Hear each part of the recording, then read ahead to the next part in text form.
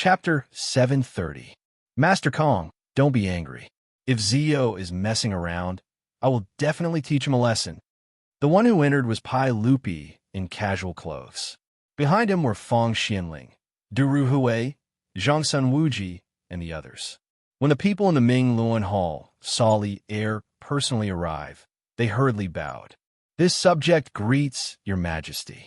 When Shang Wanyi and Lu Ringgui found out that the person who came was the emperor of the Tang dynasty, they were so excited that their bodies almost trembled. They followed the others and bowed. Pai Lupi smiled and waved his hand, indicating that everyone was excused. He then looked at Shang Wanyi and Lu Ringgui. Today, I heard that the Ministry of Rites announced that Zio's two new disciples were ranked third and third. I was curious, so I came with Master Fong and Master Du to join in the fun. I didn't expect Zio's foresight to be so unique. His words really came true. When Zio said that one of his disciples would be ranked first, I didn't believe it at all. Haha. Fong Xianling also nodded and smiled. Not only did your majesty not believe it, but when have we ever believed it? Li Wanyu cursed in his heart. Damn, not only did you not believe it, even I didn't believe it. When did I have the talent to jinx it? Pai Lupi then said to Zhang Sun Wuji, Assistant General, when Shang Wanyi and Lu Rengui go to the Ministry of Appointments, you have to make arrangements for them. Zhang Sun Wuji twirled his beard and smiled. Your Majesty, you don't have to worry. Those who are ranked first in the imperial examinations should all become scholars in the Hongwen Hall. The Hongwen Hall's predecessor was the Literature Hall that Pai Lupi set up for the Emperor of Qin to recruit scholars from all over the world. Fong Xianling, Duru Hui, Yu Shernan, and Su Jingzong, these 18 scholars of the Emperor of Qin were famous people in the Literature Hall. After Pai Lupi ascended the throne, he ordered to gather 200,000 books in the Hongwen Hall and set up the Hongwen Hall. It was the country's library and also the place where the emperor recruited scholars. Not only did the Hongwen school have to teach the children of the royal family, first-rank officials, prime ministers, and meritorious ministers, but it was also Pai Lupi's think tank. They often made plans for the nation's policies. It was naturally a good thing that Shang Wanyi was able to enter the Hongwen Library. Although her official rank was not high, there were many benefits. Li Wanyu originally wanted to pull Shang Wanyi and the others into the Royal Academy to help out, but after hearing Zhang Sun Wuji's words, he kept his mouth shut. Unexpectedly, Shang Wanyi and Lu Ringgui looked at each other and bowed again. Your Majesty, if possible, I would like to work in the Royal Academy of the Tang Dynasty. Is that possible? Upon hearing this, Pai Lupi was slightly stunned. He looked at Zhang Sun Wuji and asked, Fuji, is the request of Ziyu's two disciples possible? Zhang Sun Wuji was the Minister of Personnel, so the appointment of officials naturally had to go through him. However, Zhang Sun Wuji hesitated. After pondering for a while, he asked with uncertainty, Your Majesty, is the Royal Academy of the Tang Dynasty part of the Imperial Court? Or is it the private property of Your Majesty and County Count Huxian? The school that Li Wanyu came up with on a whim, and he also tricked Pai Lupi into becoming a shareholder. Originally, the academy was completely private property. However, this fellow was very tired.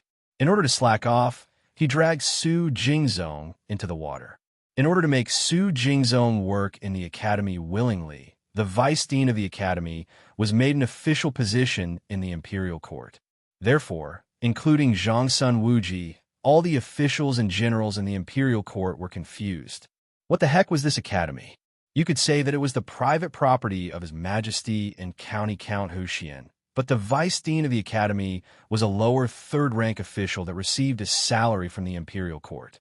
It could be said that the academy belonged to the imperial court, but the cost of building the academy was paid by His Majesty and County Count Huxian.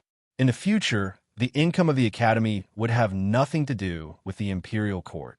This gave Zhang Sun Wuji, the big boss of the Ministry of Personnel, a headache. He did not know how to arrange the affairs of the academy. As for Zhang Sun Wuji's question, Pai Lupi was also a little hesitant. He did not know how to answer.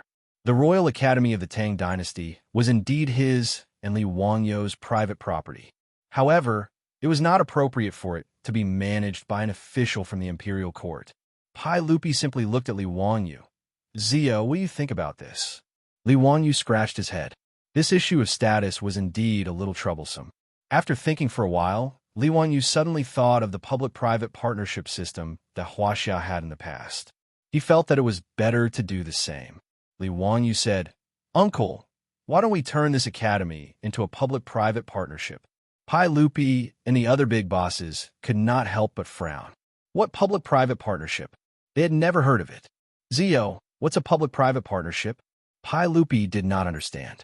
Li Wanyu said, "A public-private partnership is to add shares from the imperial court into the private property. Both parties will manage it together." His words were naturally new to everyone, but they also felt that it was a feasible idea. Li Wanyu continued, "In the academy, the imperial court can have another share. Uncle will take 40% of the shares of the academy. I will take 30%, and the remaining 30% will belong to the imperial court. How about it? The cost of building the academy will be contributed according to this ratio. The future income will also be distributed according to this ratio. In this way, the imperial court will appoint officials to manage the academy. It will be justified." Pai Lupi pondered for a while. Although he was a little reluctant to give up 20% of the shares, he still nodded and agreed. Fang Xianling, Du Ruhui, and the other big bosses looked at each other and thought that this would not cause any loss to the imperial court. They also did not object. This matter was settled in a few words.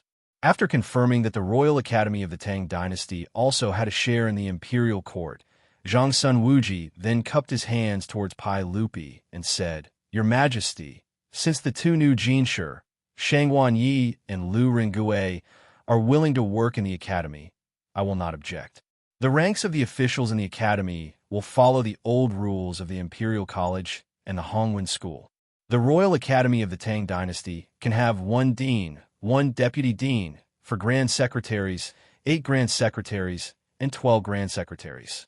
Shang Wanyi and Lu Rengue can both work in the academy as grand secretaries of the Imperial College. However, the academicians and teaching assistants that Huxian wants to recruit today cannot follow the old rules of the Imperial College. The academicians and teaching assistants of the Imperial College also had official ranks. The academicians were above the 7th rank, while the teaching assistants were above the 7th rank. Li Wanyu wanted to recruit more than 100 academicians and teaching assistants to teach children. If they all followed the rules of the Imperial College, it would be a mess. It would mean that the Imperial Court would have more than 100 officials. This was something that Zhang Sun Wuji could not agree to. Pai Lupi naturally did not have any objections to Zhang Sun Wuji's arrangement and nodded in agreement. Li Wanyu also nodded and replied, "Zhang Sun Wuji is right. The academicians and teaching assistants of the academy naturally cannot be given official ranks. They will only receive the salary from the academy." Li Wanyu also did not want the teachers of the academy to become officials of the imperial court. If that was the case, wouldn't the academy become another imperial college? Now that the imperial court had a share, it was only a temporary measure. In Li Wanyu's heart, the Royal Academy of the Tang dynasty was still different from the official schools of the imperial court. When Shang Wanyi and Lu Rengue heard that Zhang Sun Wuji had agreed to their request, they were naturally overjoyed. They quickly bowed and thanked him. Pai Lupi encouraged the two new Jinshi before looking at Kong Yingda and asking, "Kong Yingda, did you and Zio have some misunderstanding just now? What did this kid do?" Chapter 731. Kong Yingda, who had calmed down a little because of Pai Lupi's appearance, panted like a red-eyed bull when Pai Lupi mentioned the matter again. He angrily handed the test paper in his hand to Pai Lupi. "Your Majesty, you will know the whole story at a glance. County Count, who is really messing around today. As the Chancellor of the Imperial College, I will not allow him to humiliate the scholars like this." Pai Lupi took the test paper. Fang Xianling, Du Ruhui, and the others curiously came over, wanting to see what question Li Wanyu had set to make Kong Yingda so angry. Everyone was speechless after reading the test paper. How could this be called a damn test paper? Pai Lupi frowned and looked at Li Wanyu with dissatisfaction. Zio, what's going on? You recruit those students who failed to pass the exam to teach at the academy and use this kind of test paper to select talents? Li Wanyu was not in a hurry. He nodded and smiled. Yes, that's right. Kong Yingda saw his attitude and became angrier. Your Majesty, look, this is the attitude of this boy. I will not allow him to mess around like this today. Pai Lupi did not know whether to laugh or cry. He pointed to the test paper and asked, Zio, tell me, what's the meaning of this test paper? For example, if you could be a kind of animal, which kind would you like to be? Cat, horse, elephant, monkey, dog, tiger. You can choose any one of them. Can such a test help you choose the right person to teach at the academy? Fang Xianling, Du Ruhui, and the others also shook their heads.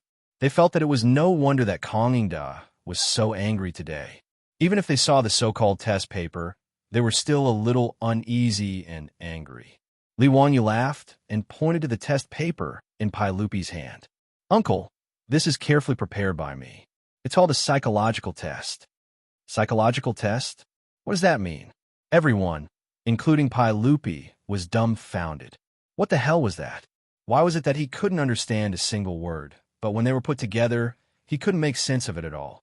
Li Wanyu explained, the psychological test is to use these questions to measure the intelligence level of the person being evaluated, as well as the differences in personality. To put it simply, I want to use this method to test the natural disposition of these examinees.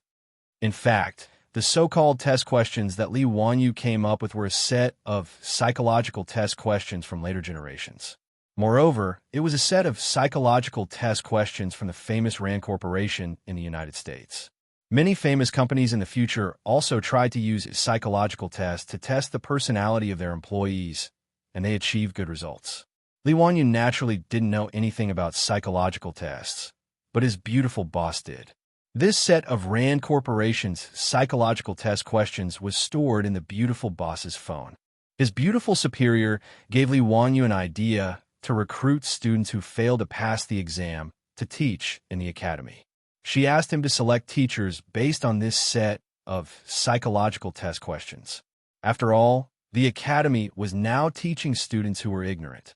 Li Wanyu naturally wanted to choose those who were kind and patient. And this set of psychological test questions was the most convenient method in the Tang dynasty today. Otherwise, with Li Wanyu's ability and the fact that he didn't work in the HR department in later generations, even if he interviewed the students one by one, he might not be able to tell who was suitable. His beautiful superior could do this. She was a department manager in a big company and naturally had interviewed many employees. But there are thousands of students in Chang and city who failed to pass the exam. It would be very tiring to rely on his beautiful superior to interview them alone. How could Li Wanyu, who cared about his woman, bear to do that? Therefore, this set of psychological test questions from Rand Corporation was the best choice. Although it might not be accurate, it was close. But no one had heard of this psychological test before. Even with Li Wanyu's explanation, they were still confused and didn't understand what he was talking about. Kong Yingda snorted discontentedly. Humph, this person is divided into 5 sections, each different. How can you tell the difference by answering some questions that don't make sense? Don't talk nonsense. Count who? The 5 sections that Kong Yingda said were Huaxia's understanding of people's personalities since ancient times. People were divided into 5 types: seal type, comparison type, food type, wealth type, and official type. Each type had different life weights, hobbies, abilities, and specialties. At the same time, the ancients divided these 5 sections into 2 types, positive and negative, also known as the positive and negative 10 types. This was the understanding of people's personalities in ancient Huaxia. But of course, there was no psychological test in Huaxia at this time, and there was no way to test people's personalities. So in the eyes of everyone, Li Wanyu was purely fooling around. Li Wanyu shrugged. Duke Kong, why would I joke about the academy? I can get 30% of the academy's shares, which is worth tens of thousands of taels of gold, right? Does Duke Kong really think that I have too much gold in my house? Kong Yingda was stunned and felt that Li Wanyu's words made sense. It seemed that no one would take so much money just to joke with these scholars, right? Pai Lupi frowned. Zio, do you really think that you can find out a person's personality just by answering these strange questions? Li Wanyu nodded. Uncle, it's true. Although I can't say that it's completely correct, it's pretty close. I'm thinking that although these scholars didn't pass the spring imperial examination, they should be quite knowledgeable since they were able to pass the provincial exams. They should be more than qualified to teach those students at the academy. Therefore, I believe that we should choose those students who are kind and patient to teach in the academy, so that they won't mislead the students. Therefore, I racked my brains and worked hard to come up with this set of psychological test questions, just to see the nature of these students who failed to pass. He shamelessly said that he worked his heart out, but in reality, it was just his beautiful superior who handed him the phone and he copied the questions. But Pai Lupi and the others didn't know that. They really thought that Li Wanyu had put in a lot of thought into it. Although they had never heard of this psychological test before, since Li Wanyu said it so confidently, they could only give it a try. Pai Lupi said to Kong Yingda, Master Kong, don't be angry. Whether this psychological test succeeds or not, we'll let this kid try. If he doesn't succeed, I'll teach him a lesson on behalf of Master Kong. Although Kong Yingda still didn't believe Li Wanyu, he could only nod slightly in agreement with Pai Lupi's words. Outside Mingluan Hall, the servants of the Imperial College immediately ran to the school with piles of examination papers after receiving the order. The halls of the Imperial College were almost filled with students who had come to apply for the position. Previously, the crowd had been confused and made a fuss for a long time, but they couldn't get an explanation. They could only wait patiently for the examination papers to be handed out. But when the servants of the Imperial College handed out the examination papers one by one, the students once again went into an uproar when they saw the questions on the examination papers. What kind of question is this? If you had to live with an animal or insect that you hate, which one would you tolerate? Snake, pig, rat, fly? What kind of damn question is this? Dao ancestor above, is this really an examination paper for us to do? The students who had been clamoring to leave were so angry after seeing the examination papers that they slammed their palms on the tables in front of them. I don't want to take the examination anymore. County Count, who is clearly toying with us. Although I'm not talented, I'm not a plaything for these nobles. Everyone, farewell. Just as the examination papers were handed out, there were people in every hall who angrily stood up, flung their robes, and left with a cold snort. In a short while, hundreds of people refused to take the examination and left with a flick of their sleeves. Chapter 732. Hundreds of students left in a huff. Naturally, this matter was immediately reported to Mingluan Hall. Everyone was stunned when they heard this. Hundreds of students, just like Kong Yingda, actually left in a huff because of Li Wanyu's so-called psychological test scroll. It was really awkward. Ma Zhou and the other disciples looked at Li Wanyu with slight worry. Pai Lupi glared at Li Wanyu fiercely. Zio, your examination has just begun, and so many people have left in dissatisfaction. How can the academy recruit people? Li Wanyu was not anxious at all. Uncle, don't worry. I think it's a good thing that these people have left. Oh, why do you say so? Li Wanyu explained. Obviously, these students who left have bad tempers and can't accept new things. They are not suitable candidates to be teachers of the academy. So what if they leave early? Hee. Haven't only a few hundred people left? There are more than 1,000 students left. Uncle, you don't have to worry. Hearing this, Pai Lupi thought for a while and felt that it made sense. He did not say anything else. Kong Yingda, on the other hand, began to glare at Li Wanyu again. Zio, do you mean that I'm also a bad-tempered person who can't accept new things? Li Wanyu was speechless. Why did this old man take the initiative to accept the flying dagger? Master Kong, what are you talking about? Master Kong is only angry at me because you care about those scholars. In a moment of desperation, and you don't treat me as an outsider. Naturally, I only feel grateful to Master Kong. Why would I mean that? Li Wanyu's explanation made Kong Yingda nod slightly, reluctantly accepting his explanation. Kong Yingda said, Zio, don't blame me for being meddlesome. I'm also worried that your actions today will affect your hard-earned reputation in the scholarly world. You also know that the scholars in Chang, and now call you the little immortal poet and respectfully address you as teacher. Since this is the case, Zio, you should cherish these scholars and not make fun of them. Yes, Lord Kong is right. Li Wanyu hurriedly bowed to Kong Ingda to express his gratitude. Although the old man had a big temper just now, the old man really didn't have any bad intentions towards him. Li Wanyu knew what was good for him. Ever since Li Wanyu had transmigrated to the Tang dynasty, he had met several great scholars.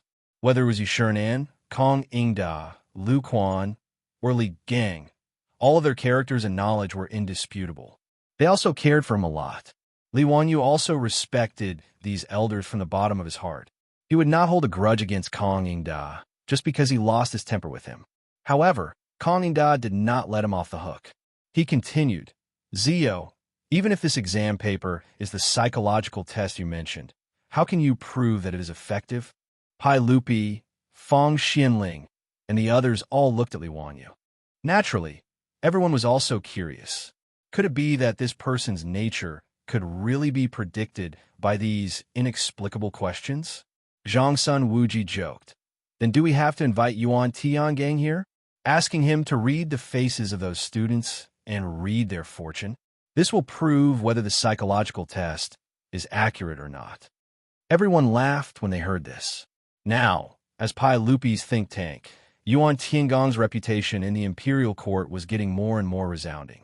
Many officials and nobles would beg Yuan Tiangang to read their faces. Li Wanyu also laughed with everyone. However, when Zhang Sun Wuji mentioned Yuan Tiangang, he suddenly thought of another person. That was the famous person in history, Li Chunfeng, who is said to have written the pushback chart with Yuan Tiangang. Li Chunfeng should be 27 or 28 years old now. He was still very young. Moreover, Li Chunfeng was intelligent and studious since childhood. He read a lot of books and was especially proficient in astronomy, calendar, mathematics, and so on. Li Wanyu pondered for a moment. It seemed that Li Chunfeng should be studying and researching astronomy at the Bureau of History. Should he ask Pai Lupi for him and send him to the academy? It seemed to be feasible. A Taoist like Li Chunfeng would be a scientist in the Tang dynasty. It seemed too wasteful to spend his whole life studying astronomy and calendar at the Bureau of History. He was thinking absent-mindedly about this matter when his body was gently pushed by Ma Zhou. Teacher, His Majesty is asking you if you have a way to prove the results of the psychological test. Only then did Li Wanyu come back to his senses. He smiled at Li Erxiao and said, Uncle, this matter is simple. Just find a few students and verify it. How do we verify it? Li Wanyu thought for a moment and replied, after the students finish the psychological test, Uncle and the officials can take a few of them. Then, get someone to find the friends of these students. I can immediately find out the general nature of this person based on their answers. Uncle, if you ask the friends of these students, it will be clear whether it is accurate or not. Kong Yingda and Fong Xianling nodded. Ziyu, this is a good idea. Our friends know best about this person's nature. They will know after asking. Pai Lupi also nodded in agreement. Okay, we will follow Ziyu's idea. Mr. Kong, tell the students who came to the Imperial College to take the test today not to leave in a hurry. Once they're done, I want to see whether Zio's psychological test is real or if this kid is just messing around. Kong Yingda naturally had no objections and asked the servants of the Imperial College to pass the message. Li Wanyu's psychological test did not have many questions. There were only 20 to 30 multiple-choice questions. There was no need to think about the questions. The students could only answer these strange questions based on their intuition. After a quarter of an hour, the students in the Imperial College had finished the test. Immediately, servants came forward to collect the thousands of test papers and send them back to Mingluan Hall. Pai Lupi saw that the test papers were sent back and randomly picked 2 of them. He called Kong Yingda, Fong Xianling, and the others to each pick 2 test papers and give them to Li Wanyu. Then, he immediately asked someone to summon the 10 students and their friends to Mingluan Hall. Okay, Ziyu these 10 people. Let's see if you can judge their nature based on their test papers. Pai Lupi's face was full of disbelief. Li Wanyu smiled. and took the 10 test papers. He took out a piece of paper and called Ma Zhou, Yin Libin, Shang Wanyi, and Lu Rengui to his side. Bin Wang Libin, Yu Xiao, Zhengze, according to the standards on this paper, marked these 5 test papers. Shang Wanyi's name was Yu Xiao, and Lu Rengui's name was Zhengze. After the two of them were apprenticed, Li Wanyu immediately put this free labor to use. What he gave Ma Zhou and the others was the psychological test paper evaluation form. In the test paper, each answer to a different question would have a corresponding evaluation score. Finally, these evaluation scores would be summed up to obtain a numerical value. Based on this numerical value, an effective quantitative analysis could be carried out. Of course, Li Wanyu also knew that the psychological test only provided a certain reference. It could not completely accurately reflect a person's character and nature. It could only roughly analyze a person's interests, attitude, character, and temperament. However, this was enough for Li Wanyu to choose a teacher for the academy.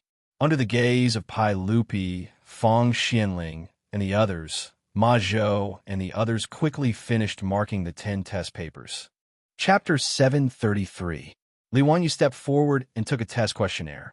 He looked at the values given by Ma Zhou and the others according to the evaluation form, and then took out another evaluation form from his body to compare them. Uncle, everyone, this student named Jiao Ziyang has a free and uninhibited personality, but he is stubborn. Sometimes, he even has his own way. In my opinion, he is not suitable to be a teacher in the academy. Pai Lupi and Fang Xianling naturally did not believe him. He then asked someone to go out and call in Jiao Ziyang's classmates and friends for questioning. These students did not know why they had been summoned to the Ming Luan Hall. They were uneasy. After they were led in by the servants of the Imperial College, they quickly bowed to the crowd. Other than Li Wanyu, these students naturally did not know Pai Lupi and Fang Xianling. However, looking at everyone's attire, the respectful attitude of the servants of the Imperial College, and the burly guards outside Mingluan Hall, they knew that they could not afford to offend the nobles in front of them. This student greets Mr. and all the esteemed guests. May I know why Mr. and all the esteemed guests have summoned us here? Someone asked cautiously. Kong Yingda stroked his beard and smiled. Don't panic. I am a chancellor of the Imperial College. I have called you here to ask you a few questions. Hearing that the elder in front of them was the chancellor of the directorate, Kong Yingda, the group of students hurriedly bowed down once more. Greetings to Chancellor Kong. If Chancellor Kong has any questions, we will answer them to the best of our abilities. Let me ask you, is Jiao Ziyang a good friend of yours? The students were stunned and did not understand what he meant. They could only nod. Yes, Jiao Ziyang is familiar with us. We are all students from Hebei Province. Kong Yingda nodded and continued to ask. According to your understanding, Jiao Ziyang has a free and uninhibited personality, but he is also stubborn. Sometimes he even has his own way. The students were stunned when they heard this. They looked at each other and did not know how to answer. They were even more surprised.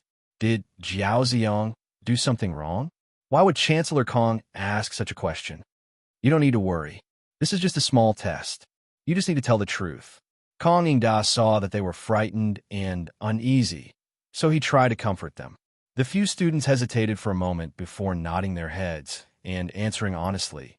What Chancellor Kong said is right. Jiao Ziyang is indeed somewhat stubborn. This student doesn't dare to lie. Jiao Ziyang doesn't like to be persuaded. Although we are his classmates and friends, we can't persuade him. Once he has made up his mind, not even 10 cows can pull him back. Teacher, Chancellor Kong, Jiao Ziyang didn't do anything wrong, right? He's not a bad person, just a little stubborn. The answers of these students immediately stunned Pai Lupi and the other big shots. What? Li Wanyu is actually right? Everyone looked at each other, trying to guess what was going on. Li Wanyu smiled and comforted the restless students. You don't have to think too much. Jiao Ziyang is fine. It's just a small test. You can go back now. Don't spread these words. Yes, this student understands. The few students still felt uneasy in their hearts, but they could only leave Mingluan Hall. After these students left, Pai Lupi, Fang Xianling, and the others had wonderful expressions on their faces. Could it be that Li Wangyo's psychological test paper was really so magical? A total stranger could answer some inexplicable questions, and he could see through this person's nature? This, Zio is right. It's not wrong at all, Fong Xinling said. Pai Lupi still didn't dare to believe it completely. Could it be that this kid was a blind cat that met a dead mouse? Zio, take another test paper and see what this person's nature is like. Li Wanyu shrugged his shoulders and signaled Ma Zhou to pass another psychological test paper. The Google psychological test paper stored in the beautiful boss's mobile phone is based on the MMPI Minnesota multiple personality tests. It is mainly used for personality tests to test psychological indicators such as emotions, needs, motives, interests, attitudes, character, temperament, and so on. This questionnaire is different from the kind of psychological test that people in later generations like to flood their circle of friends. It should be said that it is quite professional and accurate. But this psychological test questionnaire is too difficult to understand for Pai Lupi, Kong Yingda, and others. Answering some questions that seem inexplicable to everyone can measure the nature of a person. This is simply comparable to Yuan Tiangong's face reading technique. It is very magical. 10 students were randomly selected by Pai Lupi, Fong Xinling, and others. After asking their classmates and friends one by one, everyone was surprised to find that the answers they got were basically the same as the results of Li Wangyo's questionnaire. A group of big shots, including Pai Lupi, were completely speechless at this time. Even if they didn't believe it before, now that the facts were in front of everyone, they had to believe it. Kong Yingda, the old man, felt even more embarrassed. It seems that he really wronged Li Wangyu when he was angry at him. However, the old man was also straightforward. After witnessing the authenticity of the psychological test questionnaire with his own eyes, he directly bowed to Li Wangyu. Zio, I have wronged you. I apologize to you. Zio, please don't blame me. Li Wangyu was shocked by Kong Yingdao's move and quickly supported him. What are you talking about, Kong Yingda? I don't deserve such a big bow from you. Hee, if you really feel sorry for me, why don't you treat me to a meal in Ping Kong Fong today? Haha, good. Although I'm not as good at making money as Zio, it's still no problem to invite you to Ping Kong Fong. Kong Yingda twisted his beard and laughed. When Pai Lupi heard the two of them say this, he actually also joked on the side. I have nothing to do today. Why don't you invite us to Ping Kong Fong together? Not only was Kong Yingda not annoyed, but he even clapped his hands and cheered.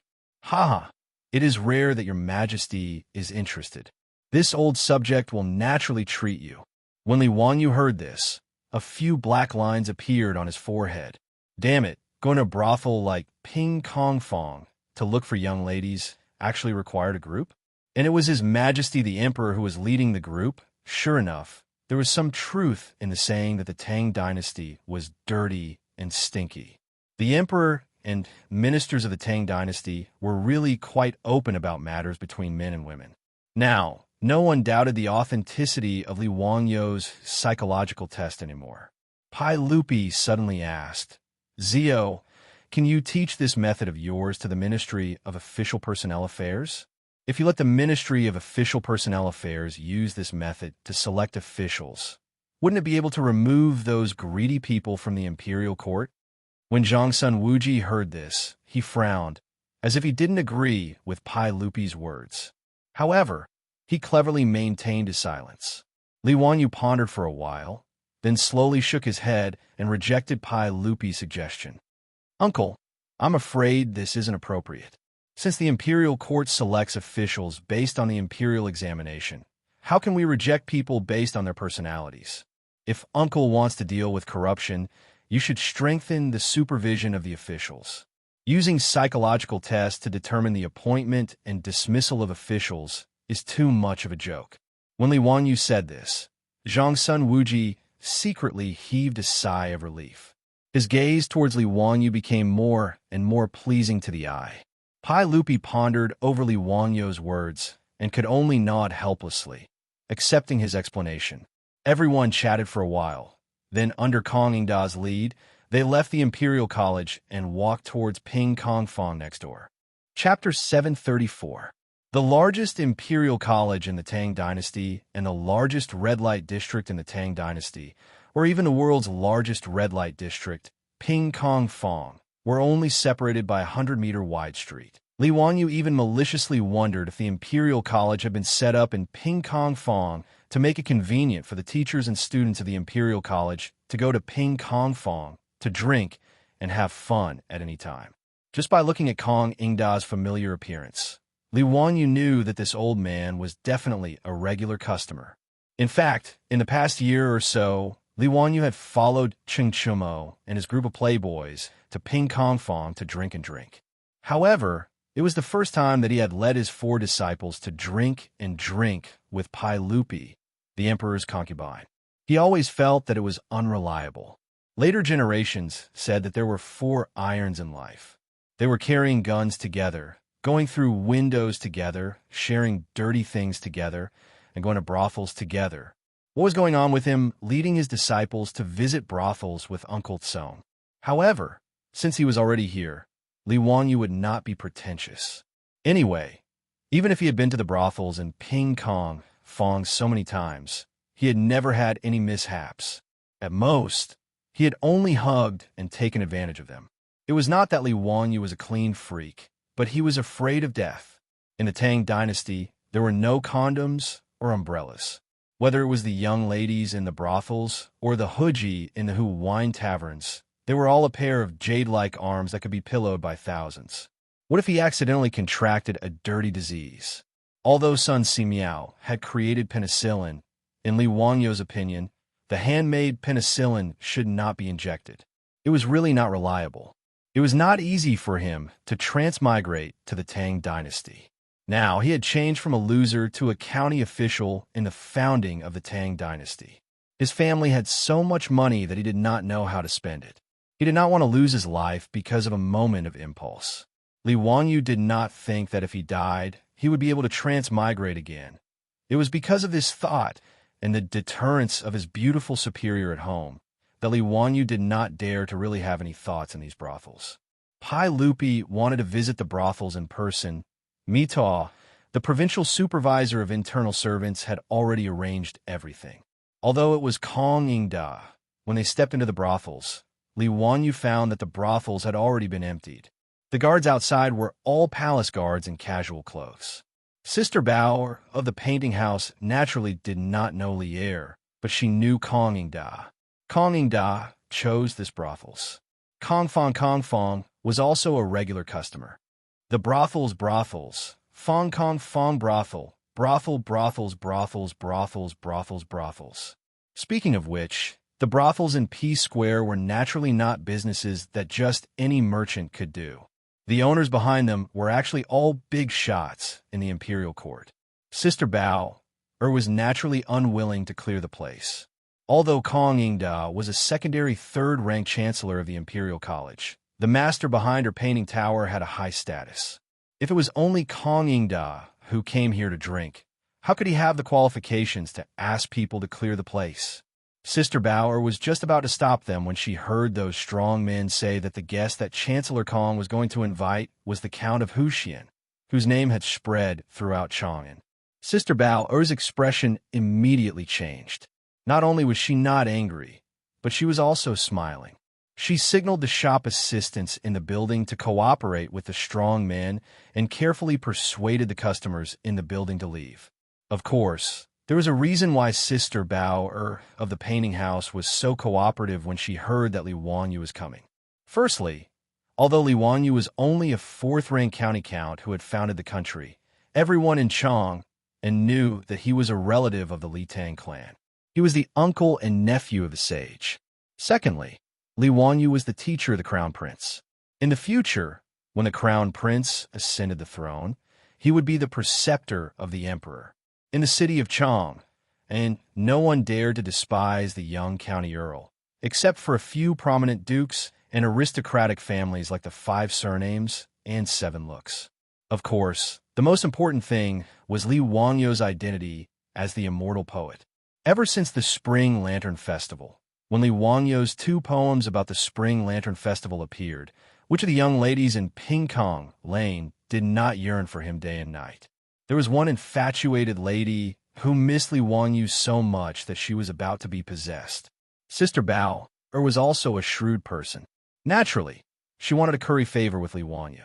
If this little immortal of poetry in Chang and had a good time in her brothel and left a few words of legendary works, then her brothel would become famous in the Peace House. There were tens of thousands of brothels in Peace Square. They were similar to the entertainment circle in the future. That was, they all needed to be famous. If the ladies in her painting house could get a few poems from the county count, then wouldn't her business be famous in the future? Sister Bao knew that before the county count was conferred a title, he had left a poem in a painting house in Peace Square, praising the beauty of the ladies in the painting house.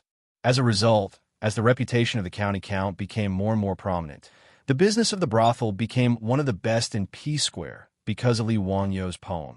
How could people not be envious of it?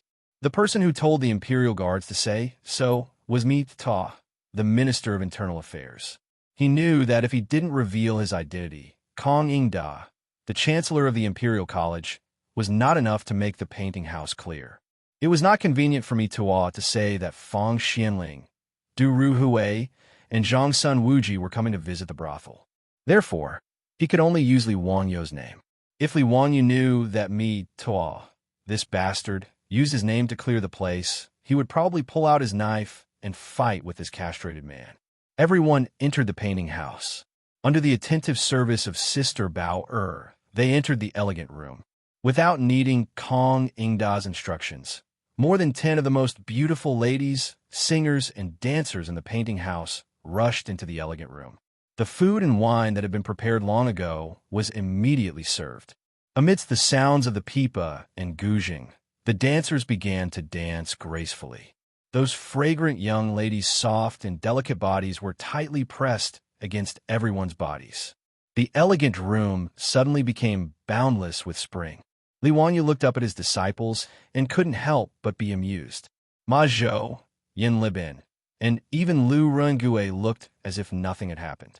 Each of them was holding a young lady in their arms, eating and drinking as they pleased. They did not regard themselves as outsiders at all. It was Shang Wanyi who was nervous and uneasy. He didn't seem to know where to put his hands and feet. When the lady next to him hugged him, his body was as stiff as a puppet. Li Wanyu couldn't help but be amused. Shang Wanyi was 21 years old. Why did he still look like a virgin? One must know that Cheng Chumo and the other dandy young masters started to go to Peace Square and who wine houses when they were in their teens. To the Tang people, 21 years old was already considered a mature age. Men who married early probably had children who were old enough to buy soy sauce. And Shang Wanyi was also from an official's family. How could he not have seen these romantic places? But when Li Wanyu recalled Shang Wanyi's experience, it suddenly dawned on him. When Shang Wanyi was 10 years old, in order to avoid trouble, he shaved his head and became a monk. Li Wanyu rubbed his chin and couldn't help laughing in his heart. Shang Wanyi turned out to be a monk. No wonder he was so nervous after being hugged by the lady in the painting house. Ba, appearance is emptiness. Emptiness is appearance. As for Kong Ingda, this old man, Li Wanyu's sharp eyes noticed that his hand had already reached into the dress of the lady next to him. Just by looking at the beautiful and shy lady's flushed face, Li Wanyu knew that this old man was up to no good. In the elegant room, everyone toasted each other. After a few cups of wine, the atmosphere became more lively. At this moment, there was a sudden clamor below the painting house. Chapter 735. At this time, the guard below the painting building were all palace guards in casual clothes. Even the troops of Li Wanyu, Fang Xianling, and the others were only on guard outside the painting building. At this moment, even flies couldn't fly in, but the brothel was still heavily guarded. As the emperor of the Tang dynasty, Pai Lupi still had many guards around him, even if he was in casual clothes. Compared with other emperors, Pai Lupi was not used to curling up in the palace walls of Taiji Palace. The same was true in the early Tang dynasty. Even the imperial concubines could enter and leave the palace at will, let alone Pai Lupi, who had been in the army for more than 10 years. But at this time, there was a noise below the painting building. which naturally made everyone in the elegant room frown. However, Li Wanyo's ears were very sharp. He heard that the loud noise below seemed to be Fang Yai and the others. Li Wanyu couldn't help but laugh. Looking at Fang Xianling and Du Ruhui in the elegant room, he thought, what's the meaning of this? Fang Yai and the others also came to this brothel to drink wine? What is this? Father and son staying in the painting building. Are they going to play the father and son ethical joke? This guy was also very bad.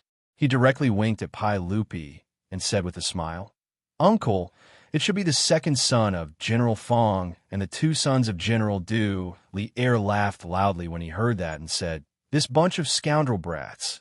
Why did they come to this painting house today as well? Mitua, go and call them up. Li Wanyu stole a glance and noticed that the faces of Fang Xianling and Du Ruhui twitched unconsciously. Obviously, they were very annoyed by Pai Lupi's nature of enjoying the fun.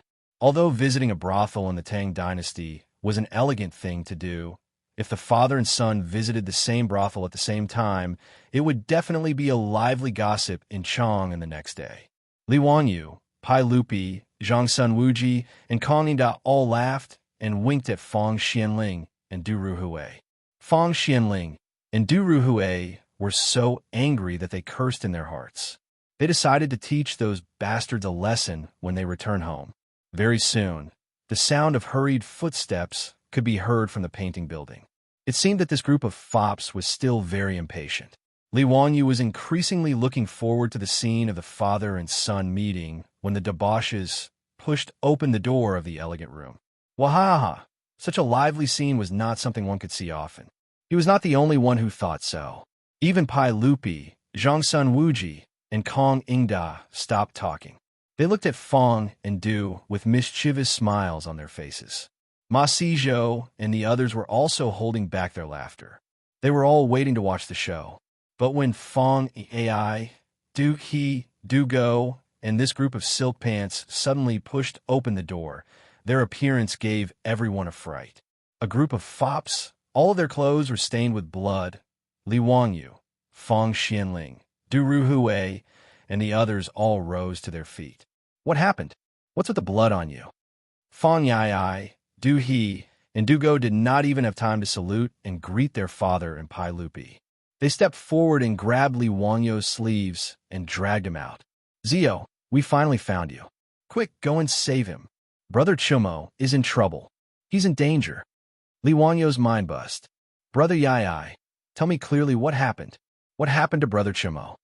Brother Chumo was injured by an arrow and was sent to the Union Hospital for emergency treatment. Mr. Treasure said that it might be difficult to save him, so he quickly came to find you to save him. Stop talking. Let's go. The horse is downstairs. Fang Yai explained as he pulled Li Wanyu out of the room. Li Wanyu also panicked. He knew that this was not the time to talk, and he did not have time to greet Pai Lupi and the others. He hurriedly followed the fops downstairs. Send someone to the Shangyao Bureau to find Lu Fengyu and ask him to go to the Union Hospital immediately. Li Wanyu ordered as he ran. Fang Yai said, I've already sent someone to invite Lu Fengyu, but even Mr. Treasure is helpless. I'm afraid only you and Old Immortal Sun can save Brother Chumo. Old Immortal Sun is still in Dingzhou Village and can't help. Now, we can only rely on you. Li Wanyu was so anxious that he cursed in his heart. What was the use of looking for him? He didn't know anything about medicine. Did these fops really think that he was a divine doctor?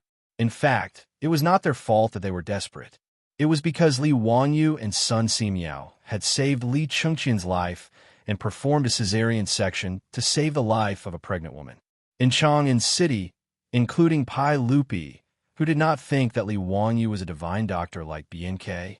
As for the Union Hospital that the fops were talking about, it was the hospital that Li Wanyu, Sun Simiao, and Zhang Baozong had mentioned that he would fund to build in Chang'an City.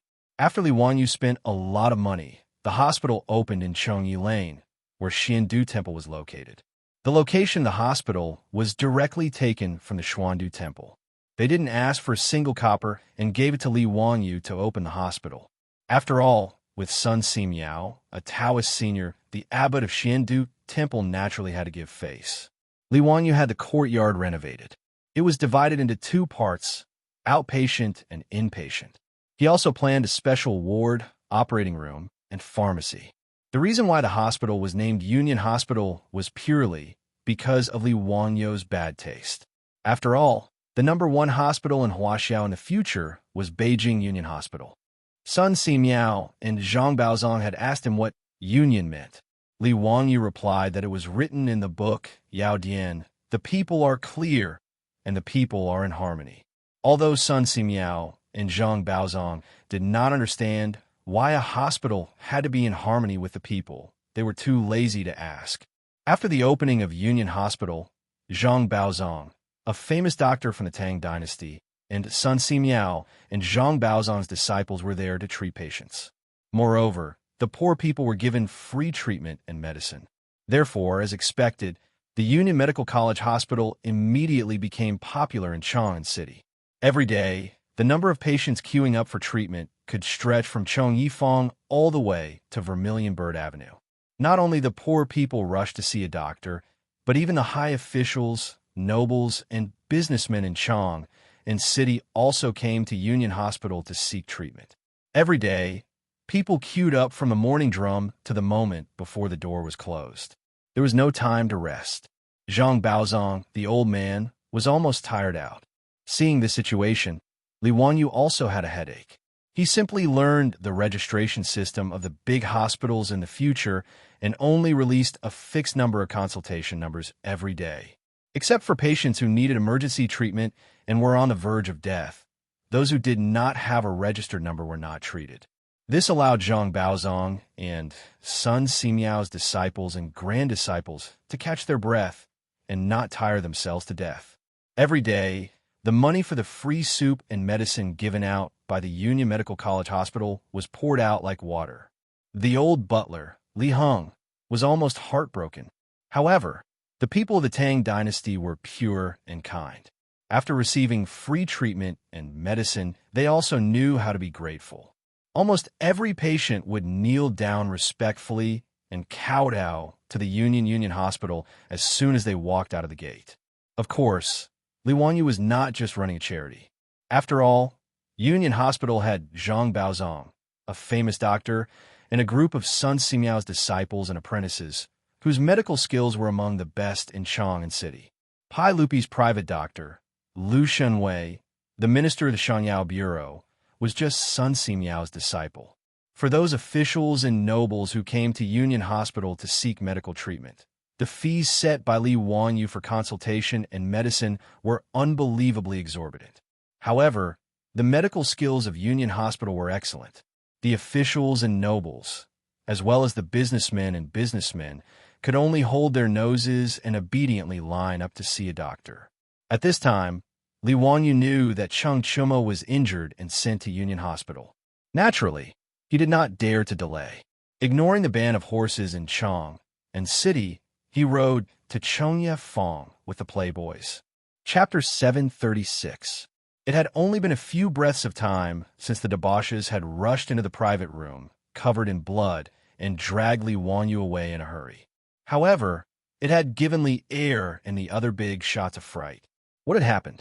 Fang Xianling and Du Ruhui had thought that their son had been injured, but looking at the others, they were fine. The blood on their bodies must have belonged to someone else. What was worse was that Fang Yai had said that Cheng Chumo was seriously injured and on the verge of death. Fang Xianling and Du Ruhui were both shocked. Pai Lupi ordered Mi Ta, who was serving beside him, "Go and find out what happened. Quickly report to me." Yes. Mituwa didn't dare to delay. He bowed and immediately left the room to look for Yusi. After such a commotion, no one was in the mood to continue drinking and having fun. Pai Lupi waved his hand and drove all the ladies out of the room. He then ordered someone to go to Union Hospital to find out what had happened. Ma Zhou, Yin Libin, Shang Guanyi, and Lu Ringgui were also at a loss. The incident happened so suddenly, and Li Wanyu left in a hurry. They didn't know if they should follow him to the Union Hospital or stay here. While they were anxiously waiting for news, the door to the room was suddenly pushed open. Mituwa rushed in anxiously. "Duh! Everyone, something has happened." Lu Wagong led troops to surround the Honlu Temple and forced the Goguryeo diplomatic mission to hand over the culprit. He wants to avenge Chung Chumo. What? Pai Lupi was so shocked that he jumped to his feet. How is this related to the Goguryeo diplomatic mission? What's wrong with Chung Jijia?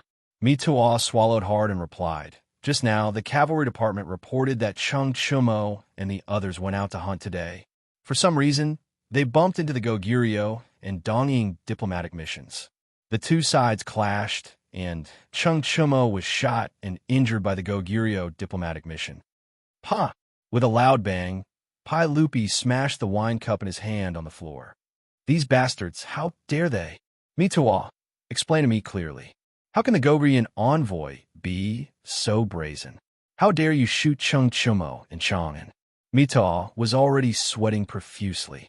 Reporting to everyone, the 100 Cavalry Division does not know the details of what happened. Lier had already become unable to restrain his anger. A bunch of trash. Let's go to the Chamberlain of Dependencies. Today, we must not let that bastard Chung Jijia kill his way into Honlu Temple. Otherwise, where will our Tang dynasty put its face? No one dared to hesitate. Fang Xianling, Du Ruhui, and Zhongsun Wuji escorted Pai Lupi out of the building and towards the Chamberlain of Dependencies. Ma Zhou and Yin Libin looked at each other and decided to go to Peking Union Hospital first to see if there was anything they could help with. Today's matter was really too big. If it wasn't handled properly, it might cause a huge earthquake in the world. Duke of Lu, Chung Yaojin, had led his troops to surround the Chamberlain of Dependencies, and the eldest son of Duke of Lu, Chung Chumo, had been shot by the Goguryeo envoy. His life was hanging by a thread. This matter was truly going to pierce through the heavens. If something went wrong, the war between Goguryeo and the Tang dynasty would probably start again. Although Goguryeo wasn't big, it was a hard bone to chew. The Sui dynasty invaded Goguryeo 3 times. Not only did they fail to take down Goguryeo, they even caused their own country to fall apart. In the end, the Sui dynasty was replaced by Li Tang. Today, the relationship between the Tang dynasty and Goguryeo seemed to have eased up a lot on the surface. Li Yuan had even conferred the Goguryeo king the title of Shangju State and king of Liaodong.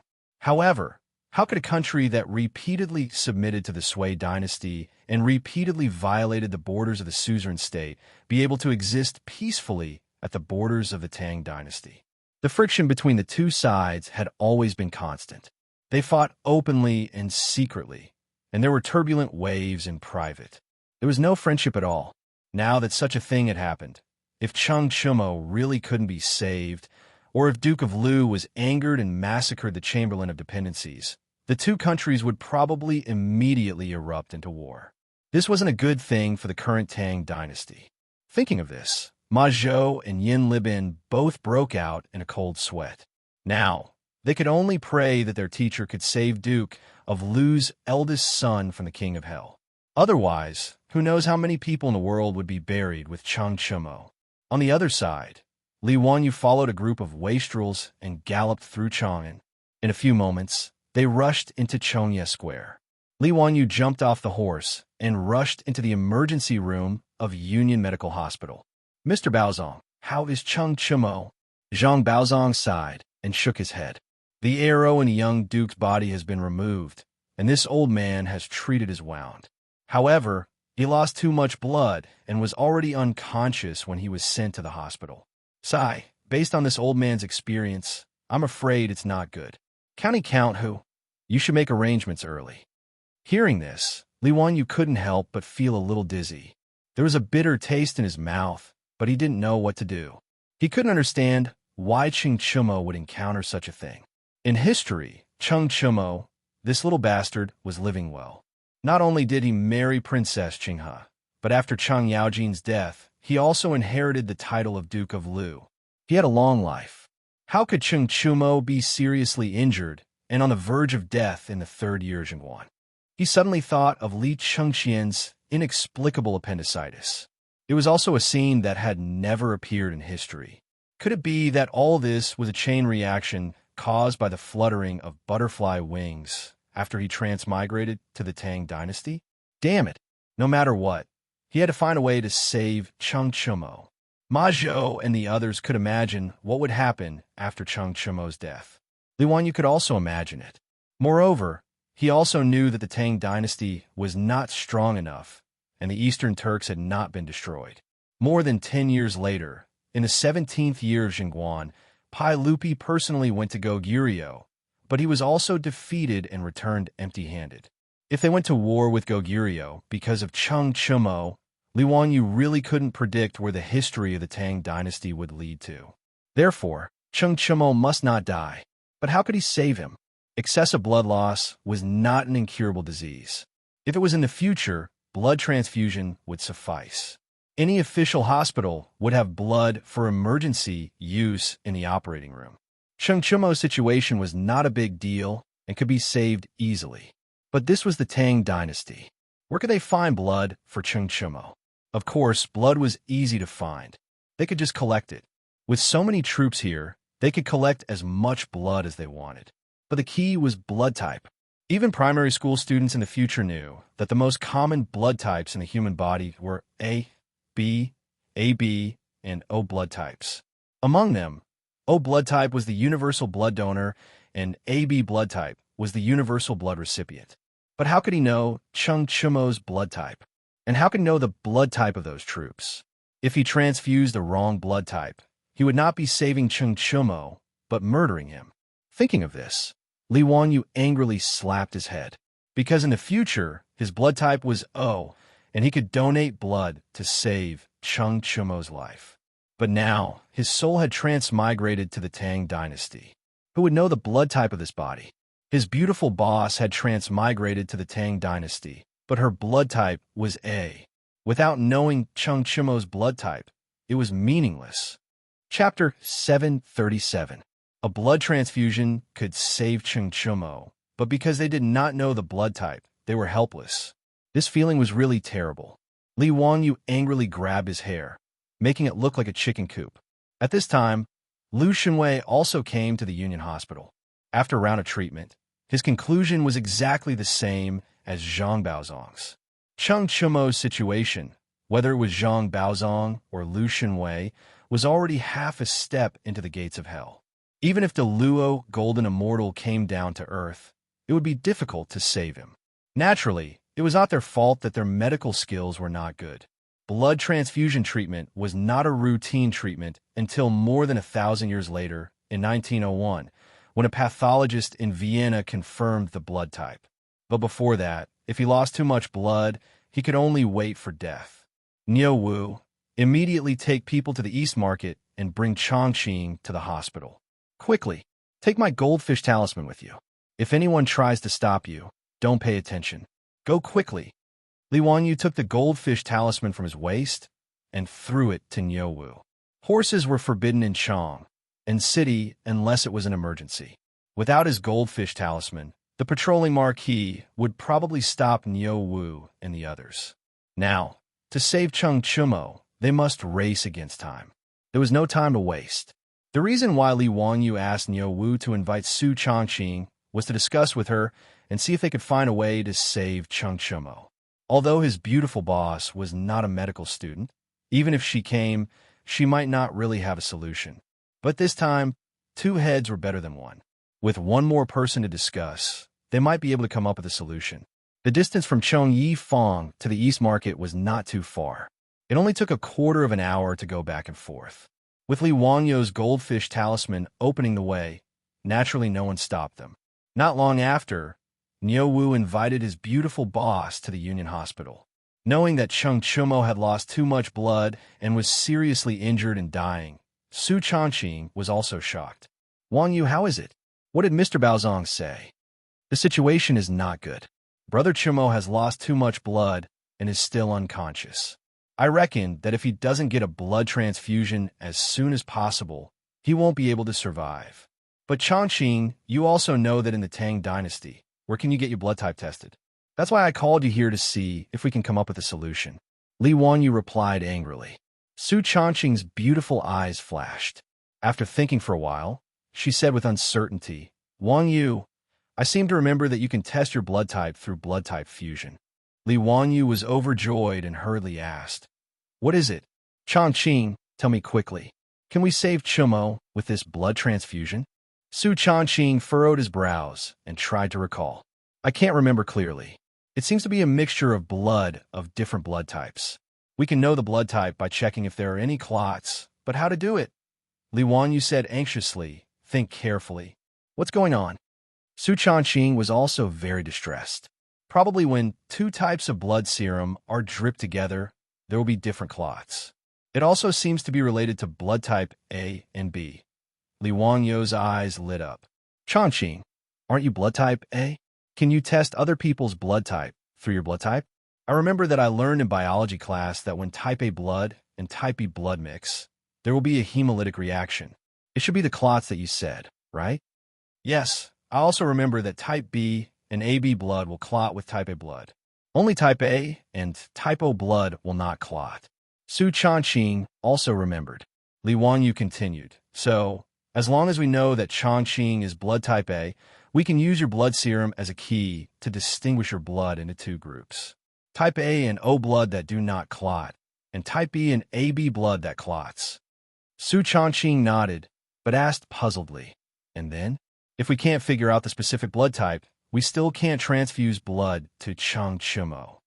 Li Wanyu suddenly hugged his beautiful boss and kissed her pretty face. "Haha, girls really don't like to study biology and geography. I was reminded by you and finally remembered everything. Your type A blood is a key. Through the forward and reverse tests, we can detect all four blood types." "Really? Don't worry. There's no problem at all. We just need some blood from you, Chongqing." The beautiful boss nodded. Taking some blood to save Cheng Chumo was naturally not a problem. Li Wanyu pulled his beautiful boss and rushed into the emergency room of Union Medical College Hospital. "Quick, prepare the syringe. I know how to save Chumo." His words made Zhang Baozong, Lu Shanwei, and several of Sun Simiao's disciples in the emergency room raise their eyebrows. Lu Shanwei asked, "Zio, what's the use of a syringe? Cheng Chumo has lost too much blood. Even if we inject penicillin, it's useless." "No, we're not going to inject penicillin for Chumo. Brother Shanwei, quick, prepare the syringe and draw some blood from Chongqing and Chumo." Lu Shanwei was stunned when he heard this. "Zio, are you crazy? Cheng Chumo has lost too much blood and is still unconscious. I'm afraid he's dead. You still want to draw blood from him? Don't worry, it's just a little bit. This is to save him. Hurry up, there's no time. I'll explain it to you in detail later." Li Wanyu didn't have time to give Lu Shanwei and Zhang Baozong a lesson about blood types. Everything was to save Cheng Chumo. Lu Shanwei couldn't dissuade him, so he could only listen to his orders. Using a bamboo needle, he extracted a tube of blood from Su Chongqing and the unconscious Lu Shanwei. Fortunately, he practiced injecting penicillin and knew where the blood vessels were. He knew where to draw blood from. If it was an imperial physician from the Tang dynasty, he wouldn't be able to do it. Seeing that the blood was drawn, Li Wanyu asked Lu Shanwei to stop the blood. He wanted to separate the blood serum from it. Lu Shanwei was completely baffled by his actions. "Zio, what are you doing?" "Brother Shanwei, Chumo has lost too much blood. There's only one way to save him, and that's to give him a blood transfusion." "Blood transfusion? What's a blood transfusion?" Lu Shanwei and Zhang Baozong were even more confused. Li Wanyu said, "A blood transfusion is naturally to inject the blood of a healthy person in a Chumo's body." "What? Zio, what nonsense are you talking about?" Zhang Baozong's hand trembled and pulled out a few strands of beard from his chin. Lu Shanwei also looked as if he had seen a ghost. "Zio, what are you talking about? This blood can be transfused into another person's body? How is this possible? Can that person still survive?" Li Wanyu nodded with certainty. "Of course it can. Of course, this blood is different. Not just anyone's blood can be transfused into Chumo's body. We have to find the right blood type. I don't have time to explain it to you now. I'll tell you in detail after we save Chumo."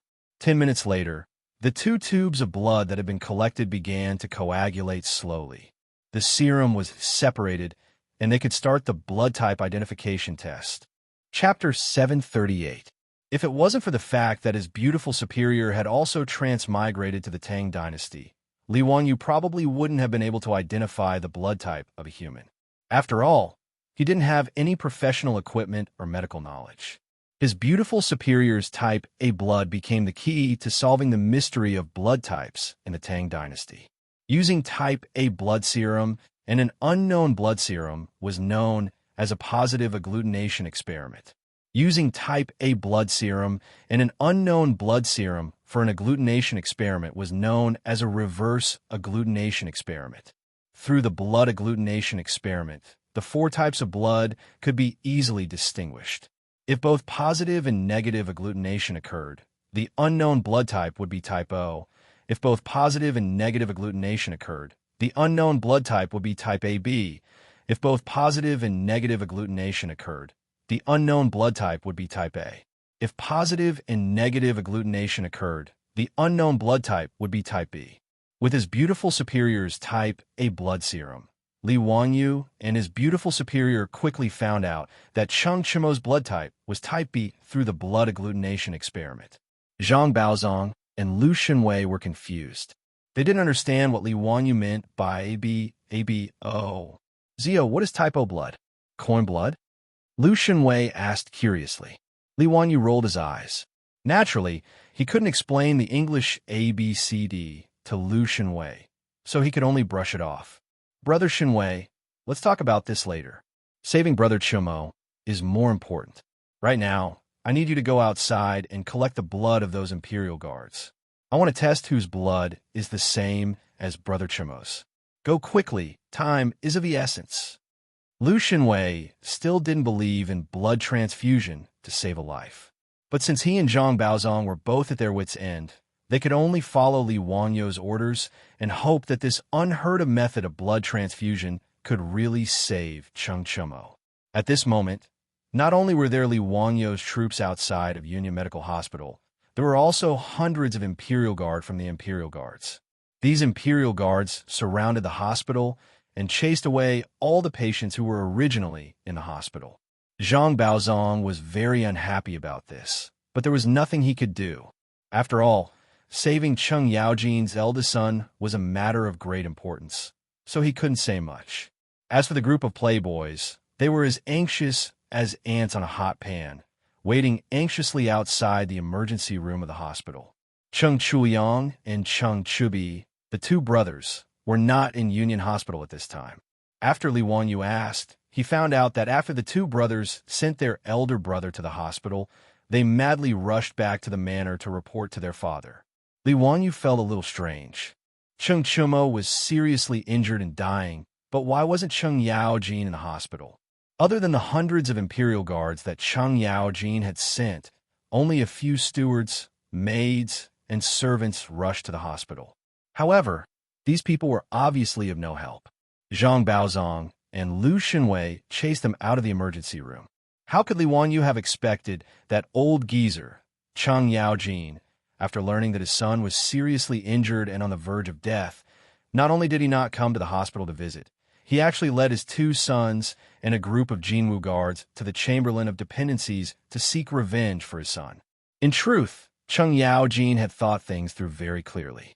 He wasn't a doctor, so even if he went to the hospital, he wouldn't be able to save Cheng Chimo.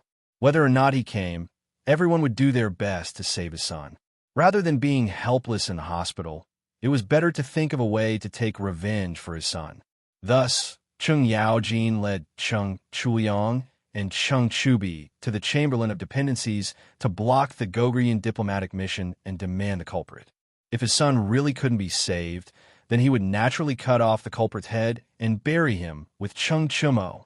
Li Wanyu naturally didn't know about the commotion at the Chamberlain of Dependencies. Even if he knew, he couldn't care less. Right now, saving Cheng Chimo was the most important thing. When they heard that the Count of Huxian needed human blood to save the young duke's life, the Imperial Guards outside Union Hospital were all dumbfounded. Why did this matter sound so unrealistic? Using human blood to save a patient? Why did it sound like some sort of evil witchcraft?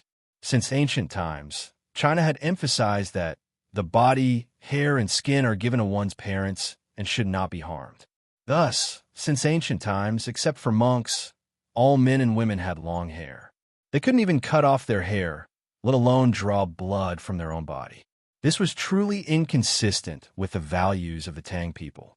The group of imperial guards looked at each other in dismay and did not say anything. No one dared to step forward and pat their chest and say, "Use my blood to save the young duke." Not only did the imperial guards remain silent, even the Li family's troops and Feng Yai's group of wastrels fell silent upon hearing Li Wanyo's words. It wasn't that the troops were disloyal, nor that their relationship with Cheng Chumo wasn't good, or that they didn't trust Li Wanyu. It was just that this matter was far too bizarre. This was actually quite normal. Even in a later era, many people believed that donating blood was harmful to one's health, so they weren't willing to donate blood. The blood banks of the hospitals often lacked blood, so they needed to organize and promote the masses to donate blood. This was the case in the later era, let alone in the Tang dynasty. Other than those monsters in the legends that needed to suck human blood, who would believe that blood transfusions could save lives? Seeing that no one spoke, Lu Xinwei also shook his head. He didn't agree with Li Wanyo's words because he didn't understand the medical theory that blood transfusions could save lives. He also knew that it wasn't easy to get someone to donate their own blood. Li Wanyu was also anxious. Previously, he couldn't confirm Cheng Chumo's blood type and couldn't donate blood. But now that the blood type was finally determined, he couldn't find anyone willing to donate blood. This was really strange. Cheng Chumo, who was lying on the operating table, had lost too much blood. His face was as white as paper, and his breathing was getting weaker. Zhang Baozong took Cheng Chumo's pulse again and shook his head with a bitter smile. "Zio, I'm afraid the young duke won't make it. His pulse is so weak that it's almost undetectable. It's better to inform the people of Duke Lu's residence to prepare for his funeral. I've already tried my best, but there's nothing I can do." Li Wanyu was also anxious. He directly pulled Lu Xinwei over and said, "Bring me a needle, prick my finger, and take my blood for a blood test." "Zio, what are you going to do?" his beautiful superior asked anxiously. "Save him. If my blood type is B, I'll give Cheng Chumo a blood transfusion. But no buts. Quick!" Li Wanyu shouted, jumping up and down. He was really anxious now. Seeing that Lu Xinwei didn't do anything, he directly grabbed the needle and wiped it with alcohol to disinfect it. Then he pricked his finger and squeezed out a drop of blood into the porcelain bottle. Then he started to test it himself. His blood and the beautiful superior's serum were coagulating, but not coagulating. It was actually the same as Cheng Chumo's. B-type. Li Wanyu took a deep breath and turned to look at Su Chongqing, then at Lu Xinwei and Zhang Baozong. "The blood type matches. Prepare for a blood transfusion. Give my blood to Brother Chumo," Li Wanyu said calmly. How can we do this?" "Zio, why don't we go and search among the Imperial Guard again? Give them more money. With a generous reward, there will be brave men." Lu Xinwei muttered, "There's no time. Prepare for a blood transfusion. Have you prepared the chicken intestines I asked you to prepare?" Lu Xinwei nodded. "The preparations are ready, but..." Li Wanyu raised his hand to stop Lu Xinwei from continuing. "Brother Xinwei, don't say anymore. This is the only way. Let's begin." Chapter 739. Li Wanyu naturally didn't know that the first direct blood transfusion method in history, where a person's blood was transfused to a patient, was pioneered by a British doctor in the 19th century. That British maternity doctor often saw women bleeding to death, so he thought of using blood transfusion in exchange for saving lives. Since there was no concept of blood type at that time, this direct blood transfusion method saved some patients, but more people died from hemolysis due to blood type mismatch. However, because of this blood transfusion method, the patients who were supposed to die from hemorrhage were saved, which caused a sensation in Europe. This direct blood transfusion method, which relied purely on probability and luck, had been used for about 100 years in Europe. Now, Li Wanyu wanted to transfuse blood to Cheng Chumo, so he could only directly connect their blood vessels for the transfusion. Fortunately, the two of them had the same blood type, so the success rate was much higher than that of the British doctor in the 19th century. Naturally, there was no rubber tube for blood transfusion in the Tang dynasty. The reason why Li Wanyu asked people to prepare chicken intestines was that he intended to use the cleaned chicken intestines to replace the infusion tube.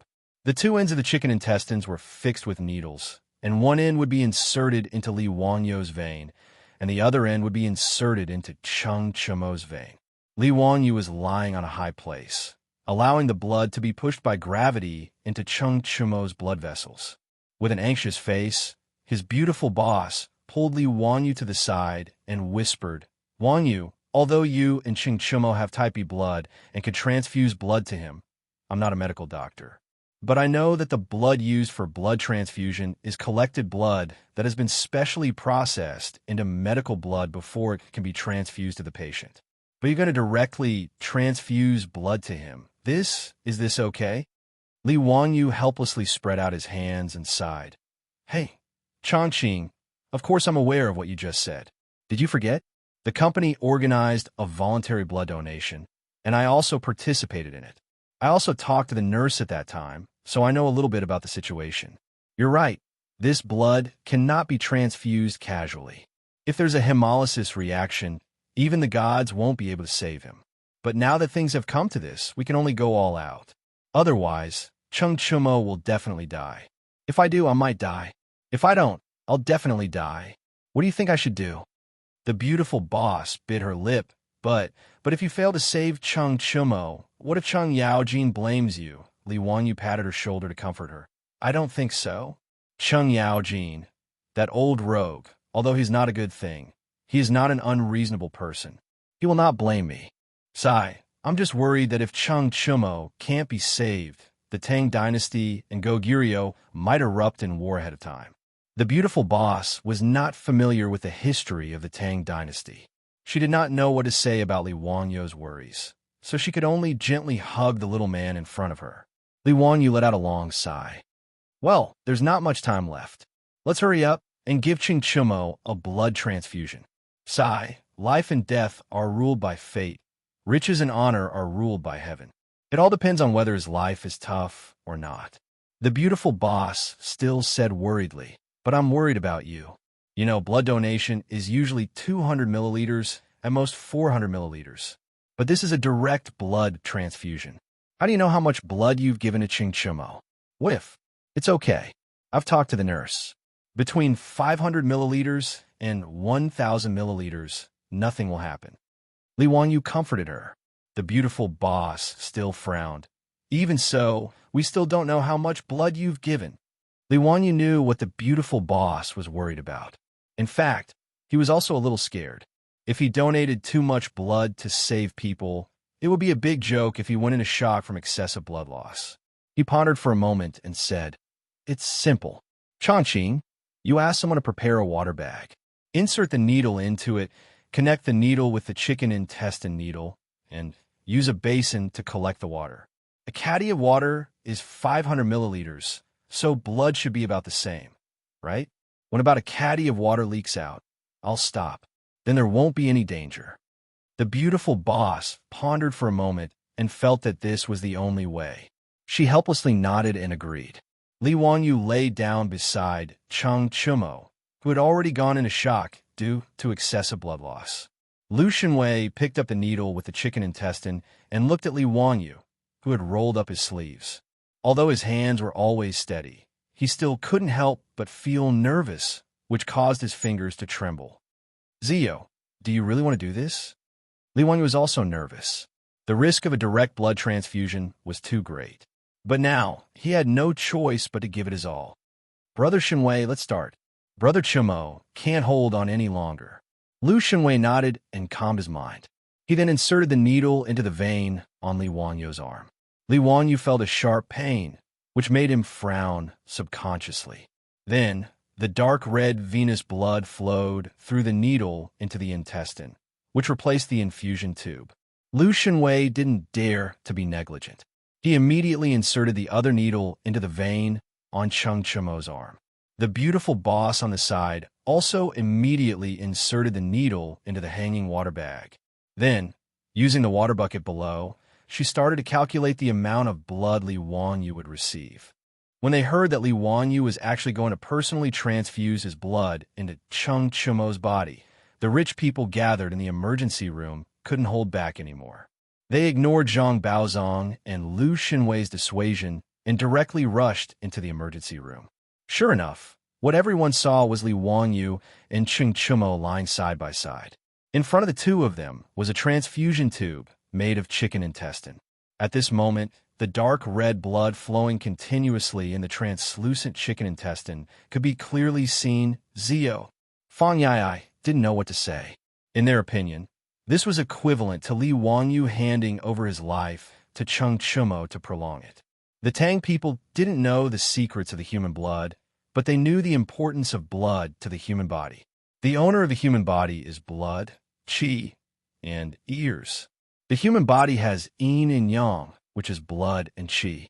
This was the understanding of blood in traditional Chinese medicine. In fact, in the eyes of the common people, human blood was equivalent to lifespan. Therefore, in the folklore, there were stories of mountain spirits and monsters that relied on absorbing human blood to live forever.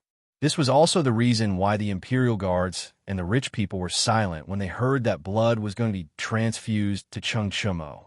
But now, when they saw Li Wanyu transferring his blood into Cheng Chumo's body with their own eyes, they immediately felt ashamed. Fang Yai suddenly slapped himself in the face. With a crisp slap, his face immediately became red and swollen. It was obvious that he used a lot of strength. Lady Su, didn't you say that you wanted a blood test? Come and test my blood. I'm going to give Brother Chumo my blood. Fang Yai didn't care about his face and directly rolled up his sleeves as he spoke to Su Changqing. Yes, I'm going to give Brother Chumo my blood. Come and test my blood. Du He, with your small body, go to the side and stay there. Lady Su, use my blood. Yuchi Baolin shouted. Lady Su, use my blood.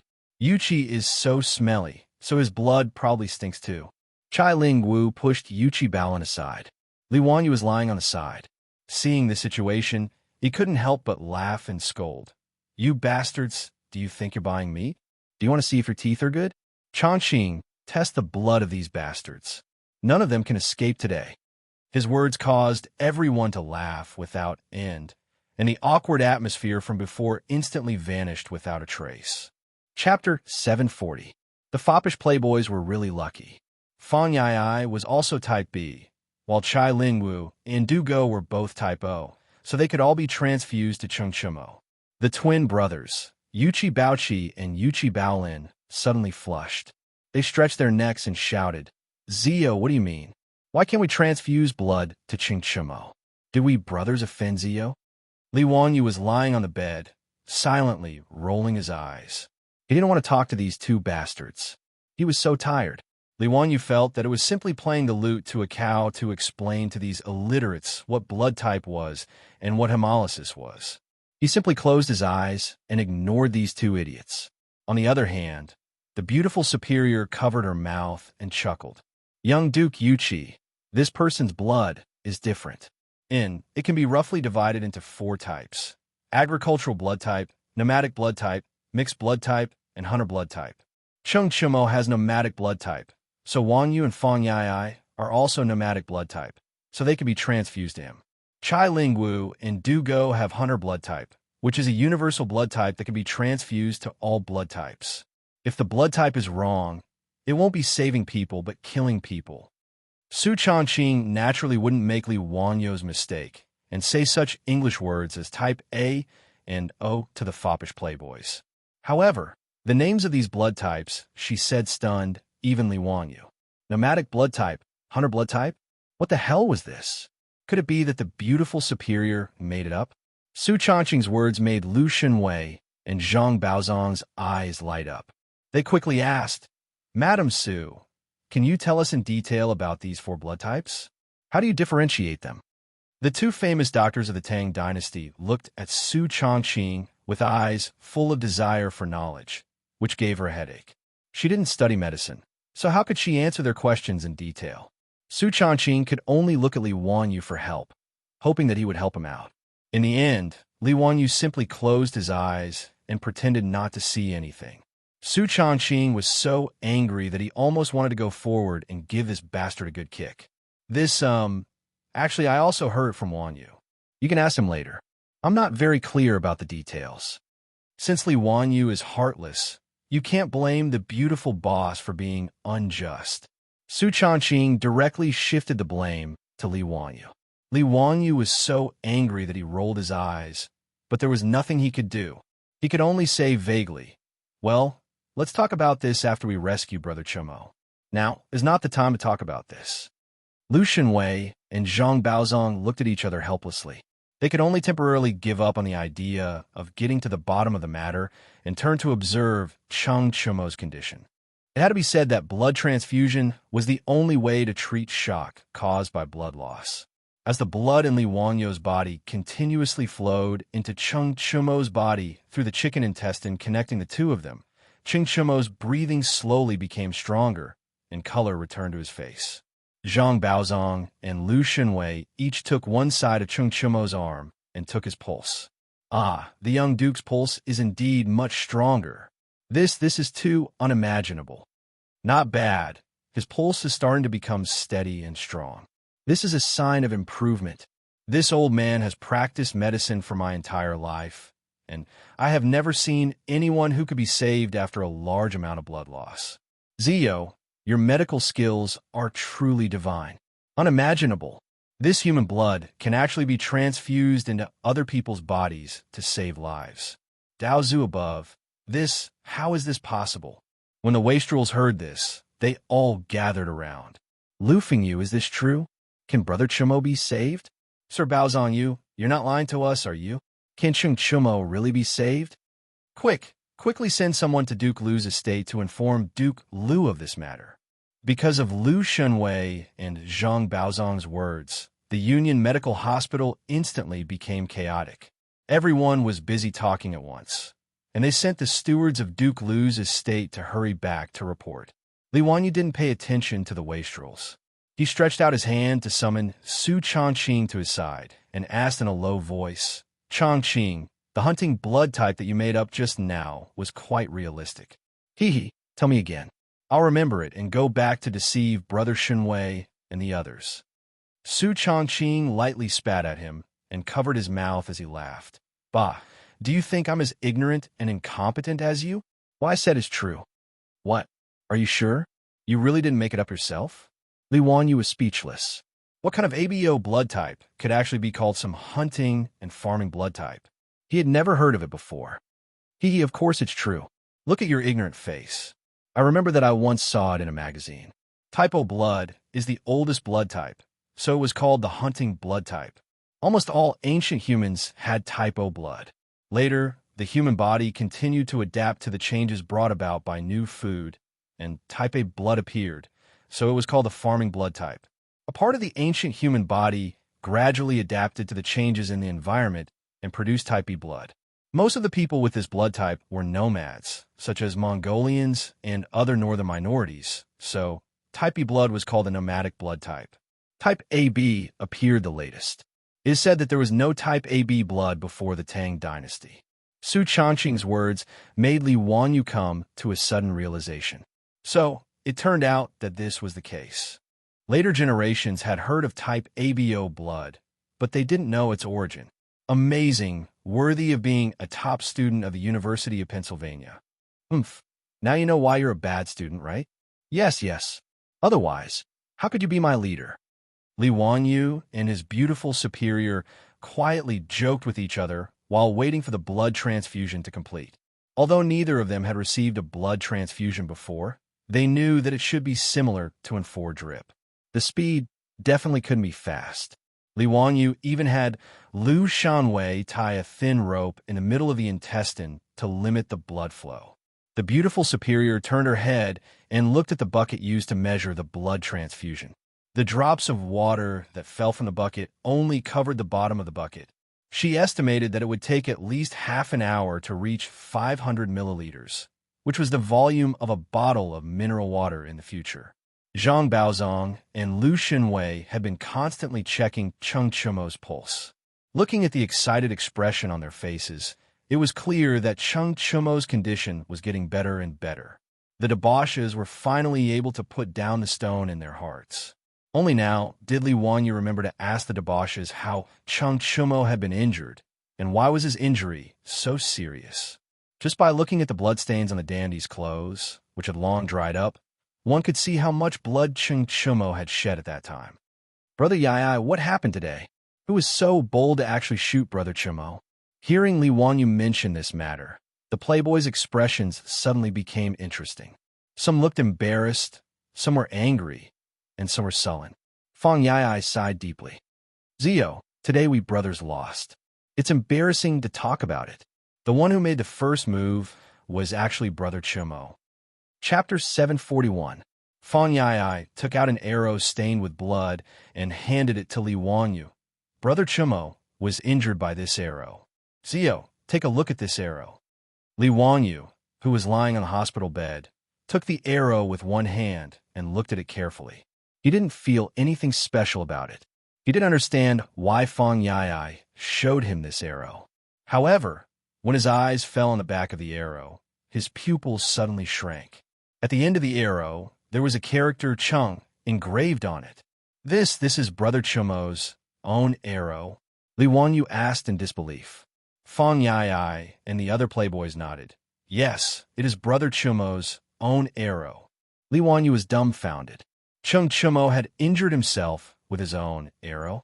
Could it be that the arrow could automatically turn? Cheng Chumo was injured by an arrow. The arrow directly penetrated his abdomen. Before Li Wanyu traveled to the Tang dynasty, he always had a misconception that the power of a bow and arrow was far inferior to bullets. This was actually not correct. In the TV series of later generations, there were often fierce generals who could continue to fight after being hit by more than 10 arrows.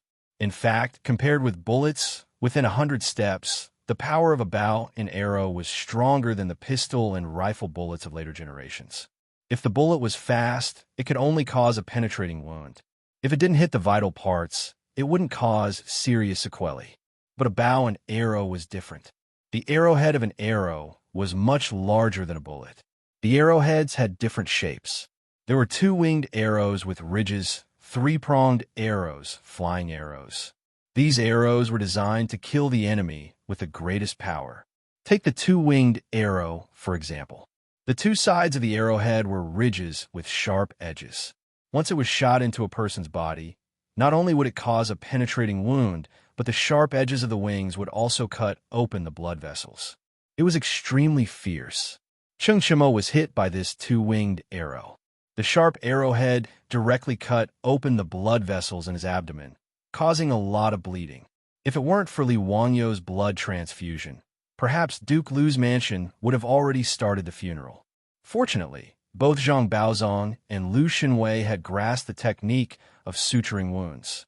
Otherwise, even if Li Wanyu could think of a way to give Cheng Chumo a blood transfusion, Cheng Chumo wouldn't be able to last until Li Wanyu rushed over. Li Wanyu looked at the arrow in his hand and then turned to look at the unconscious Cheng Chumo lying beside him. With a puzzled expression, he asked, "What is going on here? Didn't you say that it was the Gogrian envoy who shot Brother Chumo? Why did Brother Chumo's arrow hit him?" The Silk Pants looked at each other, and it was Fang Ai who spoke. "Ai, this is a long story. Since we have nothing to do today, we decided to hunt outside the city to pass the time." However, he didn't expect to meet the Gogrian envoys outside the city. They were also out hunting today. "Zio, you also know that the skulls of the Sui dynasty's soldiers were piled up by the Gogurians and erected to the east of the Liao River. This is the humiliation of the Sui dynasty. But isn't it also the humiliation of our Tang dynasty? The reason why the Gogrian envoys came to Chang was because the sage wrote a letter to the Gogrian king, requesting them to tear down the Jingguan and return the skulls. The Gogrian envoys came because of this." Li Wanyu nodded slightly. "Of course, I know about this. Emperor Yang of Sui mobilized an army of 1 million and failed to conquer Goguryeo. Millions of people died in Liaodong. The Gogurians used the skulls of the corpses to build a Jingguan to display their military might. The so-called Jingguan was actually a mound of the corpses of the soldiers who died in battle. Li Wanyu still vaguely remembered that in history, Pai Lupi negotiated with the Goguryeo king during the second or third year of the Jingguan and sent officials to Liaodong to destroy the Jingguan built by the Goguryans. Thinking about it, the Goguryeo envoys came to Chang and to discuss this matter with Pai Lupi. But how could the Goguryeo envoys be so daring as to shoot Qingshimo? Why did the two sides clash? Li Wanyu couldn't be bothered to think about it, so he asked directly, "Brothers, why did you clash with the Goguryeo envoys?" Fang Yai glanced at him. "This matter has something to do with Zio." Li Wanyu was dumbfounded. "Something to do with me? What does this have to do with me? I'm at the Imperial College today, recruiting teachers for the school. How can I be related to the debauches going out of Chang'an?" Seeing Li Wangyu's confusion, Fang Yai explained, "Zio, do you still remember how you killed 3 Dongying people in the prison?" Of course, Li Wanyu couldn't forget the fact that he had killed 3 people. Even now, he still felt nauseous whenever he thought about it. Hearing Fang Yai's words, he recalled that the debauches had helped him beat up the Dongying envoys in the prison. After which, the Dongying people and the envoys kidnapped Perrin, forcing him to kill them. Only then did he manage to save Perrin. But he still couldn't understand what this had to do with the Goguryans. Fang Yai continued, "The Dongying envoys haven't returned yet. It said that the sage is still considering whether to accept their request. On the other hand, the Dongying people were inextricably linked to the Goguryans. Today, we didn't just meet the Goguryeo envoys. The Dongying people whom we beat up were also with them. Naturally, those Dongying people recognized us. Zio, you should know that we didn't have the patience to bring our men with us when we went out. Those Dongying people didn't seem to know who we were, and they mocked us loudly. How could we tolerate this? So, we got into a fight with them." Li Wanyu was stunned. He recalled that back then in the prison, in order to persuade Pai Lupi not to accept the Dongying envoys, or at least not to let them learn the advanced techniques of the Tang dynasty, he dragged the Dongying people and the Goguryans together, saying that they were the same race and shared the same language. He didn't expect his words to come true. The Goguryans and the Dongying envoys really colluded with one another. He turned to look at the debauches. In his panic earlier, he didn't notice that these debauches were covered in blood and their clothes were in a mess. Some of them even had wounds on their faces. Clearly, they were beaten up by the Goguryans and the Dongying people. Li Wanyu asked in confusion, "Even if you fought, it wasn't a big deal. Did you use your weapons?" "We didn't. Our brothers know that very well. Even if they were envoys, it wasn't a big deal to fight with them. But if they used their weapons and killed a few of them, it would be a huge problem. Do you think were you? Damn it, you killed 3 members of the Dongying envoys in the prison back then, and you got away scot-free. We brothers really admire you, Zio." Li Wanyu rubbed his nose awkwardly. "Cut the crap and speak clearly. Since it was just a fight, why did Brother Amo get hit by an arrow? He almost went to meet the King of Hell." "Zio, this matter is still your fault," Fang Yai said. The surrounding debauches nodded their heads in agreement. Li Wanyu felt that he was in deep sh*T. How did it have anything to do with him again? He really wanted to see if he was carrying a big pot on his back today, with the words scapegoat written on it. Chapter 742. Li Wanyu couldn't even be bothered to raise his middle finger at them. He laughed and scolded, "What does this have to do with me? Of course it's because of your romance of the 3 kingdoms." Fang Yai replied. Li Wanyu was speechless. What does this have to do with the 3 kingdoms? "Ziyu, who is the best archer in the 3 kingdoms?" It should be Huangzhong." Li Wanyu didn't understand why Fang Yai asked this question. However, everyone knew that Huangzhong was good at archery. In a later 3 Kingdoms games, Huangzhong was also a godly archer. Fang Yai slapped his thigh and said, "That's right. Huangzhong's coolest and most handsome move was his horse return arrow." There was a saying in the 3 Kingdoms. Yunchang fought with Huangzhong for 2 days, but Huangzhong didn't give up. After 30 rounds, Huangzhong faked defeat and Yunchang rushed over. Remembering the kindness of not killing him the day before, Zhong Yu could not bear to shoot. Carrying his saber, He feigned pulling the bowstring. Yun Chang hastily dodged, but did not see the arrow. Yun Chang rushed. Zhong Yu feigned pulling the bowstring. Yun Chang hastily dodged, but did not see the arrow. When he got close to the suspension bridge, Huang Zhong knocked an arrow on the bridge. The arrow arrived and hit Yun Chang's helmet. Yun Chang was startled and brought the arrow back to the camp. Only then did he know that Huang Zhong had the ability to shoot a willow leaf from 100 paces away. Today he only shot the helmet tassel to repay the kindness of not killing him yesterday. Chimo Xiong admires Huang Zhong the most. His favorite skill is the return arrow. After spending so much time with Li Wanyu, these foppish kids had learned the two words cool and handsome. However, Li Wanyu was dumbfounded. How obsessed were these foppish kids with the romance of the Three Kingdoms? If he didn't copy the content on his phone, he wouldn't have been able to memorize it.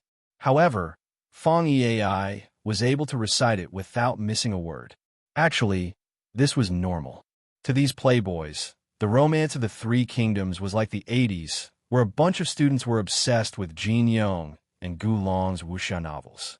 It might even be worse. In the past, many ignorant teenagers went to Shaolin Temple and Wudong Mountain to learn martial arts after reading the wuxia novels written by the old masters. There were plenty of people like Feng Yi and the others who could recite the contents of the book backwards, so it wasn't rare. But Li Wanyu still did not understand. What did this have to do with Cheng Chimo being shot by his own arrow? What does this have to do with Chimo's injury? Don't worry, I'll tell you slowly. Feng Yi had a talent for storytelling. He didn't keep Li Wanyu in suspense and recounted everything that had happened outside the city. However, Li Wanyu's jaw dropped. He felt as if he had seen a ghost. Cheng Chimo and his group of silk pants had gone hunting out of boredom today, but it wasn't a big deal that they encountered the Goguryeo and Dongying envoys. The group of profligates didn't think much of the Goguryans and Dongying people, so naturally, they couldn't be bothered with them. After all, in the eyes of the Tang people, whether it was Goguryeo or Dongying, they were just barbarians. As for beating up the Dongying people in the prison, the profligates didn't think much of it. A bunch of barbarian envoys, so what if they were beaten up? It wasn't a big deal. As long as they didn't kill them, like Li Wanyu, even a saint wouldn't care if the Dongying envoys were beaten up. The profligates felt that the Dongying people were like weeds and didn't think much of them. But the Dongying people didn't think that way. The Dongying envoys had 3 of their men killed by Li Wanyu in the prison that day, and they felt extremely sullen, but they couldn't do anything about it. These Dongying people weren't stupid. They naturally went around, asking around to find out who had killed their companions in the prison. When they found out that the culprit was Li Wanyu, Li Zio, the nephew of the emperor of the Great Tang, the founding county count of the Huxian County, the Dongying envoys immediately became obedient. Just like the analysis in the book Chrysanthemum and Blade, the Dongying people were used to submitting to the strong.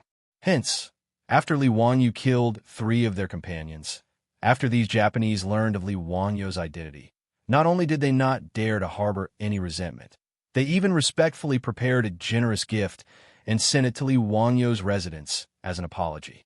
Li Wanyu naturally couldn't be bothered to interact with these Dongying people. He didn't even meet them, and directly sent the old butler, Li Heng, to send them away. Logically speaking, since these Dongying people knew about Li Wanyu's identity, they should be able to guess that he wasn't an ordinary person even if they didn't find out that he had beaten them up together with Li Wanyu in the prison that day. However, this was what normal people would think. The Dongying envoys' thoughts were clearly different. There was clearly something wrong with their brain circuits. After they found out about Li Wanyu's identity, they actually forgot about the Dongying people who had beaten them up in the prison, as if they were just a group of passers-by. In the Dongying people's minds, they directly thought of the Dongying people as people who were flattering Li Wanyu. After all, in their minds, if they had known about Li Wanyu's identity back then, they would probably have knelt on the ground and licked his boots.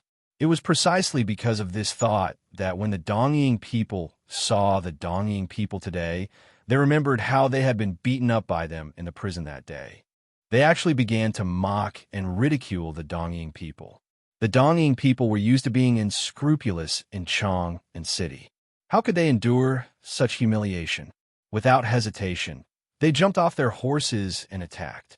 On the other hand, the Goguryeo envoys at the side could tell at a glance that the Dongying people were not ordinary people.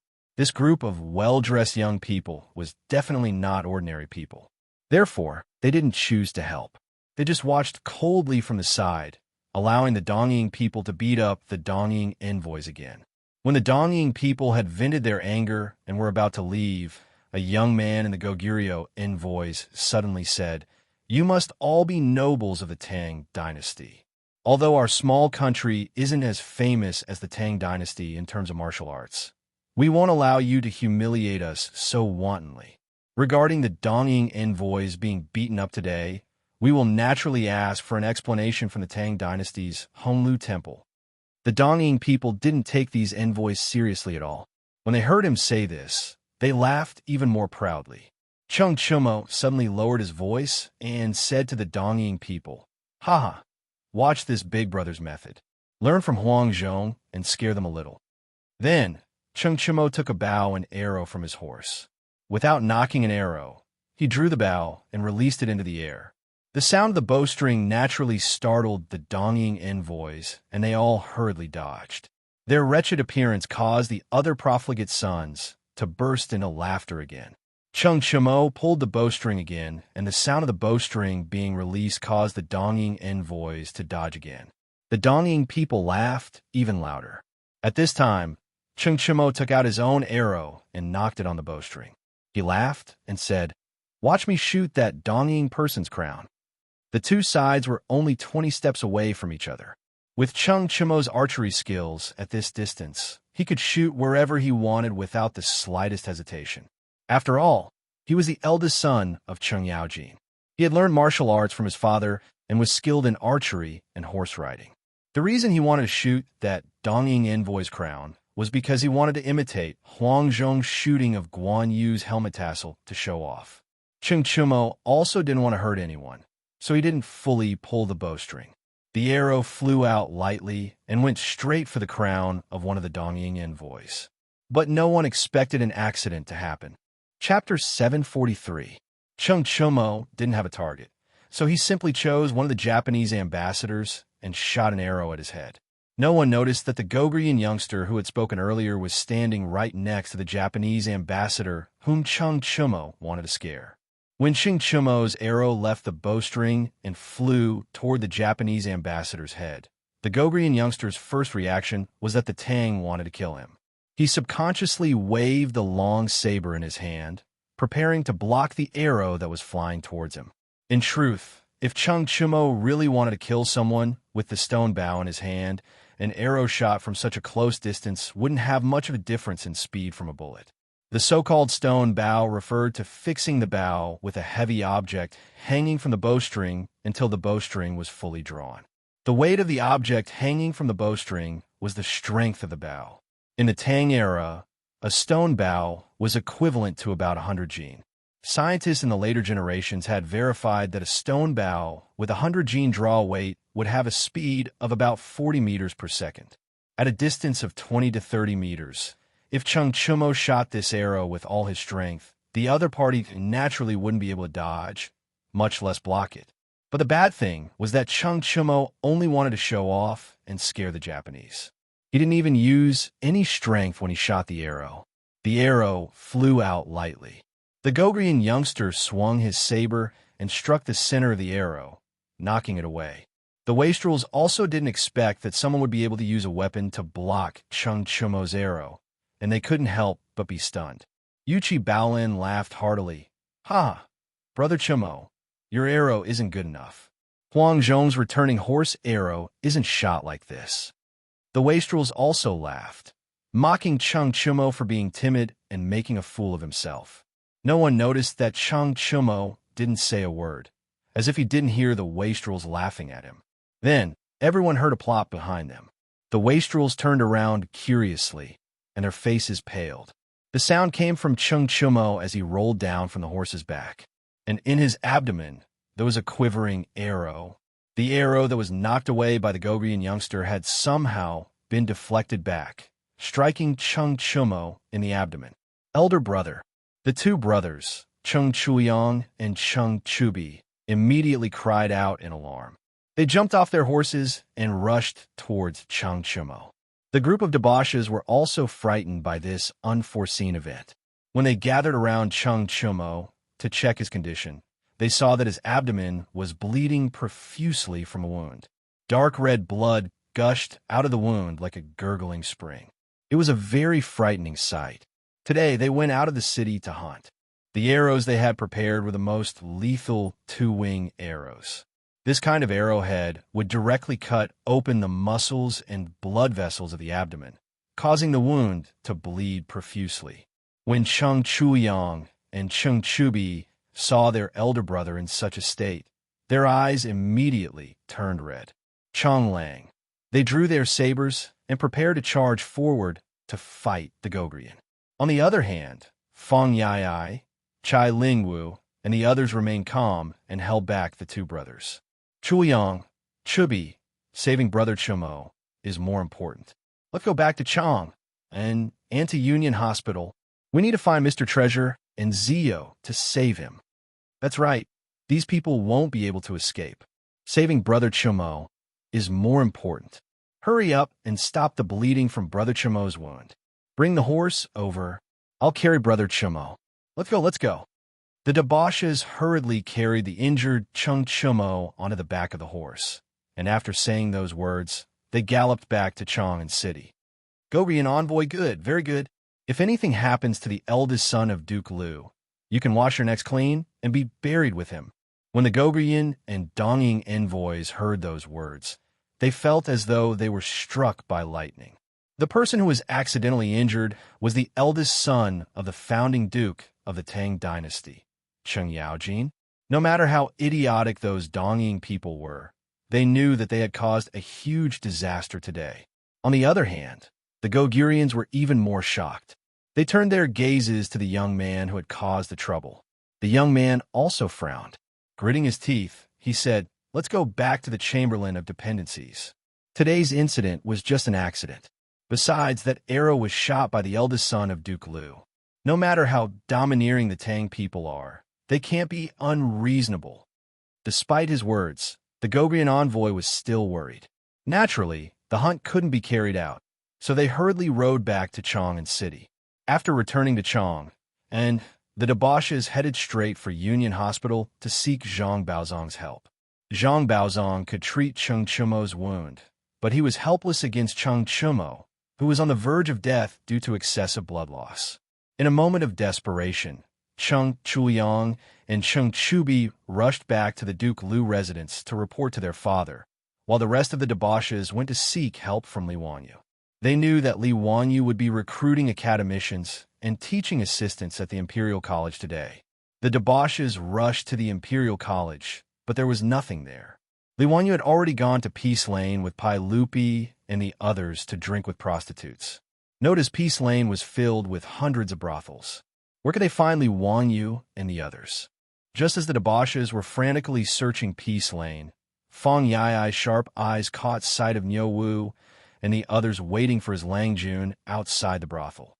Only then did he find Li Wanyu and rush to Union Hospital to save Cheng Chumo's life.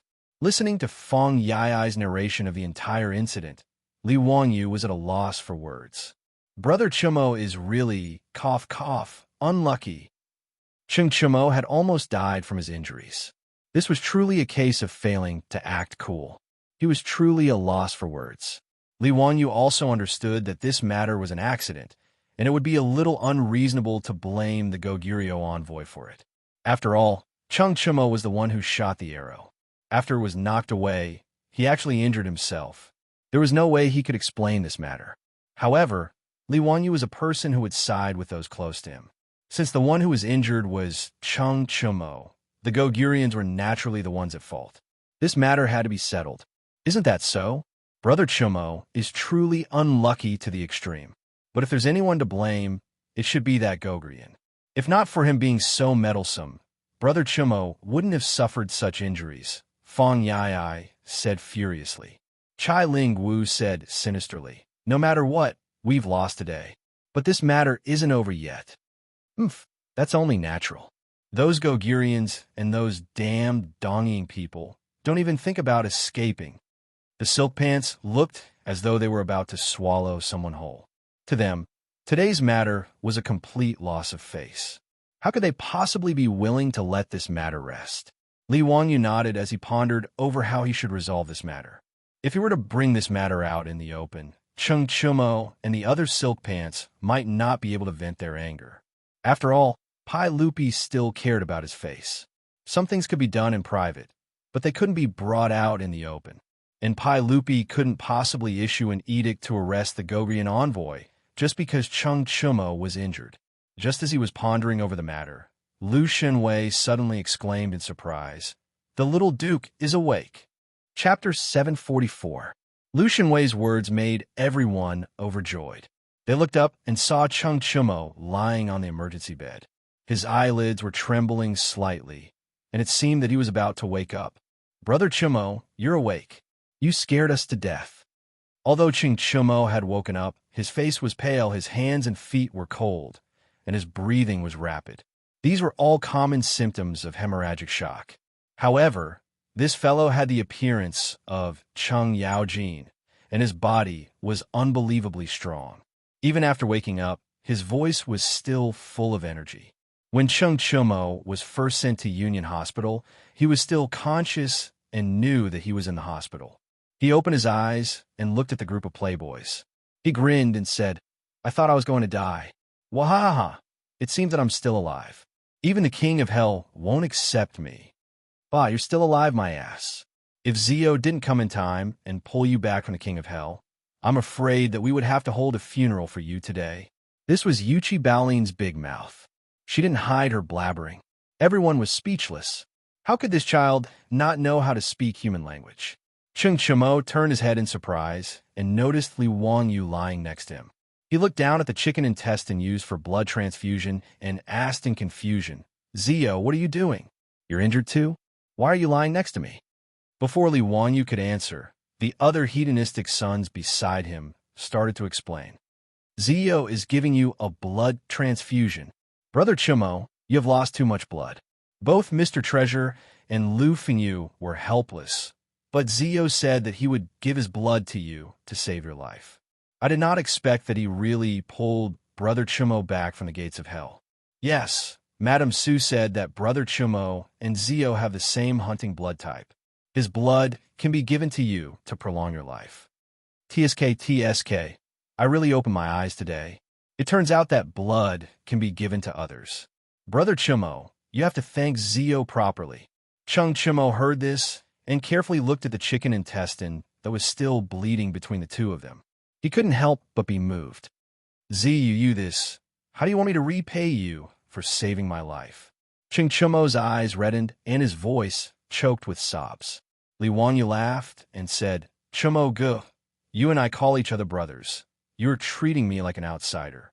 If little brother is in trouble, would elder brothers leave little brother in the lurch? It's just giving some blood to Chumo Gu, it's nothing."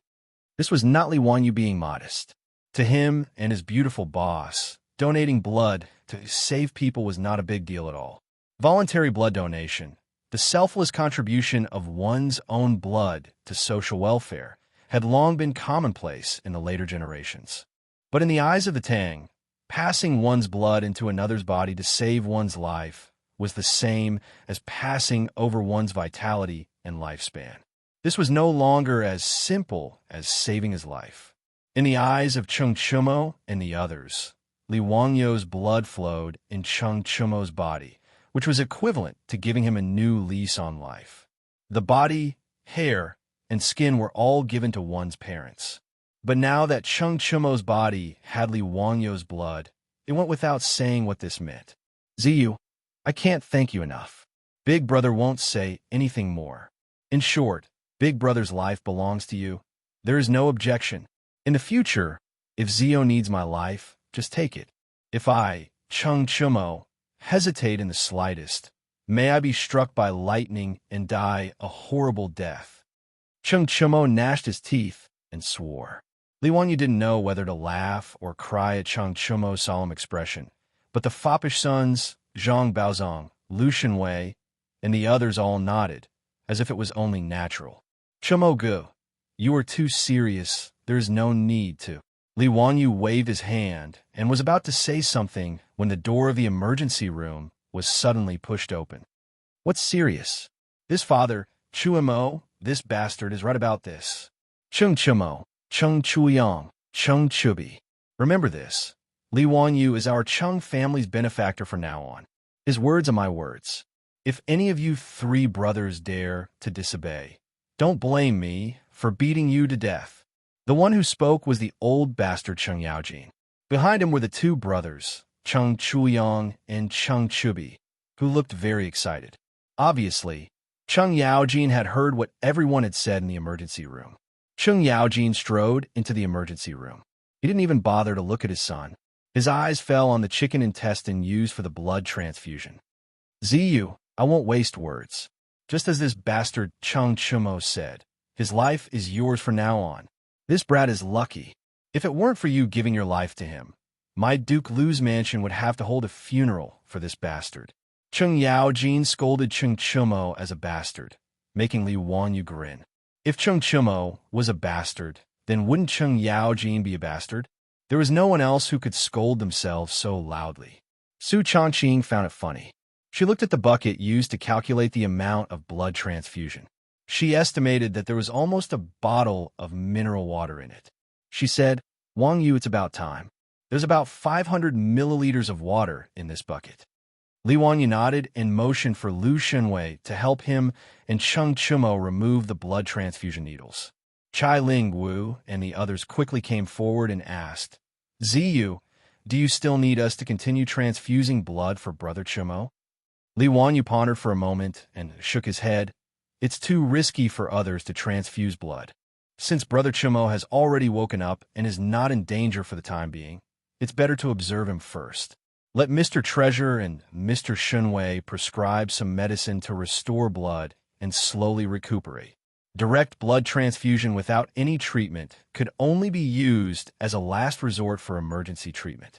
After all, the risk was too high. If there was a hemolytic reaction, then it would be over. Zhang Baozong and Lu Shunwei also nodded. That's right. The young duke's pulse is stable. The previous wound has already been sutured and stopped bleeding. Li Wanyu had just sat up from the hospital bed. Before he could get off the bed, Chung Yaojin's large palm slapped him hard on the shoulder. Wahahaha! Ziyu, you little brat, are really the reincarnation of an ancient almighty. You even know how to use blood transfusion to save lives. I really opened my eyes. Come, let's go to P Square. I'll treat you to a drink. We won't go back until we're drunk. Li Wanyu was almost slapped back to the hospital bed. This old hooligan was simply biting the hand that fed him. Still want drink? Drink your sister. I just gave 500 milliliters of blood to your son, and you actually want to drag me to a drink? Are you afraid that I won't die quickly enough? I'm offering my blood to your son, not wine. Uncle Chung, there's no need to drink. This nephew has given his blood, so I can't drink wine during this period of time. Chung Yaojin glared. Can't drink wine? Very well. Chung Chuyang, Chung Chubi, come over and help your elder brother. Kowtow to Ziyu and thank him for saving your lives. Chung Chuyang and Chung Chubi didn't say anything else and knelt down with a plop. They wanted to kowtow to Li Wanyu. Li Wanyu was so scared that he quickly jumped off the hospital bed and tried to pull the 2 brothers up. Chuyang, Chubi, what are you doing? Quickly get up. Don't listen to Uncle Cheng's nonsense. However, Li Wanyu's small body couldn't pull Chung Chuyang and Chung Chubi up. These 2 brothers were as strong as calves. They didn't care what Li Wanyu said. They very happily kowtowed 3 times to Li Wanyu, knocking their heads against the floor. Chapter 745. Li Wanyu could not stop the 2 brothers, Chung Chuyang and Chung Chubi, so he could only accept the big gift from them for his elder brother. In the emergency room, after a lot of noise, Zhang Baozong was ready to arrange for someone to send Chung Chumo to the ward and ask someone to get the medicine for him. Brother Chumo, you can rest assured and stay in the hospital for a while. With Mr. Baozong's treatment, I think you will recover soon. Union Hospital naturally had a special ward for hospitalization. Li Wanyu considered the needs of the officials and nobles in Chong and city, so he specially arranged for a VIP ward. The furnishings and nurses serving the patients were carefully selected. Chung Chumo waved his hand casually and said, "It's just a small injury. I was accidentally bitten by an arrow in my stomach. It's nothing. It's no big deal. I'm not used to living in this hospital. The smell of medicine makes me uncomfortable. I'd better go back to my mansion. There are maids to serve me. Zio, you don't need to worry." As soon as he finished speaking, the door of the emergency room was pushed open. Several young and beautiful women in white nurse uniforms came in and bowed to everyone. "Greetings, County Earl Quan, High Duke Liu, and all the young dukes. I'm a nurse of the hospital. Mr. Baozong ordered us to send young Duke Chung to the ward to take care of him." These young ladies were the nurses of Union Medical College Hospital. Of course, there was no nurse profession in the Tang dynasty. Sun Simiao and Zhang Baozong were very surprised and puzzled when Li Wanyu proposed to have nurses to take care of the patients' families in a Union hospital. Although there were many female doctors in the various TV series of later generations, in fact, there were more records of women practicing medicine until the Song dynasty. Before that, they were rare and very rare. As for women taking care of patients' families, it was even more impossible. Even though Sun Simiao and Zhang Baozong were both national medical masters, they did not know about nursing patients' families at all. Huaxia had limited medical resources since ancient times, so they naturally did not know much about nursing. Doctors had always been responsible for seeing patients, and the responsibility of taking care of patients was done by the patients' families. "Zio, what's a nurse?" Sun Simiao asked in confusion. Rubbing his nose, Li Wanyu embarrassedly smiled. "A nurse is someone who specializes in taking care of patients." "Then why are you recruiting women? Wouldn't that be inconvenient?" In response to Sun Simiao and Zhang Baozong's doubts, Li Wanyu could only explain that the hospital also needed to receive female patients. It would be more convenient to recruit some women to learn some basic nursing knowledge. Moreover, women were naturally more attentive than men. They were patient and caring, so it was only natural that they would be more meticulous in taking care of their patients. Sun Simiao and Zhang Baozong felt that Li Wanyu's explanation made some sense, so they nodded in agreement. Actually, Li Wanyu's idea of hiring nurses was just his bad taste acting up again.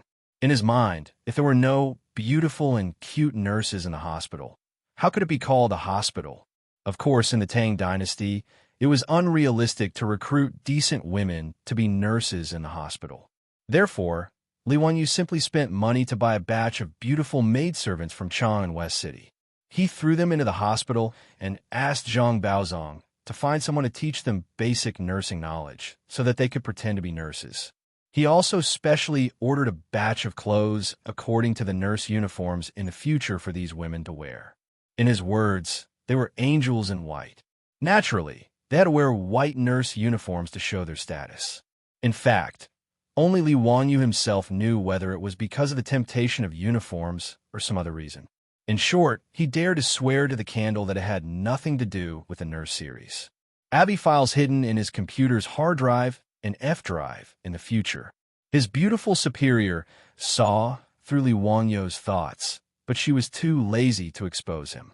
These nurses in Union Medical Hospital were specially selected by Li Wanyu, and their appearances were the best.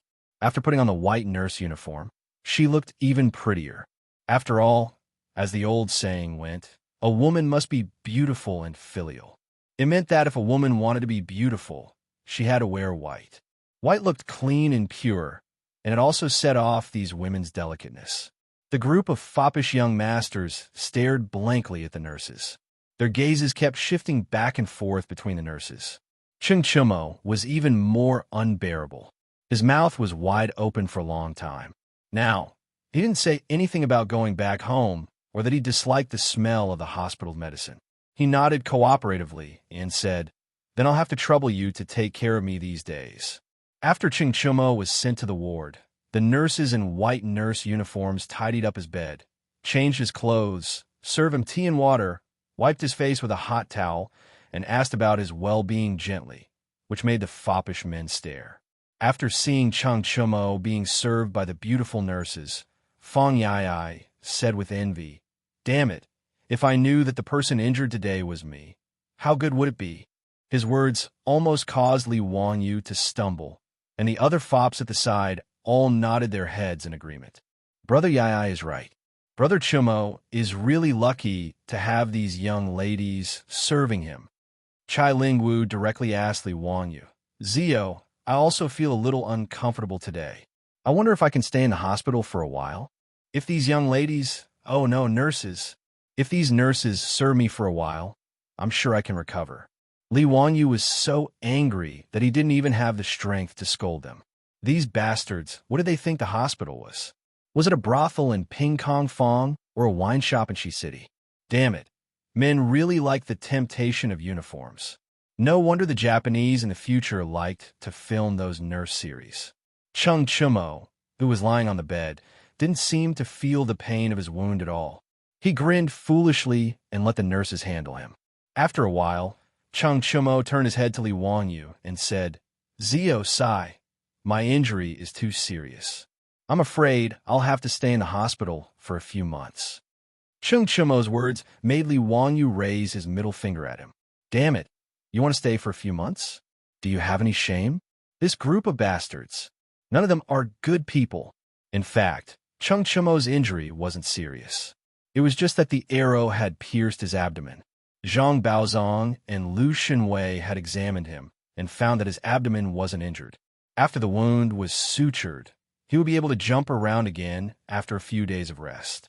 This guy's body was already ridiculously strong. Previously in the emergency room, he was still yelling about going back home. He actually had the nerve to say that he wanted to stay for a few months. Bah, I despise this kind of scum. Li Wanyu couldn't be bothered to talk to these lustful fellows. He turned his head to look at Cheng Yaojin. Uncle Cheng, what do you plan to do about Brother Chumo's injury? Hearing him mention this matter, Cheng Yaojin was so angry that he slammed his fist on the table in the ward, causing the teacups to clatter. Just now, I led my troops to surround the Honglu Temple and force the Gogrian diplomatic mission to hand over the culprit. Who knew that the sage would suddenly appear, and not only did he not allow me to capture the culprit, he even scolded me. Zio, you sure have a lot of ideas. Help me think of a solution. We can't let those bastards off. Chapter 746. When Li Wanyu and the other Saiyans heard Cheng Yaojin's words, black lines appeared on their foreheads. The heck, no wonder they didn't see Cheng Yaojin coming to the hospital.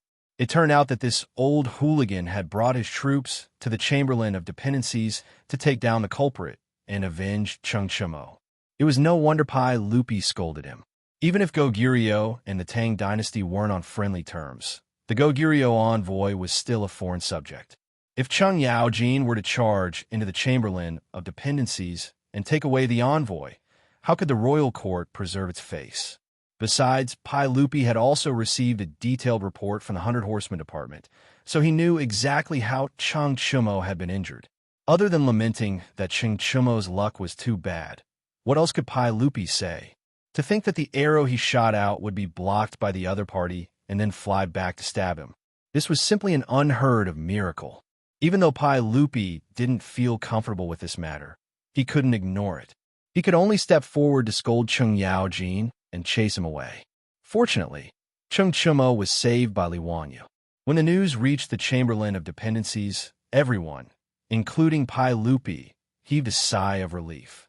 Otherwise, given Cheng Yaojin's personality, if his eldest son had really died, he would have charged into the Chamberlain of Dependencies and cut off the head of the Goguryeo envoy. At that time, what could Pai Lupi do? Could he have Cheng Yaojin pay for the Goguryeo envoy's life? After pondering for a moment, Li Wanyu felt that it would be a little tricky to avenge Chung Chumo. It was difficult to bring this matter to the table. After all, it was just an accident. He and the other Saiyans knew that Chung Chumo's arrow was aimed at the crown of the Eastern Continent's envoy, but others didn't know. In the eyes of the officials, Chung Chumo wanted to injure someone but was stopped by the Goguryeo envoy, resulting in an accident that injured himself. Under such circumstances, if the royal court still had to punish the Goguryeo envoy, where would they put their face? Does Pai Lupi not want a Khan's face anymore? Li Wanyu asked, Uncle Chung, have you found out who the person who injured Brother Chumo is? I reckon that it would be very difficult for the saint to pass down a decree to punish him. I can only find trouble with that person in private. Cheng Yaoji nodded. Even though the Goguryeo envoy is currently holed up in the Chamberlain of Dependencies, I had the head of the Chamberlain of Dependencies investigate the matter. The brat who had injured Chimo was called Yun Gaesaman, the deputy envoy of Goguryeo. His father, Yuan Taizhua, is the eastern lord of Goguryeo. It will be troublesome to deal with this lad. Yun Gaesaman? It was actually him. Li Wanyo's pupils constricted upon hearing this. This name was too familiar. An influential official of Goguryeo, a famous general. Later on, Yun Gaesaman had brutally killed the king of Goguryeo and usurped Goguryeo's authority as regent. More importantly, when Pai Lupi attacked Goguryeo 10 years later, he was the one who led the troops to resist, causing Pai Lupi to suffer defeat in Liaodong. Li Wanyu narrowed his eyes as he recalled. In the 3rd year of Jingguan, Yun Gaesaman should have been 26 years old. His father, Yuan Taizhua, was the eastern lord of Goguryeo, the prime minister of Goguryeo. He was in charge of Goguryeo's military and political affairs, wielding immense power in Goguryeo. After Yuan Taizhua's death, Yun Gaesaman took over his father's position. In the 16th year of Jingguan, Goguryeo's king Ronglio wanted to kill Yun Gaesaman, but Yun Gaesaman lured him into killing him. Afterwards, Yun Gaesaman supported King Ronglio's nephew, Gao Zong, as the puppet king while he acted as regent. Although Yun Gaesaman had become Cao Cao, he was truly a formidable character. During his reign, the Tang dynasty had never been able to swallow up Goguryeo. It was only in the 1st year of Qianfeng, when Yun Gaesaman died and his 3 sons rebelled, allowing the Tang dynasty to finally conquer Goguryeo. Thinking back to Yun Gaesaman's life, Li Wanyo's eyes flashed. Since Yun Gaesaman had come to Chong, and shouldn't he think of a way to get rid of him? In history, the record of Pai Lupi's conquest of Goguryeo was not very clear. In the unofficial records, it was even said that Pai Lupi had suffered an injury to his eye while conquering Goguryeo, resulting in Pai Lupi's death at the age of 50. The truth of this matter was unknown, but the failure of the conquest of Liaodong was one of the greatest failures in the life of Pai Lupi. Although Li Ji had destroyed Goguryeo and taken revenge for Pai Lupi, if Pai Lupi had personally conquered Goguryeo, would history have been different? Li Wanyu was a staunch Chinese nationalist. He believed that countries like Goguryeo had been Chinese lands since ancient times and should naturally be conquered by the Tang dynasty. If he could get rid of Yun Gaesaman in advance, the conquest of Goguryeo would be much smoother. Perhaps in the 19th year of Jingguan, Pai Lupi might have personally conquered Liaodong and brought it under the Tang dynasty's control. Li Wanyu also had another reason for disliking Goguryeo. The Koreans of the later generations actually claimed that Goguryeo was a country established by the Koreans in history. Although Goguryeo and Goryeo only differed by a single word, they were completely unrelated. It was just that Goguryeo had once ruled the Korean peninsula. The Koreans of the later generations stubbornly believed that Goguryeo was a part of their history. Li Wanyu was naturally displeased by this. This included Yun Gaesaman, who had been hailed as a national hero by the Koreans and had even acted in a TV series. Moreover, Li Wanyu was a narrow-minded, protective, and cynical man. He didn't care if Yun Gaesaman had intentionally caused Chung Chumo's injury. In this matter, he would side with his family and not with reason. So he naturally had to help Chung Chumo vent his anger. These various reasons for his dissatisfaction naturally made Li Wanyu want to kill Yun Gaesaman. He wanted to kill this ambitious and ruthless character while he was still young in Chang'an. But although he wanted to do so, it was not easy to do so. No matter what, Yun Gaesaman was now an envoy of Goguryeo, and he couldn't just get Chung Chumo to kill him. If he really did that, Goguryeo and the Tang dynasty would immediately start fighting. But killing Yun Gaesaman in a justifiable manner seemed even more difficult. Li Wanyu thought for a long time, but he couldn't think of anything, and he couldn't help but feel rather annoyed. It wasn't like he could run to Taiji Palace and tell Pai Lupi, "Uncle, this person will be your greatest enemy in the future, so hurry and kill him." It would be strange if Pai Lupi didn't treat him like a fool. Even if Pai Lupi believed him, How could he have a justifiable reason to kill a deputy envoy of the Goguryeo diplomatic mission? This was simply impossible. Li Wanyu was even considering whether he should have Niu Yong and Niu Wu lead their troops to assassinate Yun Gaesaman in Chang. This idea was very tempting, but it also seemed unrealistic. After all, Yun Gaesaman had died in the Tang dynasty in Chang'an. There was no way to explain this, and Goguryeo might not let the matter go. After all, Yun Gaesaman was no ordinary person. His father was a major figure in Goguryeu's military. Since he couldn't think of anything for the time being, Li Wanyu decided to put the matter aside for now. In any case, the Goguryeo diplomatic mission would remain in Chang and for several more months, so he could slowly think of a way to kill Yun Gaesaman. Uncle Chung, this matter is truly difficult. Give your little nephew a few days to think about it. Chung Chumo nodded. After learning of Yun Gaesaman's identity, he also found this matter troublesome, so he did not force Li Wanyu to immediately think of a solution. Chung Chumo stayed in Union Hospital to recover from his injuries. Li Wanyu had given Chung Chumo quite a bit of blood today and felt rather tired, so he bid farewell and returned to his residence to rest. Today's matter quickly spread throughout Chang, and Li Wanyu became famous once more. Chapter 747. There was almost no secret in Chang'an. Even though the transmission of information in this era was shockingly slow, it did not affect the spread of gossip at the speed of light. Whether it was Liu Guogong's eldest son who was accidentally injured and dying, or Li Wanyu, the Count of Huxian, who used the magic to save people through blood transfusion, it was enough to make the officials and the common people in Chang and talk about it for a long time. As for Chung Chumo's injury, no one cared. At most, they cited as bad luck. However, the more the news about Li Wanyu's blood transfusion, the more mysterious it became. After all, whether it was cutting open Crown Prince Li Chengxian's abdomen to treat intestinal congestion or performing a cesarean section on a pregnant woman, it was not as mysterious as before because of the Union Hospital. Now, both Zhang Baozong and Liu Xinwei, under the guidance of Sun Simiao, had mastered the medical skill of cutting open a patient's abdomen.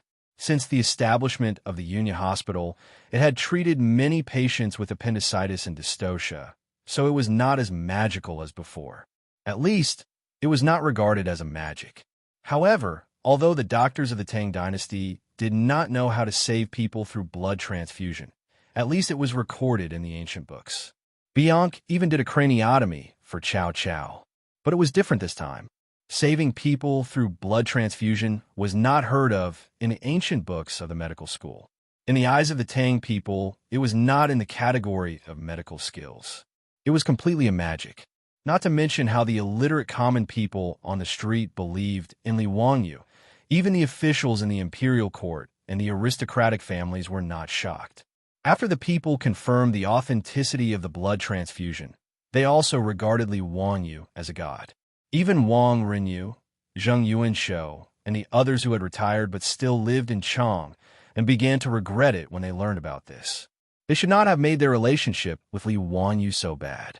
After all, even if they were the heads of the 5 families and still had noble status after retirement, they were still human. Human beings ate grains and grains, and human beings died of old age. If they were on good terms with that county Count Li Wanyu, when they fell seriously ill in the future, wouldn't they be able to go to Li Wanyu's house to seek medical treatment? Wouldn't they be able to ask Li Wanyu for help and save their lives? Compared to their lives, it was unwise to offend Li Wanyu for the sake of personal feelings. Speaking of Huaxia, the rich and powerful had always been conflicted. On one hand, they were afraid of death and wanted to live forever. On the other hand, they had also degraded the status of doctors. Other than famous doctors like Sun Simiao and Zhang Baozong, ordinary doctors were considered low-class in ancient China. Han Yu wrote in Shi Shi, "Shamans and musicians are masters of 100 arts. Gentlemen despise them. Now their wisdom is beyond our reach." How strange. Doctors were classified as workers, and their status was much lower than that of the scholar officials. They were people that were despised by the noblemen. From this, one could see the social atmosphere at that time. Sun Simiao was not only a doctor, but also a Taoist priest. That was why Pai Lupi valued him so much that he wanted to invite him to Chang, and then confer him the title of nobility. Zhang Baozong was not only a famous doctor, but also a man who was well-read. It could be said that most of the famous doctors in Huaxiao were not ordinary people, so they were respected. Those ordinary doctors, on the other hand, had low status and were not valued. They were lowly people. Wang Rinyu and the others could look down on doctors. After all, even if they looked down on these doctors, once they fell ill, these doctors would not dare to not treat them seriously. But Li Wanyu was different. He was the county magistrate who founded the country, the nephew of the sage, and the imperial tutor of the crown prince. Who would dare to force him to treat their own illness? Not to mention how regretful Wang Rinyu and the others were when they learned of this matter. Even Empress Zhang's son and Pai Lupi in Taiji Palace were shocked when they learned of this matter. In Li Main Hall, Empress Zhang's son teased the swaddled Li Ji while saying to Pai Lupi, "Erlang, did Zio really use his own blood to save Cheng Chumo?" Pai Lupi nodded. "That's right. Not only did the 100 Horsemen Department report this matter in detail, I also asked Jijia. He saw this matter with his own eyes. Lu Fengyu also reported this matter to me. Cheng Chumo, that bastard, was shot in the abdomen by his own arrow. When he was sent to Union Hospital, he was already bleeding profusely. Zhang Baozong and Lu Fengyu were helpless. After Zio left, he gave his own blood to Cheng Chumo and saved that kid's life. Speaking of which, Cheng Chumo's life was really good. Not only did he manage to keep his life, but from now on, Zio's blood flows in his body. Guanyin maid, think about it. Who is Zio? He is the blood of our Li Tang clan. Cheng Chumo, that bastard got lucky." After Emperor Zhang's son heard this, she sucked in a breath of cold air. "Erlang, everyone says that Zio is the reincarnation of a celestial being. It seems that this is true. Otherwise, how could he know the method of blood transfer?" She lowered her head to look at Li Ji in her arms and couldn't help but smile. Fortunately, Erlang had a way to make Cheng Qian and Qing Ke take Zio as their master. When Jinu is a bit older, Erlang should also have Zio take him in and teach him well. Haha, that's natural. Speaking of which, Zio, Cheng Qian, Qing Ke, and Jinu are all brothers who haven't gone beyond 5 generations. If he doesn't pass on his skills to Cheng Qian and the others, how can it be justified? I also plan to have Li Ku, Li Yu, and the others go to the academy to study. The task of teaching the crown prince, and the princes will all be given to Zio. I want to see if this kid dares to not do his best. Pai Lupi laughed loudly. Empress Zhang's son covered her mouth and laughed lightly. How can there be an uncle like you, wholeheartedly scheming against your own nephew? Guanyin maid, it's not like you don't know. That kid is very tired.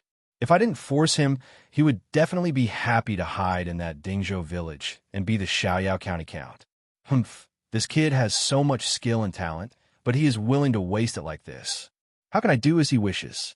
As an emperor, Pai Lupi was naturally wary of his subjects. After all, the throne moved people's hearts. Back then, in order to sit on the throne, he had viciously and mercilessly killed his brother and father before ascending to the throne. Among the Li Tang clan relatives, those who had some ability all obediently handed over their military power in order to avoid being targeted by Pai Lupi. They didn't dare to interfere with government affairs. Zhao County Princely Xiaogong had the title of Minister of the Imperial Clan Temple, but he could only indulge in the singing and dancing of beauties. He was afraid that Pai Lupi would be wary of him. However, Pai Lupi was not afraid of Li Wanyu at all. Not only was he not afraid, but he also wanted Li Wanyu to become an official and serve the court.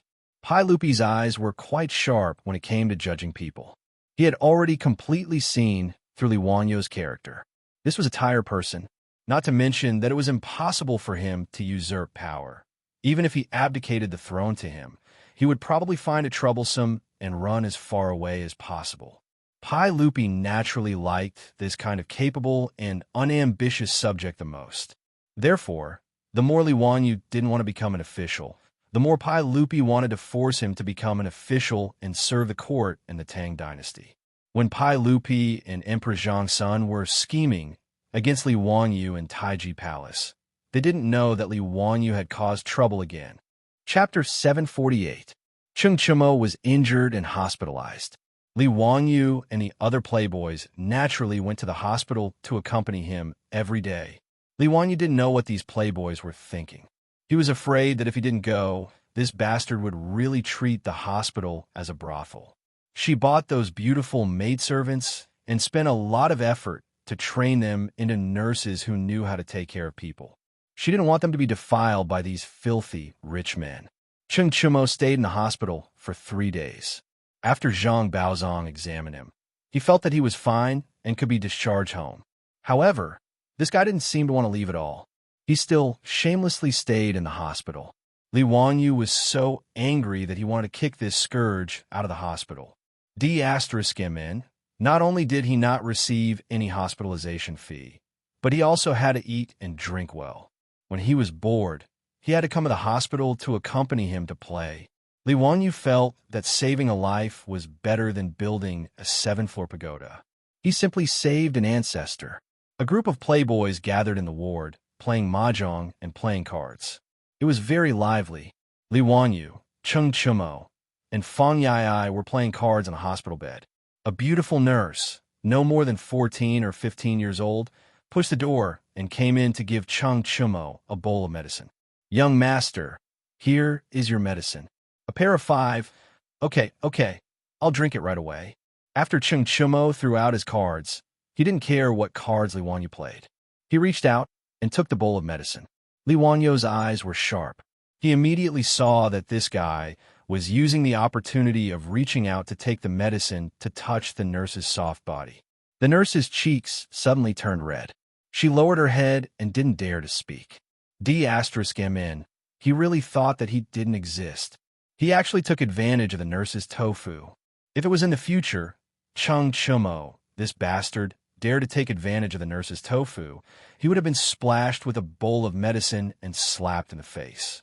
But this was the great Tang, and these maidservants had no human rights to speak of, not to mention just touching her little hand. Even if Cheng Chimo wanted her to serve him in bed, this little nurse would not dare to say no. Fortunately, although Cheng Chimo and his group were lecherous, they were not bastards. As for these servant girls, he would only tease them verbally and take advantage of them. He would not force them to do anything against their will. Cheng Chimo raised his head to finish the medicine and reluctantly watched the shy nurse leave. He then sighed to Li Wanyu. "Zio, the nurses in your hospital are all beautiful. Why don't you give me a few?" Fang Yai nodded as well. "Daki, 1 against 7.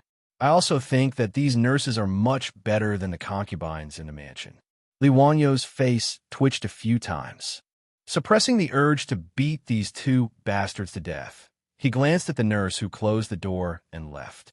He didn't understand what was so attractive about this immature girl with no breasts or buttocks. Speaking of which, the Tang people were a little lolicon. Most of their wives were women of this age. When they were over 20 years old, they would despise others for being old. "A pair of A's, I can't afford it." Li Wanyu glanced at the nurse's chest and couldn't help but blurt out, "What pair of A's? I gave a pair of 7. Zio, are your eyes playing tricks on you?" Fang Yai was puzzled. Li Wanyu snickered. This was a joke that even the veterans in the future knew, but Cheng Chimo and his group naturally didn't. He didn't explain either. He still wanted to maintain his image. He couldn't explain to this group of foppish men what a cup size was and what an ABCDEF size was. "Nothing, I'm wrong. A pair of 10. The nurses in this hospital, you perverts, don't even think about it. Go as far away as you can." Cheng Chimo, Fang Yai, Chai Lingwu, and the others were not angry. Instead, they laughed. "Zio, I didn't know that you were quite affectionate. You're so protective of these young ladies.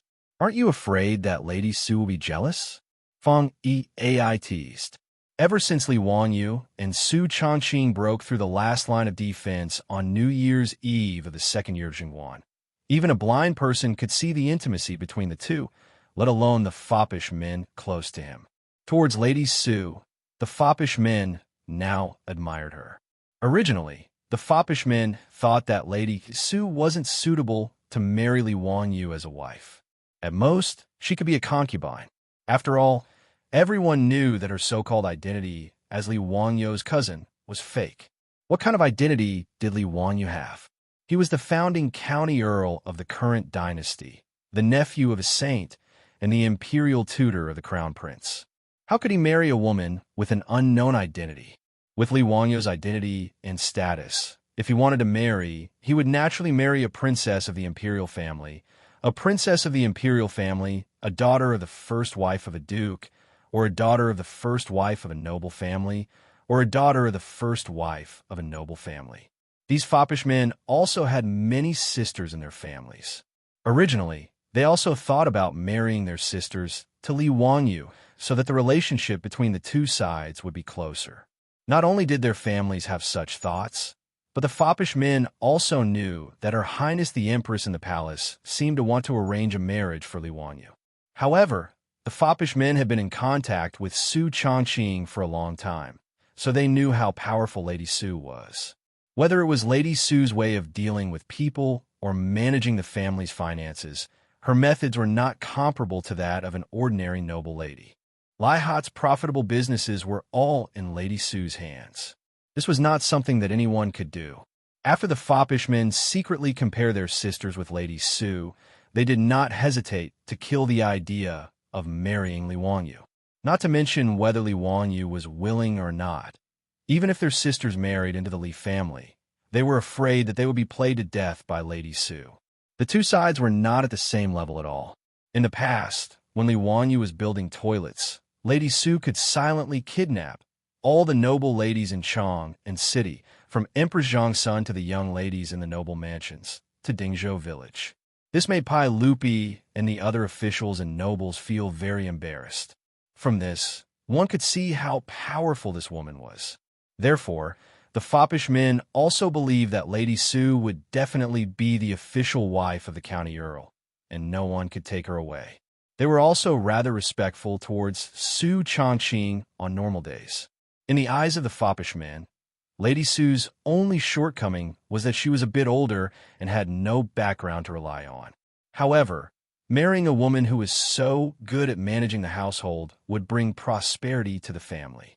This was the principle of marrying a virtuous wife and marrying a concubine. Moreover, Lady Su's appearance was so outstanding. The foppish men also knew that Li Wanyu was a bit of a henpecked, so they often teased him about it. Li Wanyu could only raise his middle finger at the foppish men's teasing to show his disdain. These bastards, how could they know the pain in the hearts of men in the future? That was an era when men had to think of all kinds of ways to hide their money. Compared to those men in the future, he was already so fortunate. Chapter 749. Li Wanyu's disdain made the foppish young masters laugh even louder. Chung Chumo guffawed. Zio, you're really a disgrace to the nobles of the Tang dynasty. Being so henpecked when you're not even married isn't what a man should do. Fang Yai also teased. That's right, that's the case. No matter how powerful Madame Su is, she can't make you so afraid of her. Can she? Li Wanyu rolled his eyes so hard that they almost reached the sky.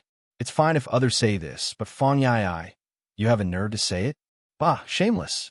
Everyone knows that the word jealousy was coined by your old Fang. Needless to say, Fang Yai is a cuckold. Princess Gaoyang is having an affair with BNG, and he's still helping to keep a lookout for her. He glanced sideways at Fang Yai. In a few more years, this guy will probably be able to graze flocks of cattle and sheep on the grassland.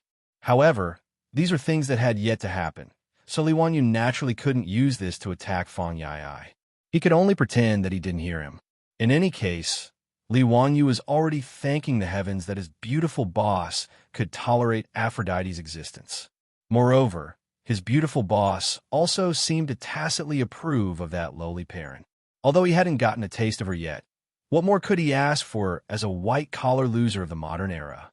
In his opinion, this was already an impossible miracle.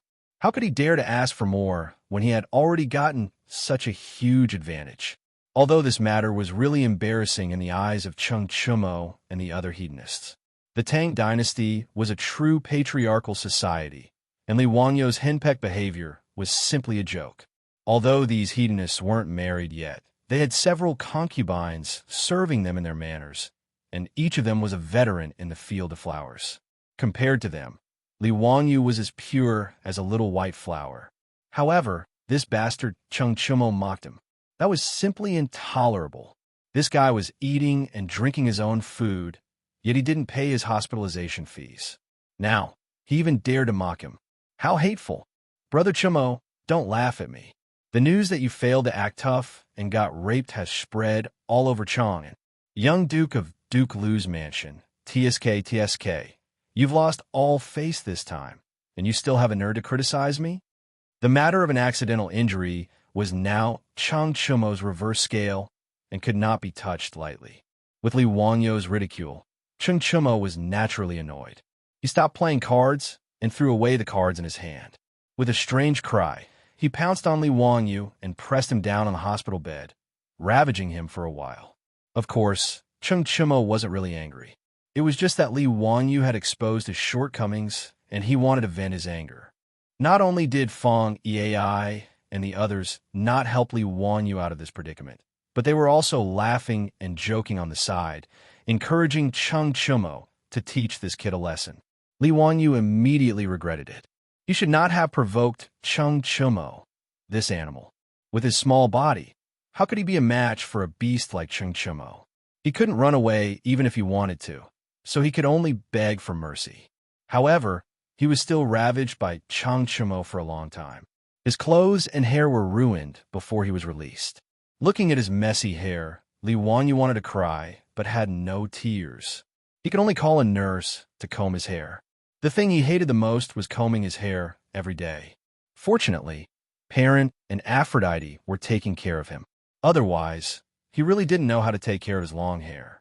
It was really a pain in the ass for a grown man to have long hair. Moreover, there was no floating sea hair or conditioner in the Tang dynasty. Long hair was not only difficult to wash, but also difficult to take care of.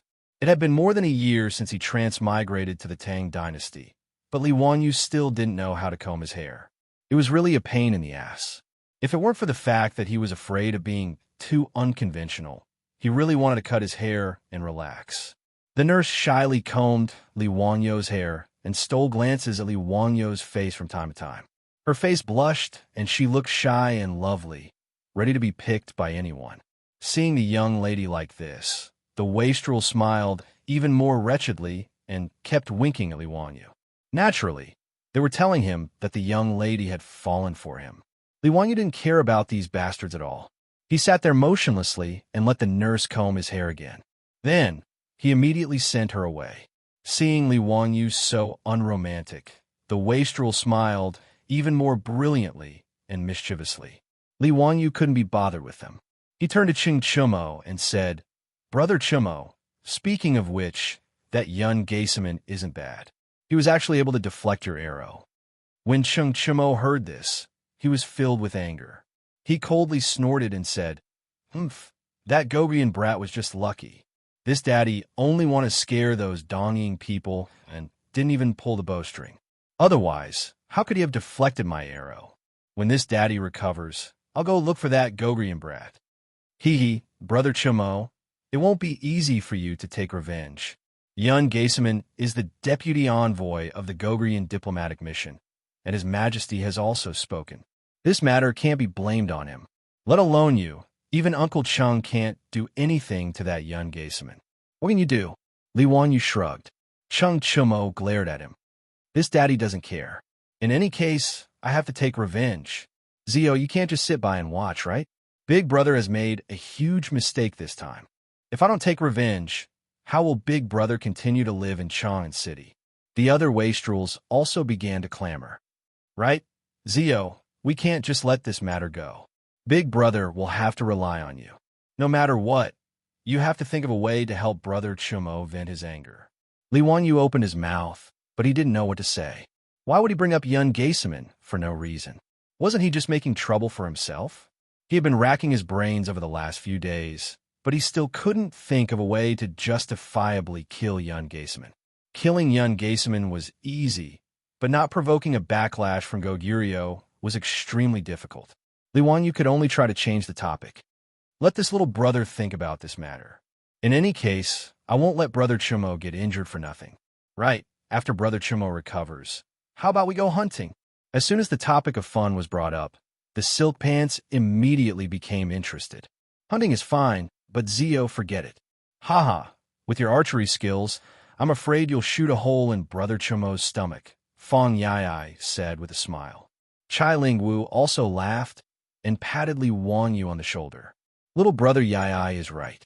Zio, you can go hunting, but you shouldn't use your bow. Your archery skills, are truly unfathomable. Zio's archery skills are truly unfathomable. In Chang, and everyone says that Uncle Zhao's archery skills are poor, but they don't know that Zio's archery skills are truly world-shaking. Haha. That's exactly how it is. Last time I taught this kid how to shoot, he was only 50 paces away from the target. Quite a few girls in Chang and can hit him at this distance. But Zio shot 10 arrows, and guess what happened? That target is actually very clean, not even a single arrow. Li Wanyu's face instantly darkened. Fuck, wasn't it just that his archery skills were a little lacking? To think that these bastards would laugh at him like this. Uncle could tolerate this, but not Aunt. He straightened his neck and boasted shamelessly. Tisich, isn't it just archery? That's nothing at all. It was just that this little brother was too lazy to hit the target. Chapter 750. Li Wanyu said that he was too lazy to hit the target, but that was pure bragging. In fact, he simply had no fate with archery. No matter how hard he tried, he would not be able to learn it. The main problem was that his body was too thin and weak. Even though Li Wanyu had been consciously exercising for a year after he transmigrated to the Tang dynasty, he was still weak. He couldn't even pull a bow that was half a stone long, let alone a bow that was 1 stone long. If he could not draw the bow, he naturally could not stably aim at the target. Therefore, the arrows he shot were all crooked and unpredictable. As for where he would hit, it was really unpredictable.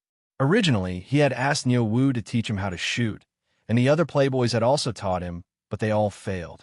Li Wanyu had already given up on shooting. In any case, he had made up his mind to not participate in anything related to archery in the future. Just now, he had casually said that he was going to hunt, but the playboys kept laughing at him. Therefore, he stubbornly said that he was too lazy to hit the target. But who didn't know his background? Listening to his bragging, everyone laughed even louder. Li Wanyu's face twitched a few times. If it was not for the fact that he could not beat this group of playboys, he really wanted to beat them up to vent his anger. Huh, what a good too lazy to hit the target. Ziyu, do you want to make a bet? The next time you go hunting, if you can hit a prey with an arrow, we will do whatever you want us to do. But if you can't hit the target, we brothers don't want any more. In this hospital, we will give each of us a nurse, okay? Chung Chumo rolled his eyes and said.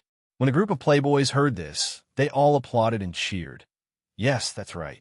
Since you are so confident in your archery skills, how about you make a bet with us brothers? Brother Chumo's suggestion is very good. Ziyu, don't say that we are bullying you. This is what you said. Do you dare to make a bet? When Li Wanyu heard this, his face immediately darkened. F*CK, this group of immoral things. Don't they know that when you hit someone, don't hit their face, and when you scold someone, don't expose their shortcomings? I'm just bragging. Do you have to be so serious? However, Li Wanyu did not intend to admit defeat. After pondering for a while, he asked, is it enough to shoot the prey with an arrow? Can I use a crossbow? In Li Wanyu's opinion, aiming with a crossbow was much simpler. After all, the bowstring of the crossbow did not need to be strung after it was drawn, so he could calmly focus on aiming. No matter how powerful the crossbow was, as long as the trigger was pulled, it would immediately fire. This was similar to the shooting method of firearms. Li Wanyu still had some confidence in this. After all, although he hadn't touched a real gun many times in the future, at least he had used an air gun to shoot balloons in the park. The accuracy was still passable. Li Wanyu didn't believe that he wouldn't be able to hit his prey after trying a few more times with the crossbow. His words caused the foppish sons to hesitate. Everyone knew that a crossbow was easier to aim than a bow. If he used a crossbow, perhaps this kid would really be able to hit his prey. Cheng Chumo hesitated, not knowing whether to agree or not.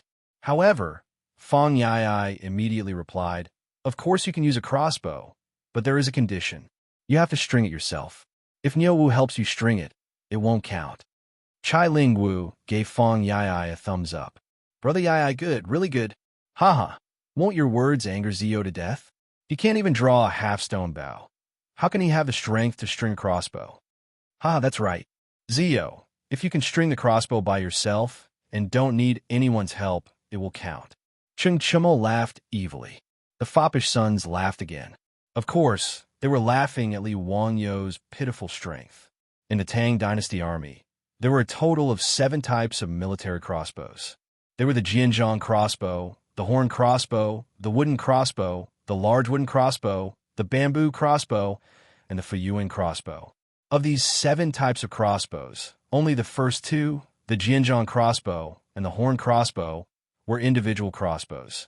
The Jianzhong crossbow was used by infantry, and the horn crossbow was used by cavalry. In the era of cold weapons, the Tang dynasty was probably the dynasty that paid the least attention to crossbows. The ratio of crossbowmen to soldiers was the lowest, less than 10%. Moreover, these crossbowmen also had to fight in close quarters. For example, the invincible Mo swordsmen were also crossbowmen. When facing an enemy, after 2 rounds of crossbow arrows, they would have to abandon the crossbow and switch to swords to fight in close quarters. The main reason for this was that crossbows had a low firing rate and high manufacturing cost. Although crossbowmen's training was simple and their accuracy was higher than that of bows and arrows, the requirements for pulling the string were higher. It took a longer time, so the firing rate was naturally lower. Moreover, the structure of crossbows was complicated and the technical content and manufacturing cost were higher. Compared to bows and arrows, the advantages of crossbows were not that great. The Tang dynasty did not lack war horses. In a situation where a large number of cavalry were equipped, bows were naturally better than crossbows. However, crossbows were also very powerful. Even in the Tang dynasty, which paid the least attention to crossbows, there were famous Huainan crossbowmen, Jianghuai crossbowmen, and Zhujiang crossbowmen. Among them, the Jianghuai crossbowmen were the most famous.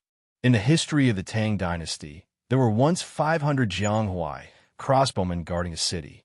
They were fearless in the face of 50,000 enemy troops. According to the history books, bandits of Jilin drove brave soldiers up the city walls. The hidden crossbows in the city were fired, and all of them were killed. In the end, they forced the tens of thousands of enemy troops to retreat. They were regarded as the elite troops of the Tang dynasty. Although crossbows were good, the pulling force required to pull the string was even higher than that of bows and arrows. For example, the crossbows used by the Tang soldiers could not be pulled without the strength of 2 stones. Although it was possible to pull the string with one's feet and use the strength of one's whole body to pull the string, it was impossible. However, the debauches were certain that even if Li Wangyu used all of his strength, he wouldn't be able to string the crossbow with his small body. When Li Wangyu heard this, he was also in a difficult position. His original plan was to let Niu Wu or Fu Zhong Chu help him pull the string. He only needed to aim and shoot. However, he did not expect Fong Yai to block this loophole. "Ziyu, aren't your brothers loyal enough? We even agreed to let you use the crossbow. Even if Ziyu shot a rabbit, it would be your win. How about it?" Cheng Chumo continued to laugh. He was certain that Li Wangyu would not dare to make this bet with them, so he deliberately said this. The playboys all knew that Li Wangyu was good at everything except for his weak body. It was rare to have a chance to ridicule this kid. How could they not seize the opportunity? Chai Ling Wu, Fong Yai, and the others also chimed in one after another, opening their mouths to mock Li Wangyu, making Li Wangyu extremely depressed. Just as he did not know how to answer, the door of the ward was pushed open again. A nurse came in with a basin of water. "Young Duke, Mr. Treasure ordered this servant to help you clean your wounds." Cheng Chumo didn't continue to taunt Li Wangyu and ran up to the nurse with a cheeky smile on his face. He took the opportunity to help the nurse with the basin and deliberately took advantage of the nurse. How can a weak little girl like you do such a strenuous job? Put it aside, I'll do it myself. The next time you go to the well to draw water, remember to call me. The wheels of the well are heavy. I don't want to tire you little girls out. Chung Chumo's words made Li Wanyu stare and slap his thigh. Wah! I'll make this bet with you. Chapter 751. Li Wanyu's sudden words stunned all the wastrels. Chung Chumo turned his head and asked, Ziyu, what did you say? Li Wanyu had a mysterious smile on his face. I said I'll take this bet. Give me 10 days, then we'll go into the mountains to hunt. I'll use a crossbow and don't need anyone's help. I'll string the bow myself. If I can hit the prey, you'll have to listen to my orders and do one thing for me. How about it? Do you want to bet or not? His confident words made Chung Chumo, Fong Yai, and the others hesitate. They didn't understand what Li Wanyu was planning. They were sure that Li Wanyu couldn't string the crossbow with his own strength. It was a military crossbow from the Tang dynasty. If the tension of the crossbow was reduced, then the arrow would be light and powerless. It would be impossible to hit the prey. Could it be that Li Wanyu was up to something again? The wastrels had never won a bet with Li Wanyu. They couldn't help but be suspicious. They suspected that Li Wanyu was up to something when he suddenly agreed to the bet. Originally, the wastrels thought that Li Wanyu wouldn't dare to agree to the bet. That was why they laughed at him. But when Li Wanyu really nodded in agreement, they couldn't help but hesitate. The group of wastrels huddled together and discussed in low voices. Ziyu isn't bluffing, is he? Is he trying to scare us? I think it's possible. A crossbow needs a lot more strength to string than a bow. Even if he can use his feet to kick, this kid can't possibly have the strength of 2 stones. This kid must be bluffing. He's using Zhuge Koming's empty fort stratagem. That's right. It must be the empty fort stratagem. He's trying to scare us. Let's bet with him. I don't believe that Zio, with his small body, can draw the bowstring of a crossbow by himself. After some discussion, they all felt that Li Wanyu was just bluffing to scare them. Chung Chumo said, let's bet then. Yo, if we go hunting after 10 days and you can't catch anything, these little nurses, hey, we won't be polite. Li Wanyu simply nodded. All right, let's do that. A gentleman keeps his word. If all of you lose, then you have to listen to my instructions and do something. When the time comes, you can't go back on your words. Chung Chumo, Fong Yai, Chai Lingwu, and the others looked at each other and nodded their heads firmly. Everyone clapped their hands to make an oath and set the bet. Li Wanyu laughed sinisterly as he rubbed his chin. He began to think about how he should tease this group of silk pants after he won. Naturally, he didn't have anything for the silk pants to do. The reason he made this bet was because he was bored out of his mind and wanted to amuse the silk pants. When the time came, Li Wanyu hadn't decided whether to let this group of silk pants do a striptease on the Vermilion Bird Avenue or run naked outside the Imperial City. As for this bet, Li Wanyu naturally had the confidence to win. He really didn't have the strength to string the crossbow, but the conversation between Chung Chumo and the little nurse just now reminded him. The wheel used to draw water from the well was a kind of winch pulley. In order to save energy, the simplest way was naturally the principle of pulley sets that he learned in junior high school physics. As long as 2 pulleys were used to wrap the crossbow string around the crossbow arm, it could be guaranteed that only 1/8 of the original strength would be needed to quickly draw the bowstring. The reason why he knew so clearly was that he was also a military fan who had been browsing various military forums for a long time. Crossbows were weapons that were still used even by the special forces of the later generations. The sound of the crossbow being loaded and fired was very low. It was suitable for silent sniping and killing, and its accuracy was also quite high. It was the standard equipment of the special forces. As for why silencers weren't used, it was because real firearms, even if silencers were used, the sound was actually not low. It was simply not as silent as it was in the movies. Although Li Wanyu had never played with a real crossbow, even if he hadn't eaten pork, he had seen pigs run. In the military forums of the later generations, he had seen a lot of photos and drawings of various crossbows, and he had a very deep impression of the pulley sets. The pulley sets of the later generations' crossbows used eccentric wheels. When the eccentric wheels rotated, the radius of movement was different. When the eccentric wheels moved from a short radius to a long radius, the tension generated change from a labor-intensive lever to a labor-saving lever. The data that could save 1/8 of the strength to string the crossbow was also something he saw in the forums. The range of a crossbow was actually greater than that of a bow. Using the Tang dynasty as an example, the range of a bow was usually 1 stone 2 to 1 stone 4, while a crossbow was around 2 stones to 2 stones 4. Even a 2-stone crossbow would require a pulling force of more than 200 pounds to string the bowstring. This was naturally something Li Wanyu couldn't do no matter what. But if he used a pulley set, he would only need 20 to 30 pounds of strength to string the bowstring. Even if Li Wanyu was thin and weak, he still had a pulling force of 50 to 60 pounds. Naturally, he would be able to string the bowstring. Moreover, even if this data was wrong, it wouldn't be so labor-saving.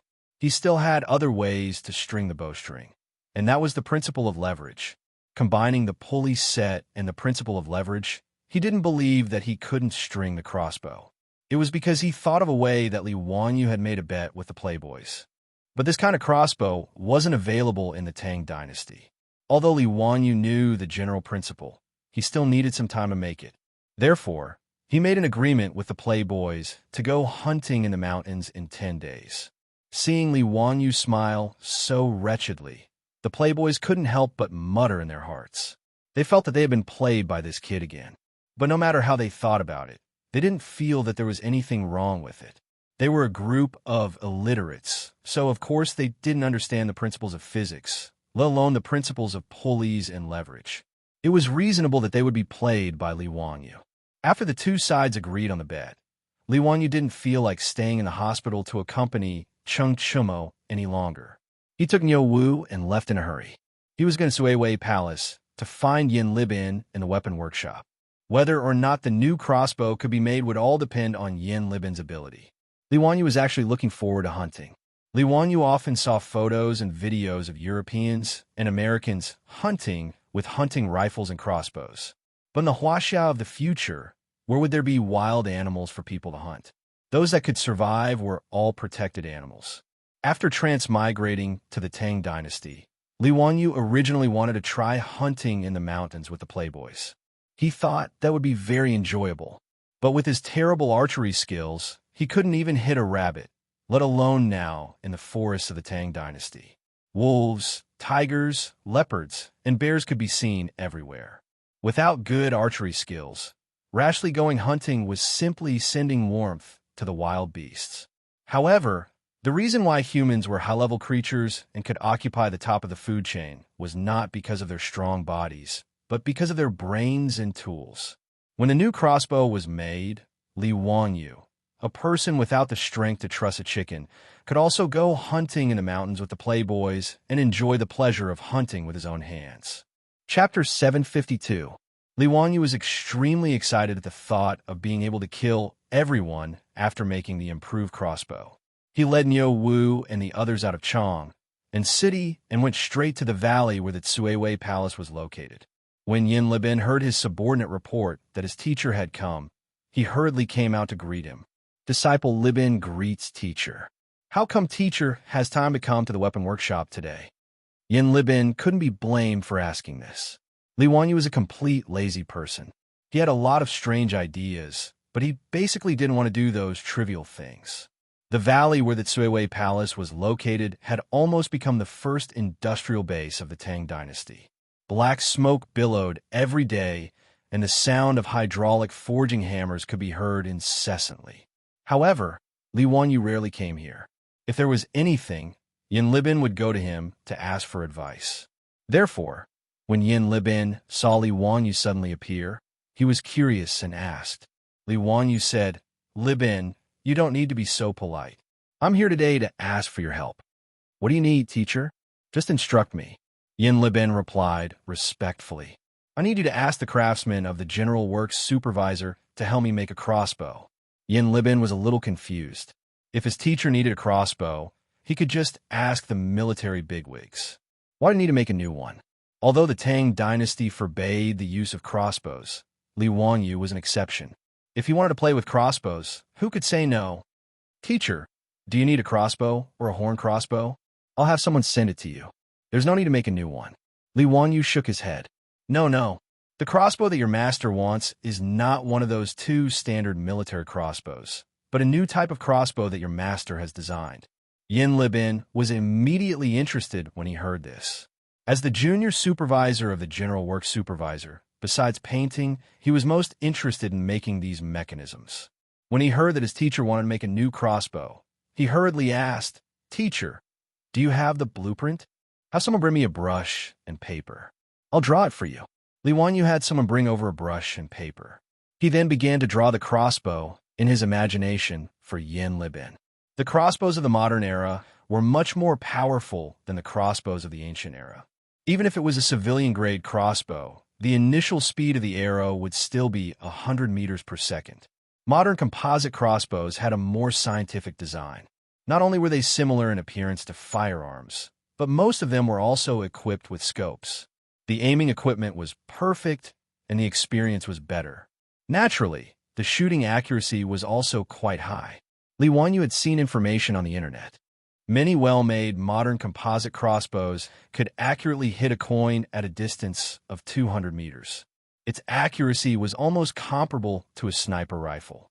Nowadays, the bows and crossbows of the Tang dynasty were mostly made of natural materials such as bamboo and wood. The energy conversion efficiency of the arrows was low.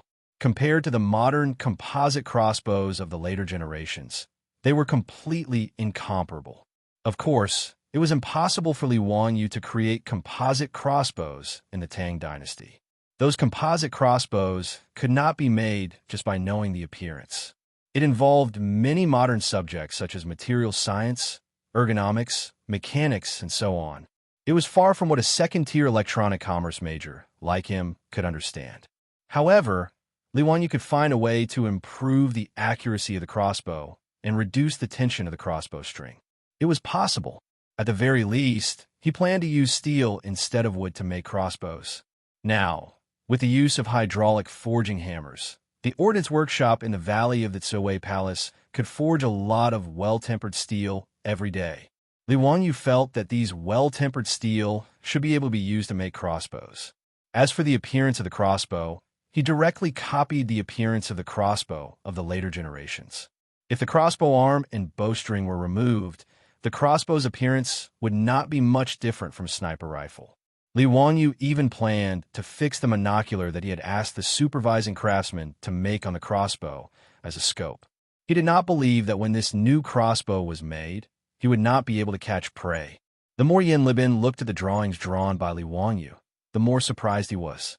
He could not help but ask, Sir, the crossbow arm of your crossbow is so thin. It seems that there is no wood that can make it like this without breaking. Li Wanyu shook his head. Wrong, Libin. The crossbow arm I drew is not made of wood, but of steel. Steel? How is this possible? How can steel be bent like this? Li Wanyu's words stunned Yin Libin. In his knowledge, steel could not be bent like this. Li Wanyu did not feel that there was anything wrong with it. He answered matter-of-factly, Naturally, the crossbow arm is made of spring steel. Halfway through his words, he suddenly felt that something was wrong. Damn, there was no spring steel in the Tang dynasty, right? Since ancient times, there seemed to be no metal springs unearthed in Huaxia. The soft sword that could be wrapped around the waist as a belt was just a fiction in wuxia novels. There was no such soft metal sword in reality. Yin Libin certainly did not know what spring steel was, but the key was that he did not know either. Li Wanyu knew that the spring steel of the later generations was used to maintain its elasticity under quenching and tempering conditions. It was a steel that was specially used to make springs and elastic components. As for how spring steel was made, he knew nothing. Li Wanyu remembered that he once visited the Terracotta Army in Xin. There was a bronze sword of the Qin dynasty displayed in the museum. He clearly remembered that the museum's explanation once said that when the bronze sword was unearthed, it was pressed by the terracotta and bent at a 45-degree angle. But when the archaeologists carefully removed the terracotta and took out the sword, the bronze sword quickly bounced back and became straight again. Since the Qin dynasty could do it, There was no reason that the craftsman of the Tang dynasty could not do it. He scratched his head angrily and asked, "Li Bin, don't you know what kind of steel can be elastic? Is there no steel that can be restored after being bent?" "Teacher, I really don't know. Why don't I find a few craftsmen who specialize in making weapons and ask them if they know?" Soon, a few craftsmen in the military equipment workshop who specialized in making weapons were found. In response to Li Wanyo's question, the craftsmen looked at each other and did not know how to answer. When they made weapons, they required the steel to be hard and resistant to wear. They had never thought of using steel to make crossbows. Although China had iron bows, they did not use steel to make the body of the bow. Instead, they used a mixture of metal, bamboo, wood, and tendons to inlay iron bars on the back of the bow. As for the bending of the bow, it was still made of bamboo, wood, and tendons. Seeing the craftsmen shake their heads, Li Wanyu was naturally disappointed. If the new crossbow was made of bamboo or wood, it was not impossible. But obviously, the power of the crossbow would be far inferior to the crossbow made of spring steel.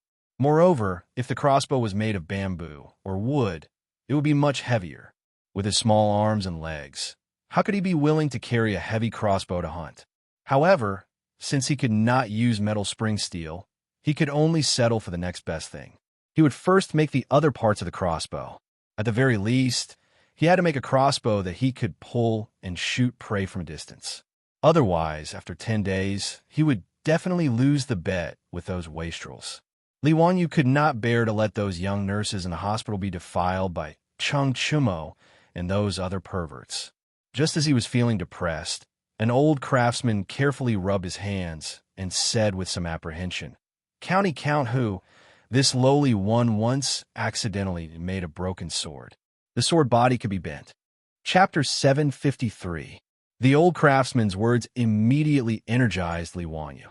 The fact that the blade could bend meant that the metal used to forge the sword had a very high degree of toughness and elasticity.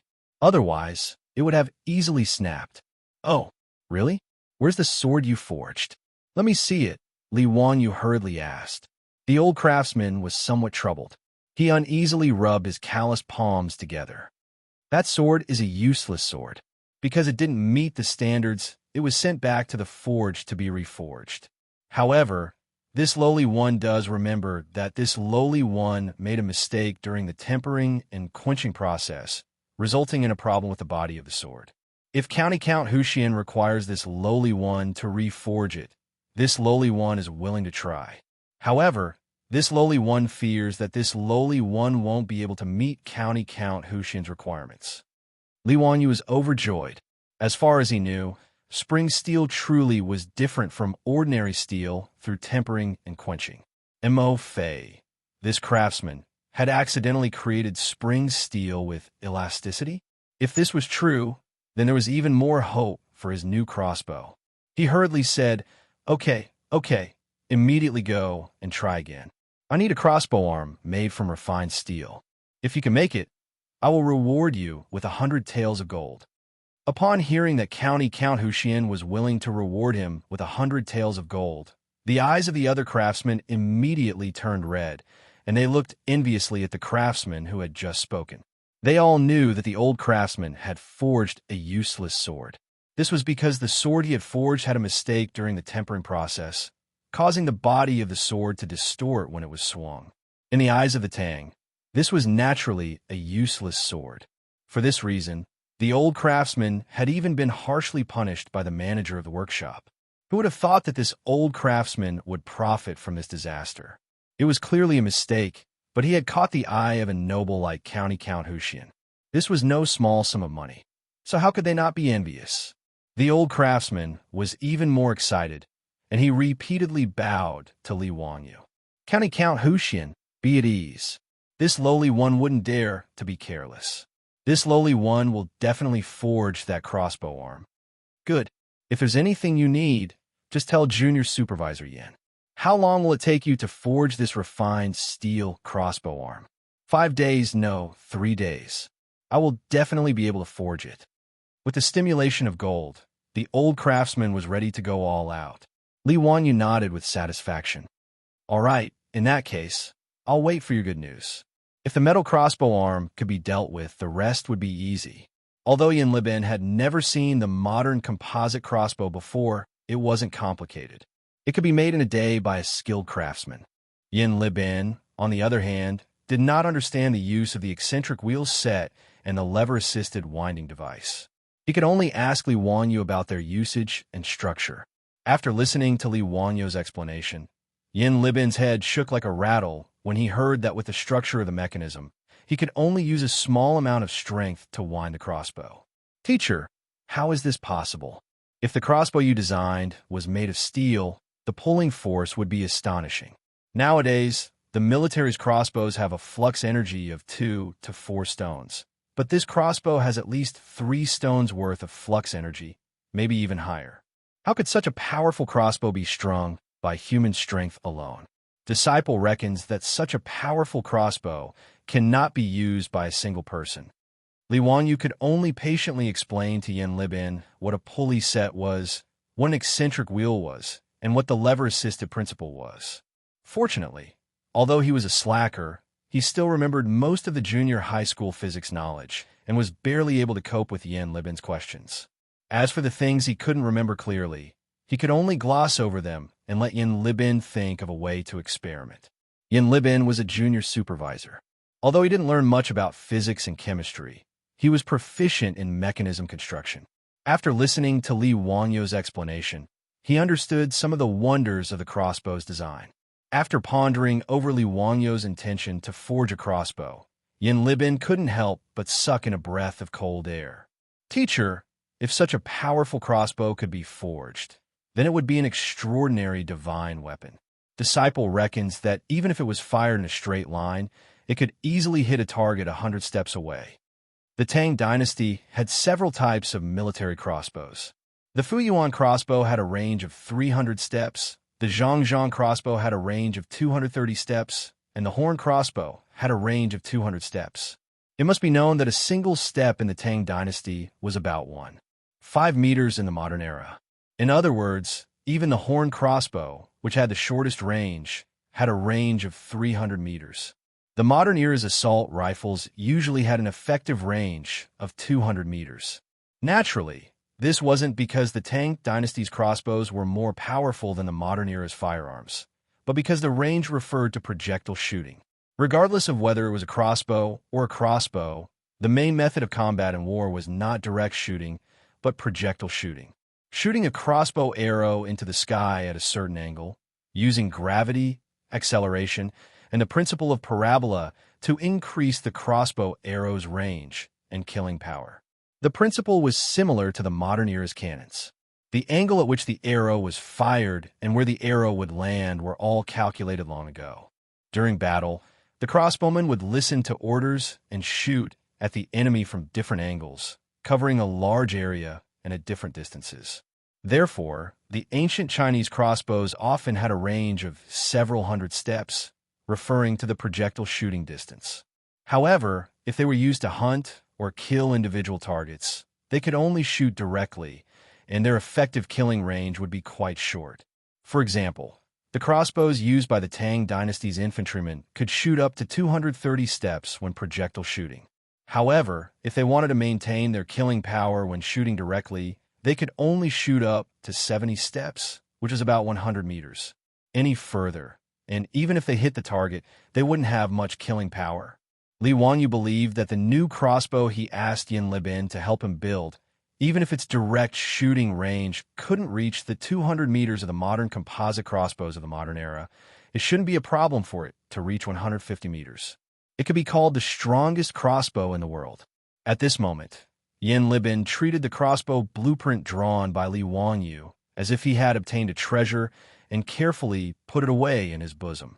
Don't worry, master. This disciple will definitely make this crossbow. Ha, that's good. Master has made a bet with Chung Chumo and the others. 10 days later, I'll take this crossbow and go hunting with them. Libin, you'll have to work hard. You must help Master make this crossbow within 10 days. Wait until Master wins the bet. I'll definitely teach those bastards a lesson. When Yin Libin heard this, the corner of his mouth couldn't help but twitch a few times.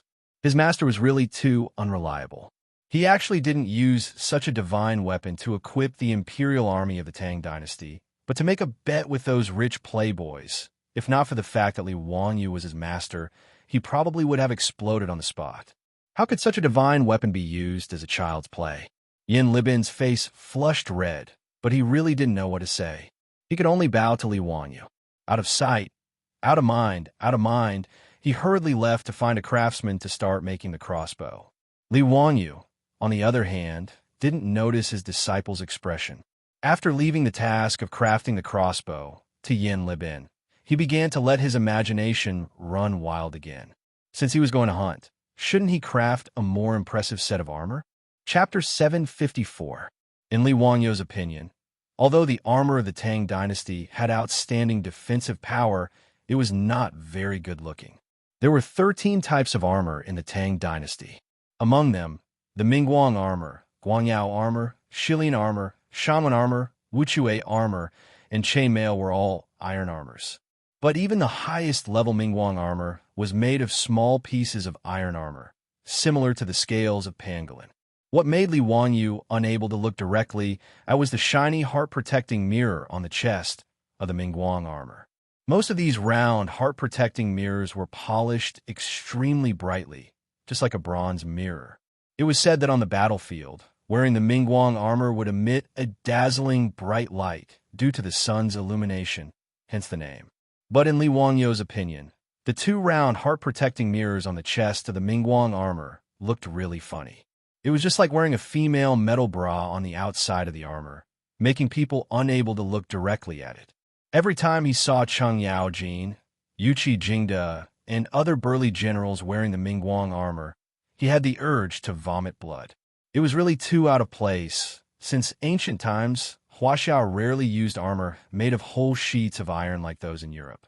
The reason was that European plate armor did not have a good defense against weapons like bows and arrows. Since ancient times, Huaxiao had attached great importance to long-range weapons like bows and arrows. They also attached great importance to the defense of bows and arrows. The kind of layered scale armor was far stronger than European plate armor in terms of defense against long-range weapons like bows and arrows. Moreover, before Li Wanyu came up with the hydraulic forging machine, the cost of manually making plate armor was too high. European plate armor was actually a special model in Europe.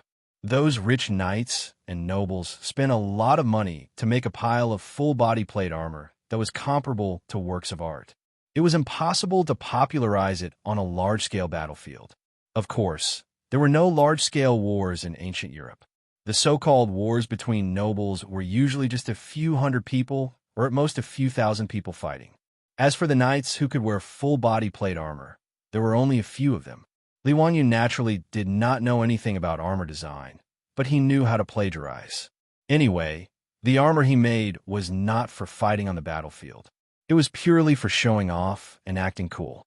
Although he didn't like Japan very much, he liked Japanese manga and action movies. In Li Wanyu's opinion, the most handsome armors were naturally the holy garments in the cartoon Saint Seiya that had left a deep impression on him when he was young.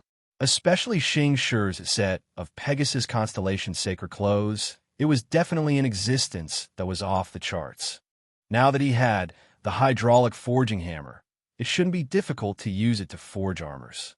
He should also be able to forge the Saint Seiya's saint clothes. Of course, the so-called holy garment Li Wanyu was preparing to create could not even be considered armor. He was only going to use thin iron sheets to make something that looked good. To put it bluntly, it was just a cosplay prop. There was no such thing as defense. It was just a show-off. Li Wanyu couldn't help but smirk at the thought of the Saint Seiya's saint cloth. He suddenly thought of something that he should get the playboys to do. Hee, it just so happens that I'm bored. It should be interesting to let these playboys play cosplay with me, right? There were exactly 10 playboys. When the time came, he could add Nyo Yong and Nyo Wu to form a gold Saint Seiya of the 12 zodiac temples. It would be very interesting. Thinking of this, Li Wanyu was instantly interested.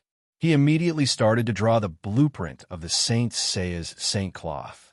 Luckily, he loved to read the Saint Seiya comic book the most when he was young. He roughly remembered the style of the saint cloth, so it wasn't a problem to draw it out. After drawing the Saint Seiya's saint cloth and the gold saint cloth of the 12 zodiac temples in one go, Li Wanyu sent someone to find Yin Libin. Libin, help me find a few craftsmen to forge the armor on this blueprint. Yin Libin reached out to take the blueprint. After taking a look, his eyeballs almost popped out of their sockets. Mas, teacher, you're drawing armor? Li Wanyu nodded, as if it was a matter of course. Of course it's armor. How is it? Isn't it cool? Yin Libin swallowed his saliva with difficulty. Teacher, these armors can be forged. Now, with the help of the hydraulic forging machine designed by teacher, this kind of plate armor is naturally very easy to forge. But are these armors really useful? This kind of full-body armor, ordinary people probably can't wear it, right? How are they going to march and fight? Most of the armor of the Tang dynasty wasn't full-body armor. Even so, it was made of thousands of pieces of armor that were connected together with ropes in an extremely complicated way. The total weight of the armor reached more than 25 kilograms. Moreover, the thickness of the pieces of armor was only 1 to 2 millimeters. Based on Yin Libin's experience, if he were to forge the armor on Li Wanyu's blueprint, the weight would probably reach more than 50 kilograms. How could such heavy armor be practical? Even famous generals like Cheng Yaojin and Yuqi Jingde would find it difficult to fight while wearing armor that weighed more than 50 kilograms. Li Wanyu smiled and shook his head. Libin, you're wrong. This armor is only made of thin iron sheets.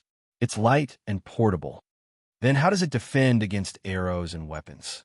Yin Libin asked, puzzled. Li Wang smiled and rubbed his nose. You could just treat it as a costume. It's not for battle. Oh, right. Remember, plate this set of armor with silver. As for the other 12 sets, let me plate them with gold. You must make them look beautiful. Costume. You still need to plate them with gold? Yin Libin felt that his worldview was about to collapse today. Was Teacher Li messing with him?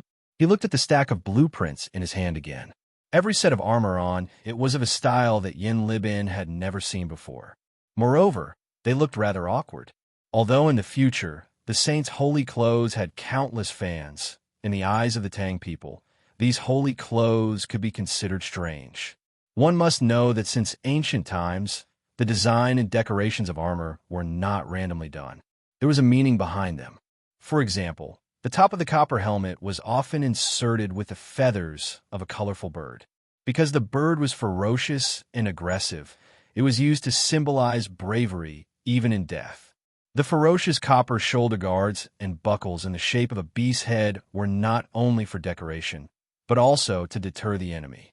However, it was not as if the Tang dynasty did not have armor that was purely for decoration. For example, the shining armor worn by the imperial guards at Taiji Palace was basically just for aesthetic appearance and to show off the majesty of the imperial family. However, it had no practical meaning for defense. Yin Li originally thought that Li Wanyu wanted to forge a suit of armor for the same reason. He nodded helplessly. All right, I understand. It's not difficult to make these armors, but it will cost a lot to plate them with gold and silver. Li Wanyu spoke like a nouveau riche. Don't worry, I'll ask Niu Wu to send the gold over later. Don't be stingy about the expenses, wages, and rewards for the craftsmen. I only have one request, and that is to be fast. Help me make them within 10 days. With his current wealth, spending a few hundred taels of gold just to be happy was not a big deal. Being rich was just that willful. Yes, I understand. Yin Libin only felt that his head was hurting. Chapter 755. After Li Wanyu returned to his mansion in Dingzhou village, he couldn't wait to tell his beautiful boss about the bet he made with the playboys today. Only his beautiful boss could understand the fun in such a fun thing. Sure enough, after hearing Li Wanyu say that he had ordered people to make the Saint Seiya 12 Golden Palaces Saint Seiya and was going to let Cheng Chumo and the others cosplay as Saint Seiya, the beautiful boss couldn't help laughing. She gently hammered Li Wanyu's chest with her pink fist, covered her mouth, and laughed. You can tease Cheng Chumo and the others, but it's still very interesting when you think about it. Hee. Speaking of which, I also liked to read comics when I was a child. I also read Saint Seiya Starshot. Li Wanyu laughed and said, "Ha ha, Since I have nothing to do anyway, I'll tease them a bit. Whenever I think of Chung Chumo and the others wearing the dazzling and flashy Saint Seiya golden palaces, I want to laugh. When the time comes, I'll make these bastards walk back and forth on Vermilion Bird Avenue several times and let all the people in Chong and City have a good look. The beautiful boss blinked and suddenly said, "It doesn't seem interesting to just let them wear the Saint Seiya Golden Palace's Saint Seiya Star Shot. Since it's cosplay, why don't you let them cosplay as Saint Seiya Star Shot? Wouldn't that be more interesting?" Li Wanyu was stunned. Why did it seem that his beautiful boss was more two-faced than he was? Chongqing, you mean, since there are no movies to watch in the Tang Dynasty, why don't you make a stage play and let Qing Chumo and the others perform? The theatrical version of Saint Seiya, Star Shot, should be very popular, right? The beautiful boss snickered. Li Wanyu was speechless. Who was the one who said that he was teasing Qing Chumo and the others? It seems that your idea is even worse, right? In a trance, he seemed to see a foxtail wagging behind his beautiful boss. In fact, Su Chongqing couldn't be blamed for coming up with such a bad idea. She was also bored in the Tang Dynasty. Although there was no shortage of gold and copper coins in the mansion, Su Chongqing often felt bored in the Tang Dynasty without TV, movies, games, or internet. She had read the novels on her phone several times and was already sick of them. She had never liked to play mahjong, but now she had become a frequent guest at the mahjong table. She would often drag Niu Yong and Niu Wu's wives to build the Great Wall to pass the time. Therefore, when he heard Li Wanyu mention letting the hedonistic sons cosplay as Saint Seiya, Su Chongqing suddenly thought that it would be more interesting to let the hedonistic sons perform on stage. After being stunned, Li Wanyu also laughed. The proposal of his beautiful boss was really to his liking. There was no such thing as a stage play in the Tang Dynasty. If he could create one with his beautiful boss, it should be very popular, right? Chongqing, that's a good idea. It sounds interesting. Why don't we play a little bigger? Why don't we buy a piece of land in Chong and City and build a theater there? Then we can show all kinds of programs in the theater every day, like The Legend of the White Snake, a Chinese ghost story, Romeo and Juliet. We can adapt them and perform them. Operas, stage plays, and plays will do. And I have a lot of these stories in our heads. His beautiful boss naturally clapped her hands and applauded his proposal. That's a good idea. The Tangs will definitely like it. The last time Emperor Zhongsun brought those noble women to the mansion, they just watched those dancers with great interest. If there is really such a stage play, won't those noble women in Chong and City go crazy? I think this theater will be a profitable business. That's a must. The tickets for this theater can't be sold cheaply. This is an elegant art. The cheapest price should be 1 copper coin per person, right? The box fees will be calculated separately. Well, we can also sell drinks and snacks. We can't sell them cheaply. It should be at least 2 or 3 times more expensive than outside, right? All right, there are no such things as loudspeakers now. The theater can't be too big. It should be able to seat 200 or 300 people. Well, the theater should be smaller. A semicircular theater seems to be able to amplify sound, right? When the time comes, we can ask someone to build some copper loudspeakers to amplify the sound. It should be able to solve this problem. We can find a painter to draw the background of the stage curtain. We can also use the fireworks you made before as special effects on the stage. We can find a musician to play the music live. As for the actors, let's just buy some dancers and dancers. The more they talked, the more excited they became. They took a pen and paper and began to record the venue and personnel needed to set up a theater, what the theater should be like, and so on. It was no wonder that Li Wanyu and Su Chongqing were so diligent. The cultural entertainment of the Tang Dynasty was really boring. Even opera had not appeared at this time. There were only vaudeville artists performing in the streets. It was not until Li Longji ascended the throne that the dancers in the palace were gathered in the Pear Garden to learn singing, dancing, and opera. This was also the reason why the opera industry was called the Pear Garden in later generations, and Li Longji was also called the founder of the opera industry. But even if there were opera in the Tang Dynasty at this time, Li Wanyu and Su Chongqing would not like it. In later generations, Peking opera and other operas were already very mature. They could not attract young audiences, let alone the two of them, who would like to listen to the operas of the Tang dynasty. However, it was not easy to rehearse this stage play. Saint Seiya Starshot's 12 Golden Palaces. Whether it was a comic or an animated film, the two of them had no experience in adapting it into a stage play. Just thinking about it gave them a headache. Li Wanyu rolled his eyes and said, "Chongqing, I don't know how to rehearse this stage play. I don't know any music, dancing, lines, or acting. Hee, I'll have to trouble you, Chongqing." His words made the beautiful boss stunned. Then, she immediately reacted. How could this guy not know anything? He was obviously trying to slack off. Indeed, neither she nor Li Wanyu were actors or directors with professional training. It was naturally unrealistic to say that they knew how to rehearse a stage play. If it were in later generations, the works that the two of them rehearsed would probably make the audience laugh their heads off. However, this was the Tang dynasty.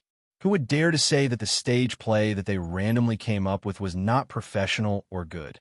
In fact, Li Wanyu just thought that it was troublesome and wanted to throw this matter to her. Su Chongqing naturally would not fall for his trick. He rolled his eyes flirtatiously and said, "Humph, I don't know how to either." "No, you do." "No, I don't." The two of them stared at each other for a long time, neither of them willing to give in. Watching a performance below the stage was a relaxing and enjoyable thing. However, it was very troublesome to go to the director to rehearse the show, arrange the costumes, props, music, dance, lines, actors, and so on. Husband, the beautiful boss, simply used her trump card. She pulled Li Wanyu's arm and began to act coquettishly. It was rare to see this side of his beautiful boss. Li Wanyu was so excited that goosebumps appeared all over his body. What else could he say when his beautiful boss was like this? Just as he was about to nod in agreement, he saw Aphrodite humming a song from her hometown and swaying her hips as she walked into the room. "Lang Jun, Sister Chongqing, the cook has prepared dinner. Hee, we're having hot pot tonight." Li Wanyu and Su Chongqing looked at each other, and a strange smile appeared on their faces. Chapter 756. Li Wanyu blinked at his beautiful boss before turning to Aphrodite. "You came just in time, Aphrodite. Come, let me tell you a story." He beckoned to Aphrodite in a tone that was clearly that of a weird uncle who was trying to kidnap a little lowly to look at goldfish. The beautiful boss covered her mouth and snickered. She naturally knew what Li Wanyu was up to. She stood up and said, "I'll go take a look in the kitchen. You tell Aphrodite the story." These two in-laws had a tacit understanding when it came to scamming and pushing the blame to others. After Su Chongqing got up and left, Aphrodite blinked her blue eyes and asked in confusion, "Lang Jun, what story are you going to tell me?" Li Wanyu reached out and pulled Aphrodite over to sit her down on his lap. He wrapped his arms around her slender waist and sniffed the fragrance of her blonde hair. With a beauty in his arms, he was a little distracted, and his hands subconsciously slid up Aphro's waist to her soft mounds and began to play with them. Aphrodite's pretty face turned red, and her body went limp as she thought that Li Wanyu was going to do something naughty. She couldn't help but whisper in Li Wanyu's ear, "Lang Jun, don't. Sister Chongqing doesn't allow me to serve you now. Besides, it's not dark yet." Li Wanyu had long lusted after this blonde beauty, but Su Chongqing didn't allow him to eat Aphrodite because Aphrodite wasn't 16 yet. Although Su Chongqing had tacitly approved of Li Wanyu taking Aphrodite and Perrin in the future, Su Chongqing felt that Aphrodite was still a minor. So how could she allow Li Wanyu to do such a beastly thing? Li Wanyu was also full of complaints about this, but he didn't dare to object and could only take advantage of her occasionally when his beautiful boss wasn't around. He even secretly cursed in his heart. His beautiful boss was probably jealous, wasn't she? Avra was only 15 years old, but she was already developing better than her.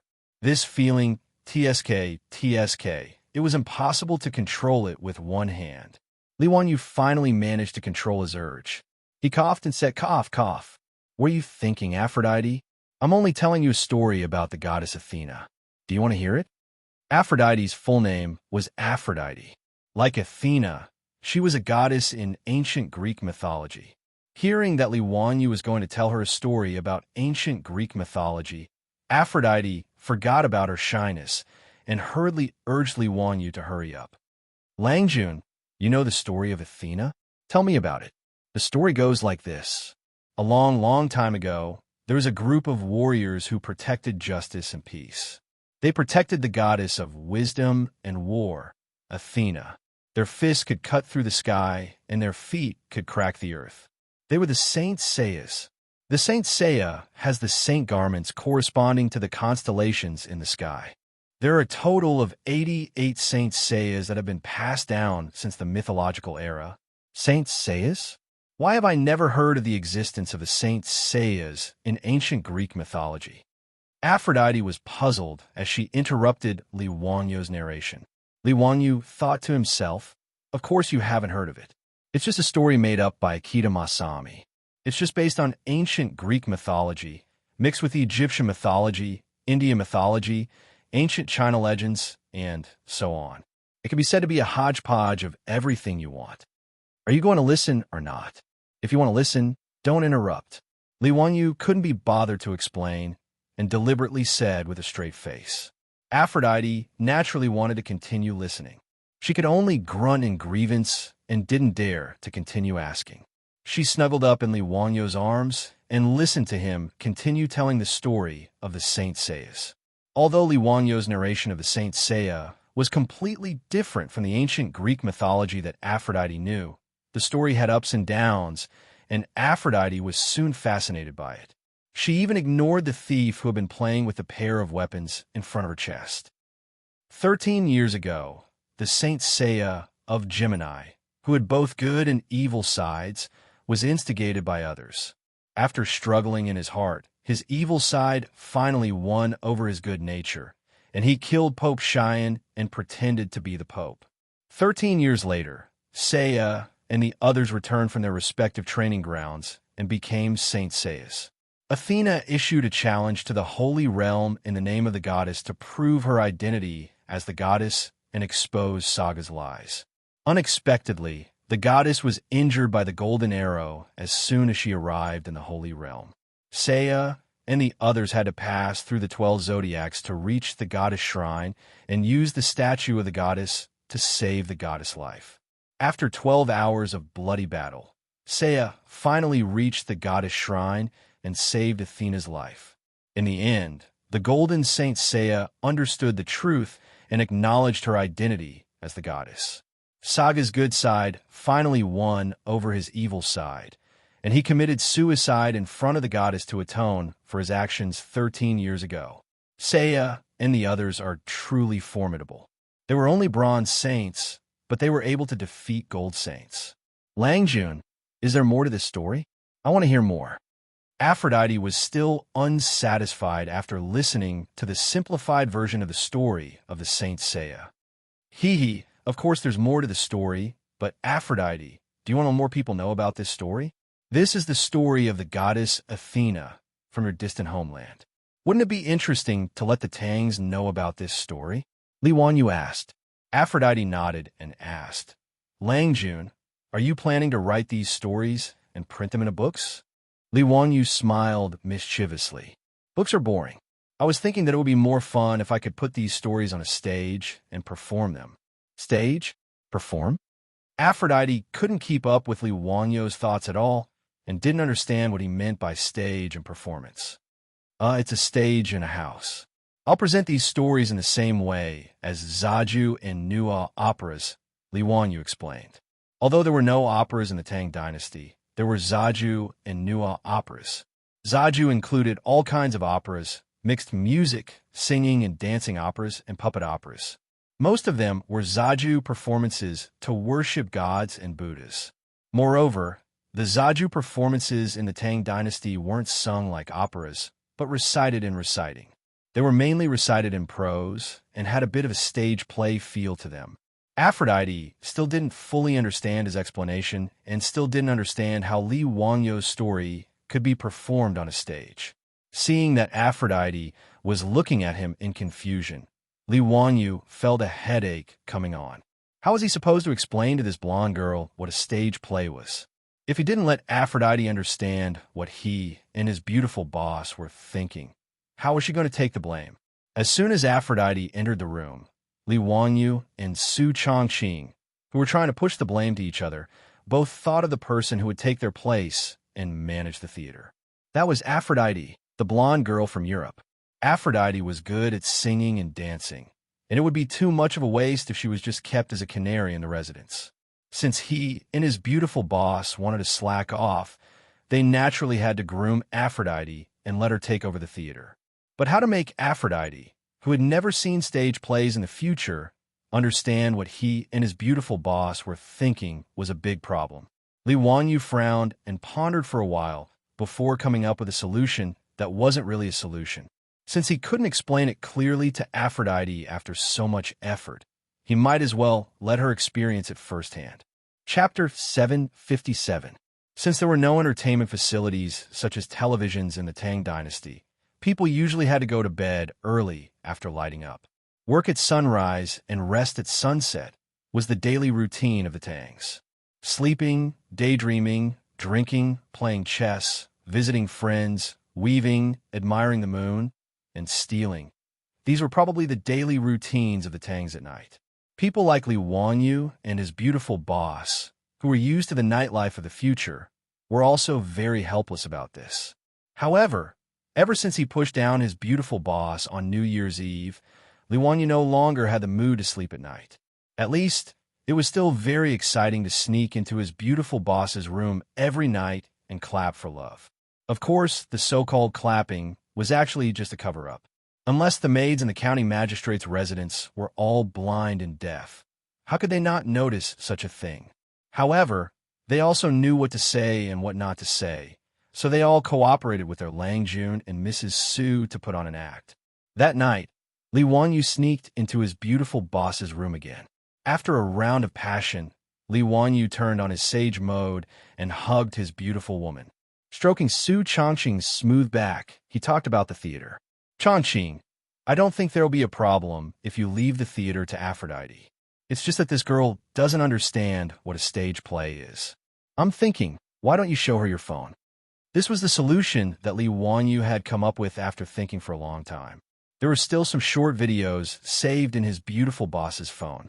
Li Wanyu had seen that his beautiful boss, the white-boned spirit, actually had a very artistic side.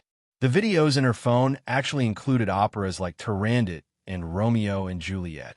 Although they were only clips of the climax, it was enough for Aphrodite to understand what a stage performance was. He was just a little hesitant about whether or not he should show Aphrodite the videos on his phone. After all, this was the secret between him and his beautiful boss. Even though Aphrodite would never guess that they were transmigrators even if she saw the video, it was still a problem. Lying on Li Wanyu's body, Su Chongqing casually drew circles on his chest with her slender fingers as she casually replied, "It's not like you can't show it to Avro. She won't reveal anything anyway. At most, she'll just think that you're a god. But I can't show it to her now. I have to wait until..." Halfway through her sentence, she suddenly stopped. "Wait for what?" Li Wanyu asked, puzzled. Su Chongqing didn't answer directly. Instead, he suddenly stretched out his finger and pinched Li Wanyu's arm. "You're lucky. Humph. Pig trotter." Li Wanyu groaned in pain. He didn't understand what was wrong with the beauty in his arms. Why was she pulling his hair? What did I say wrong? "Chongqing, why are you pulling me? What do you mean I'm lucky?" Li Wanyu rubbed his arm and cried out in grievance. This woman was really ruthless. Even his skin had turned red. "Humph. Forget it if you don't understand." Su Chongqing snorted coldly. Seemingly in a bad mood, she turned her back to Li Wanyu and didn't explain her actions just now. Li Wanyu was stunned. What was going on? Why was she angry all of a sudden? A woman's heart was indeed like a needle at the bottom of the sea. Why was it so hard to guess? Li Wanyu looked at his beautiful boss's smooth back and beautiful curves, and a bolt of lightning flashed through his mind. Damn it, he really was a pig. Wasn't his beautiful boss's words very obvious? She naturally meant that he should show the video to her after he had taken Aphrodite as his concubine. This was actually also to keep the secret.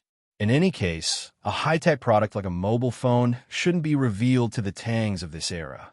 If it wasn't a family member whom he could completely trust, such a secret should never be revealed.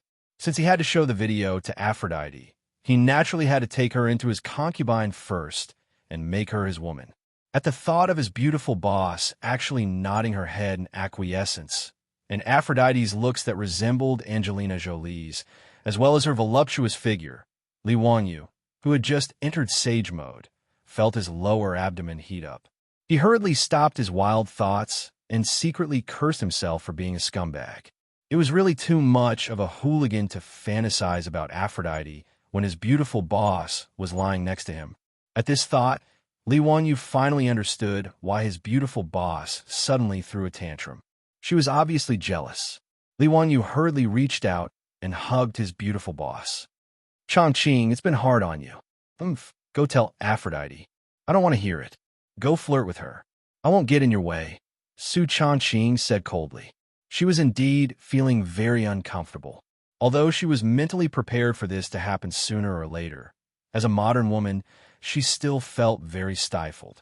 Of course, Li Wanyu knew that he had to put on a good performance now and coax his beautiful boss. Chongqing, what are you talking about? Only children flirt with each other. In the adult world, we flirt with each other. His words made Su Chongqing, who was sulking, burst into laughter. She turned around and pushed Li Wanyu away. Bah, shameless. Who's flirting with you?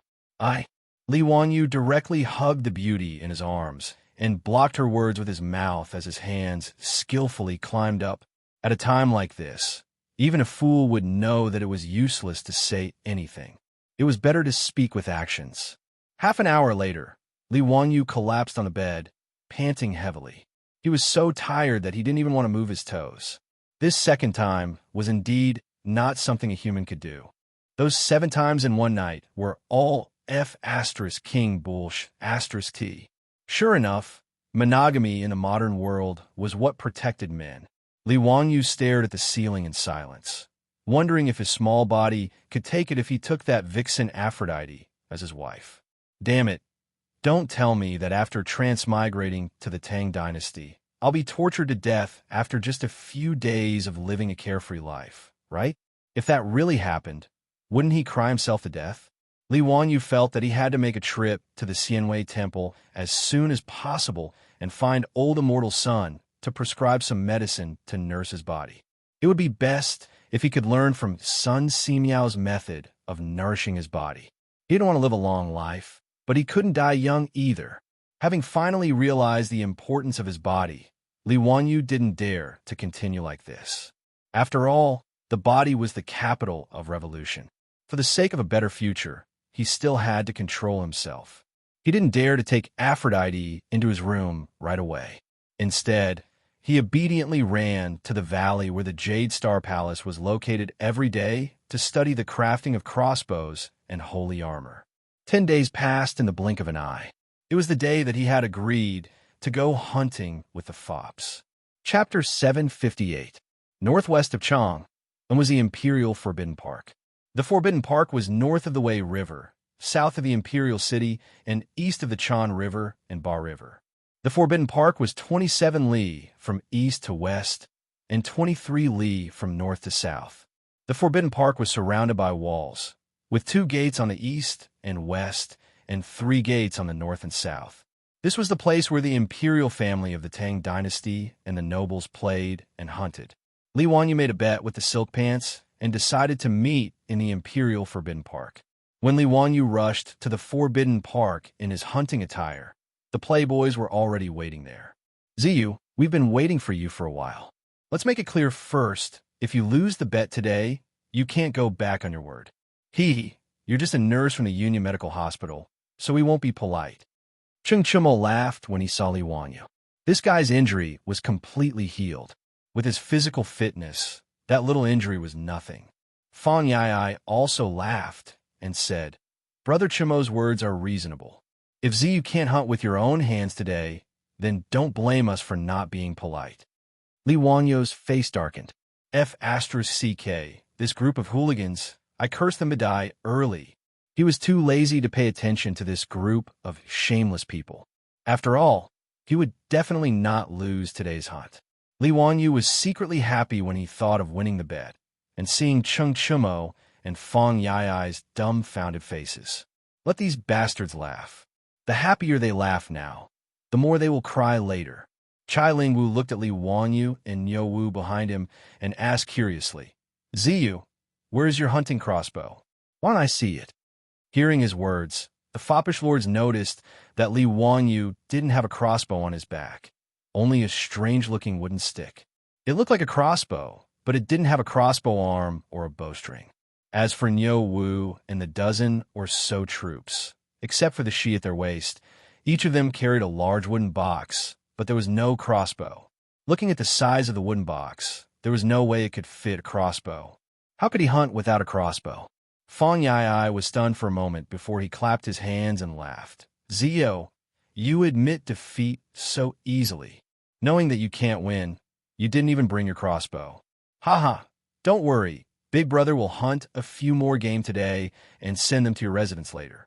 As for the nurses in the hospital, hee, I will gladly accept them. Hee. Zio is indeed smart and knows her place. That way, you won't show any signs of cowardice and be mocked by us. Seeing that you're so tactful, we won't laugh at you today. Ziyu, what are your troops carrying? Is it cooking utensils? It must be the cooking utensils. Zio, you're so thoughtful. Haha, now that we've caught some prey, we can immediately slaughter it and have a picnic in the Forbidden Garden. That's quite interesting. Li Wanyu couldn't help but smirk as the foppish young masters talked. The large wooden box on the backs of Niu Wu and the others was naturally not the cooking utensils, but the 13 sets of armor that Yen Libin had ordered the supervising craftsman to make. Li Wanyu was also very playful in his cosplay. Not only did he make the holy garment, he even found the craftsman to make the box to hold the holy garment out of wood. The reason why he had Niu Wu and the others bring it here today was naturally because he planned to force the foppish young masters to wear the holy garment and swagger back to Chong and City after the hunt. As for the composite crossbow that he had ordered Yen Libin to make, it was also successfully made. The wooden stick on his back that looked strange to the foppish young masters was the body of the composite crossbow. As for the crossbow arm and string, because they were made of fine steel, they were easy to disassemble. At the moment, they were still in the wooden box on Niu Wu's back and had not been taken out for assembly. It was normal that the foppish young masters couldn't recognize the crossbow on his back. After all, he had copied the design of the composite crossbow in the future. The crossbow looked more like a sniper rifle in the future. Of course, Cheng Chumo and the others couldn't recognize what it was. Li Wanyu chuckled. Just as he was about to show off his divine weapon, he heard the sound of hooves coming from not far away. Looking up, he saw a large group of knights galloping in their direction. Because of the distance, Li Wanyu couldn't see clearly who was coming. He couldn't help but frown and ask, Brothers, who else wants to come to the Forbidden Garden to hunt today? The Forbidden Garden of the imperial family of the Tang dynasty was not only accessible to the royal family, but it had to be at least a duke or a first or second-class big shot in the imperial court. Even the aristocratic families, including the 5 surnames and 7 nobles, couldn't enter to hunt without the permission of Pai Lupi. If they were serious, Li Wanyu and the foppish young masters were also not qualified to enter the Forbidden Garden to hunt. But how could the imperial guards guarding the Forbidden Garden be so blind? Naturally, they didn't dare to make things difficult for them. Letting them enter the Forbidden Garden to hunt was not a big deal. Cheng Chumo and the others looked at each other and shook their heads. Today is not a holiday. Why would anyone come to the Forbidden Garden to hunt?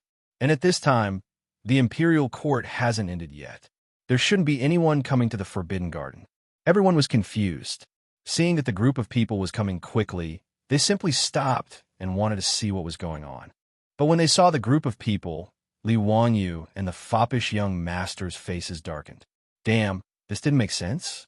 Today wasn't a break, and looking at the color of the sky, it should be the time for the regular court. Why would Li Er lead Cheng Yaojin, Qin Xiong, Yuqi Jingde, these big shots to appear in the Forbidden Garden? Could it be that Pai Lupi took the lead to skip work? Li Wanyu couldn't help but think of this ridiculous idea. And Cheng Chumo, Yuchi Baolin and the others suddenly saw their lord and the sage appear together. They felt that something was wrong. Could it be that they came to the Forbidden Garden to hunt today and cause some trouble? Looking at the posture of Pai Lupi and the others, it was obvious that they were coming straight for them. Li Wangyu and the foppish young masters didn't have time to think. They hurriedly dismounted and bowed to Pai Lupi and the other big shots. Greetings to Uncle, greetings to everyone. Greetings to your majesty, greetings to everyone. No need for formalities, all rise. Pai Lupi sat on the back of his horse and casually waved his hand. Then, he stared at Li Wangyu. Ziyu, you scoundrel, why didn't you report such an important matter to me? What? Li Wangyu was confused. What was Pai Lupi talking about? What was there to report? Did he have to report to Pai Lupi when he came to the Forbidden Garden to hunt? Just for such a trivial matter, Pai Lupi wouldn't have to go to court and lead Cheng Yaojin and the other old hooligans here. Without waiting for Li Wangyu to react, Cheng Yaojin jumped off his horse and strode towards him while cursing. Your Majesty, this old man thinks that this kid is itching for a beating. He dares to hide such an important military matter and not report it. Let this old man beat him up first. Li Wangyu was so scared that cold sweat was about to drip down. He quickly hid behind Cheng Chumo. Uncle Cheng, if you have something to say, let's talk nicely. What are you talking about? This little nephew really doesn't understand. Even if you want to beat this little nephew, at least let this little nephew know before he dies, right? Cheng Yaojin laughed and scolded. You scoundrel, don't talk nonsense. Hurry up and take out those armors. Li Wangyu was stunned. Pai Lupi led a group of dukes and generals to the Forbidden Garden just for the holy robes he used for cosplay. Was he crazy? Chapter 759.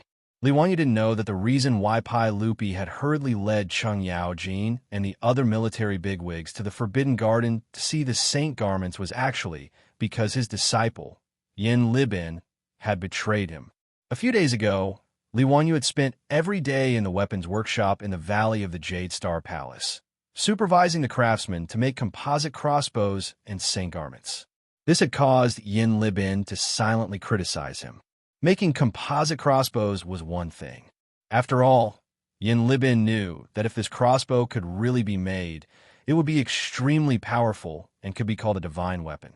In Yin Libin's opinion, although the new crossbow designed by his teacher was expensive and difficult to be used on a large scale in the military, it was still a powerful weapon. However, when Yin Libin learned that Li Wangyu wanted to use those strange-looking armors as costumes, he really didn't know how to ridicule him. However, his teacher had ordered him to do so. Even if he was unwilling, as a disciple, he could only do as he was told. However, what Yin Libin couldn't stand was that Li Wangyu had changed his mind and insisted that he use the hard-won, well-tempered steel to make the armor. This caused Yin Libin to be so aggrieved that he almost vomited blood. 100-tempered steel. How precious was it before Li Wangyu came up with the hydraulic forging hammer? As long as it was a weapon made of well-tempered steel, all of them were famous divine weapons. Although the production of 100-tempered steel had increased with the help of the hydraulic forging hammer, Yin Libin felt that using such good steel to make costume armor was a waste of natural resources. In his opinion, even if Li Wangyu used pure gold to make these armors, it would still be better than wasting the hard-won, well-tempered steel. For this reason, Yin Libin mustered up his courage and found Li Wangyu, wanting to persuade his little teacher not to be so wasteful. Teacher, since these armors are just costumes, why don't we do as teacher said and make them with thin iron sheets? These 100-tempered steel are really difficult to obtain. Li Wangyu shook his head with a smile. Libin, don't you want to try and see how strong an armor made from well-tempered steel is? The reason why he suddenly changed his mind was because he wanted to see if a plate armor made from well-tempered steel could surpass the radiant armor in terms of defense. China's plate armor was not used on a large scale, mainly because the steel production and quality were not up to standard. After all, the bigger the steel plate, the more brittle it would be. This problem could only be solved through repeated forging. Therefore, in order to solve the problem of cost, Huaxia had since ancient times chosen to mass-produce small steel armor plates and string them together to form armor. Not only would this save manpower, but it would also be easier to repair the armor if it was damaged. Its defense against arrows was also stronger than that of plate armor. However, in Li Wanyo's opinion, this was only because the quality of the steel used to make the armor was not up to standard. He remembered that some military enthusiasts in the future had done experiments. The plate armor of the Middle Ages was almost pierced by arrows. However, the plate armor made from steel in the future was very difficult to be pierced by arrows. This was the difference between steel and armor. When Li Wanyu asked the blacksmith to make the saint garment, he thought of this point and began to ponder. If he used the 100-tempered steel to make the armor, with the hardness of the 100-tempered steel, would it be able to effectively defend against the attack of cold weapons? Although making the saint garment was just as bad taste, if this armor really had the ability to defend, it would not be a bad thing. Although the 100-tempered steel was expensive, this small amount of money was not in Li Wanyo's eyes. He was also not like Yin Libin, who was like a miser, holding onto the 100-tempered steel and not willing to use it. In his opinion, the so-called 100-tempered steel was just the result of the blacksmith repeatedly folding, forging, heating, carboizing, and forging to increase the toughness of the steel. With the hydraulic forging hammer forging 24/7, Li Wanyu did not think that the 100-tempered steel was rare. Yin Libin did not know how to respond to Li Wanyu's words. Using the 100-tempered steel to make armor? In his opinion, this was as extravagant as comparing the wealth of the West Jin dynasties, Shi Chong and Wang Kai. Teacher, if this 100-tempered steel is used to make weapons, it will naturally be successful, but if it is used to make armor, it may not be comparable to the standard armor in the military. I feel that it is better not to waste it like this. Li Wanyu did not know whether to laugh or cry at Yin Libin's miser personality. Wasn't it just some 100-tempered steel? How big of a deal was it? A set of armor only used 40 to 50 caddies of steel, and 13 sets of saint garments only used 400 to 500 caddies of material. This guy looked as if he wanted to kill him. However, Li Wanyu really did not know how strong the defense of the armor would be if it was made of 100-tempered steel. Since Yin Libin was so reluctant, then let's try an experiment. Libin, what you said makes sense. In that case, let's do an experiment and see how strong the defense of this 100-tempered steel is. Experiment? Yin Libin was puzzled. Li Wanyu nodded matter-of-factly. Let the craftsman use the 100-tempered steel to make an armor. We will know once we try it. This? Yes, I understand. I will do it now. Yin Libin wanted to persuade him, but seeing Li Wangyu's insistence, he could only nod and agree helplessly. With the help of the hydraulic forging hammer, an armor the size of a breastplate was quickly made. Li Wanyu looked at the armor. It was only about 1 millimeter thick and did not feel heavy when he held it in his hand. When he watched TV shows in his past life, he always had the misconception that ancient armor was very heavy. In fact, this was not the case. Most of the armor unearthed in his past life were between 1 to 3 millimeters thick. If it was any thicker, the armor would be too heavy to wear in battle. The heavy armor of the European knights looked like tin cans, but it was only 40 to 50 caddies. Most of them were between 1.5 to 2 millimeters thick. However, it was obvious that the quality of the steel used in the armor of the European knights could not be compared to the 100-tempered steel in front of him. Because of the repeated folding and hammering, the breastplate made of 100-tempered steel had fine lines formed by the hammering. The lines on the famous Damascus knife in his past life were also like this. They were all formed by the repeated hammering of steel. Yin Libin stroked the newly forged armor with a reluctant look on his face. Li Wanyu felt as if his teeth were about to fall off. All right, don't be so stingy. Hurry up and find an archery target to fix the armor plate. I'll let Nyo shoot a few arrows to see the effect. Li Wanyu shouted in annoyance. Lang Jun, this breastplate will definitely not be able to block my arrows. Nyo walked forward and knocked on the armor with his knuckles and said disdainfully. Nyo Wu's bow was a 2-pickle bow. Against the standard armor of the Great Tang, even the highest quality Mingguang armor, within 100 paces, it would be pierced through by an arrow. There was no doubt about this. Li Wanyu was also a little uncertain. Could this 100-tempered steel plate really be able to block an arrow?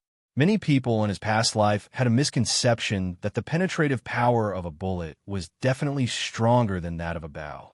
After all, with the advent of firearms had eliminated cold weapons such as bows and arrows. However, Li Wanyu knew that this was not the case. He had seen a video on a military forum. The video was about a test conducted by the U.S. military in 1961. The target of the test was a 30-centimeter thick wooden box filled with sand. In order to test the penetration depth of the bullet, 2 partitions were used to divide the sand into 3 layers. After that, the military used M1 Garand rifles, M1 carbines, and M1911 pistols to shoot at the wooden box. The result of the test was that the M1 Garand rifle, which had the strongest penetrative power, only pierced through 2 partitions. It did not penetrate the entire sandbox. The M1 carbine rifle only pierced through 1 partition. As for the pistols, they did not even penetrate the first partition. They were blocked by the sand. After that, the bow and arrow, which had a pull force of about 50 pounds, directly penetrated the entire sandbox. It should be known that a bow and arrow of about 50 pounds was only equivalent to a 1-pickle-strong bow in the Tang dynasty. Chapter 760. Li Wanyu also knew that it was not that the power of a bow and arrow was greater than that of a bullet, but the penetrative power of a bow and arrow. Especially for targets like sand, the resistance of an arrow was much lower than that of a bullet. However, when facing a hard target, the penetrative power of a bow and arrow was far inferior to that of a bullet. At the very least, when facing a target like a brick wall, a bullet could easily penetrate it. For a bow and arrow to be able to penetrate, it was already very powerful. As for a steel plate, if it was thick enough, a bow and arrow would not be able to penetrate it. However, due to the limitations of the human body's ability to carry weight, the armor could only be made as light as possible. Otherwise, if a set of armor that weighed 1 or 200 jin was made, although a bow and arrow could defend against it, no one had the ability to wear such heavy armor in battle. Li Wanyu now only hoped that the armor made of well-tempered steel would be tough enough. After all, compared to ordinary steel, well-tempered steel that was repeatedly forged was far stronger. As for the specific effects, he would only know after trying it out. However, Li Wanyu could at least be sure that the armor in front of him was not like the standard armor of the Tang dynasty, which could be easily penetrated by arrows. In response to Niu Wu's words, Li Wanyu only smiled and said, "Niu Wu, this is an armor made of well-tempered steel. It is not certain whether your bow and arrow can penetrate it." Niu Wu did not believe him. He took down the bow on his back and pulled the bowstring. The sound of the bow tearing through the air could be heard. Lang Jun, in the past at Yinmen Pass, the arrows in my hand pierced through the armor of many Turkic cavalry. I am not bragging, but with this thickness of armor, my Tusher bow can definitely penetrate it within 100 steps. Yin Libin also nodded and said, "Teacher, Niu Wu is right. With a Tusher bow and an armor-piercing arrow, I estimate that the armor will not be able to block it within 100 steps. Then let's give it a try." Li Wanyu shrugged and was too lazy to say more. After the armor was fixed on the target, everyone retreated. 100 steps, 150 meters. In Li Wanyu's sight, the armor fixed on the target was only the size of a fingernail. Without another word, Niu Wu knocked an arrow on his bow. With a whoosh, the arrow flew towards the target. In order to test the defensive power of the armor, Yin Libin had someone send Niu Wu an armor-piercing arrow specially used by the army. This type of arrow was specially made to break through the enemy's armor, and its penetrative power was extremely strong. The arrowhead of an armor-piercing arrow was more slender than an ordinary cone-shaped arrow. It was in the shape of a crossblade, so it had very little resistance when piercing through armor. Coupled with a powerful crossbow, it could easily pierce through armor. In a battle formation, if it was used against infantrymen who were not wearing thick armor, it could even pierce through 3 people with 1 arrow.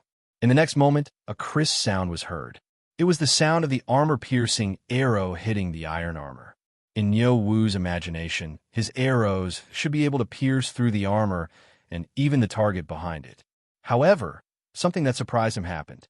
After the armor-piercing arrow accurately hit the iron armor, not only did it not penetrate it, it even bounced off after a crisp sound. Yin Libin was also stunned. He asked in disbelief, "It bounced off? It didn't penetrate? How was this possible?" Niu Wu is using a two-pickle bow. Niu Wu's old face also turned red. Perhaps the arrow, just now, was too sharp. Let me shoot another arrow. Without waiting for Li Wanyu to speak, Niu Wu knocked another arrow on his bow. This time, the bow was pulled into a full moon, and the armor-piercing arrow left the bowstring even faster. Li Wanyu could almost hear the sound of the arrow piercing through the air. The inconceivable happened again.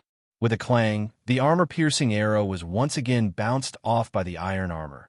Niu Wu's gaze was somewhat sluggish. He put down the bow and turned to look at Yin Libin, who was also stupefied. He then looked at his Lang Jun, unable to understand what had happened.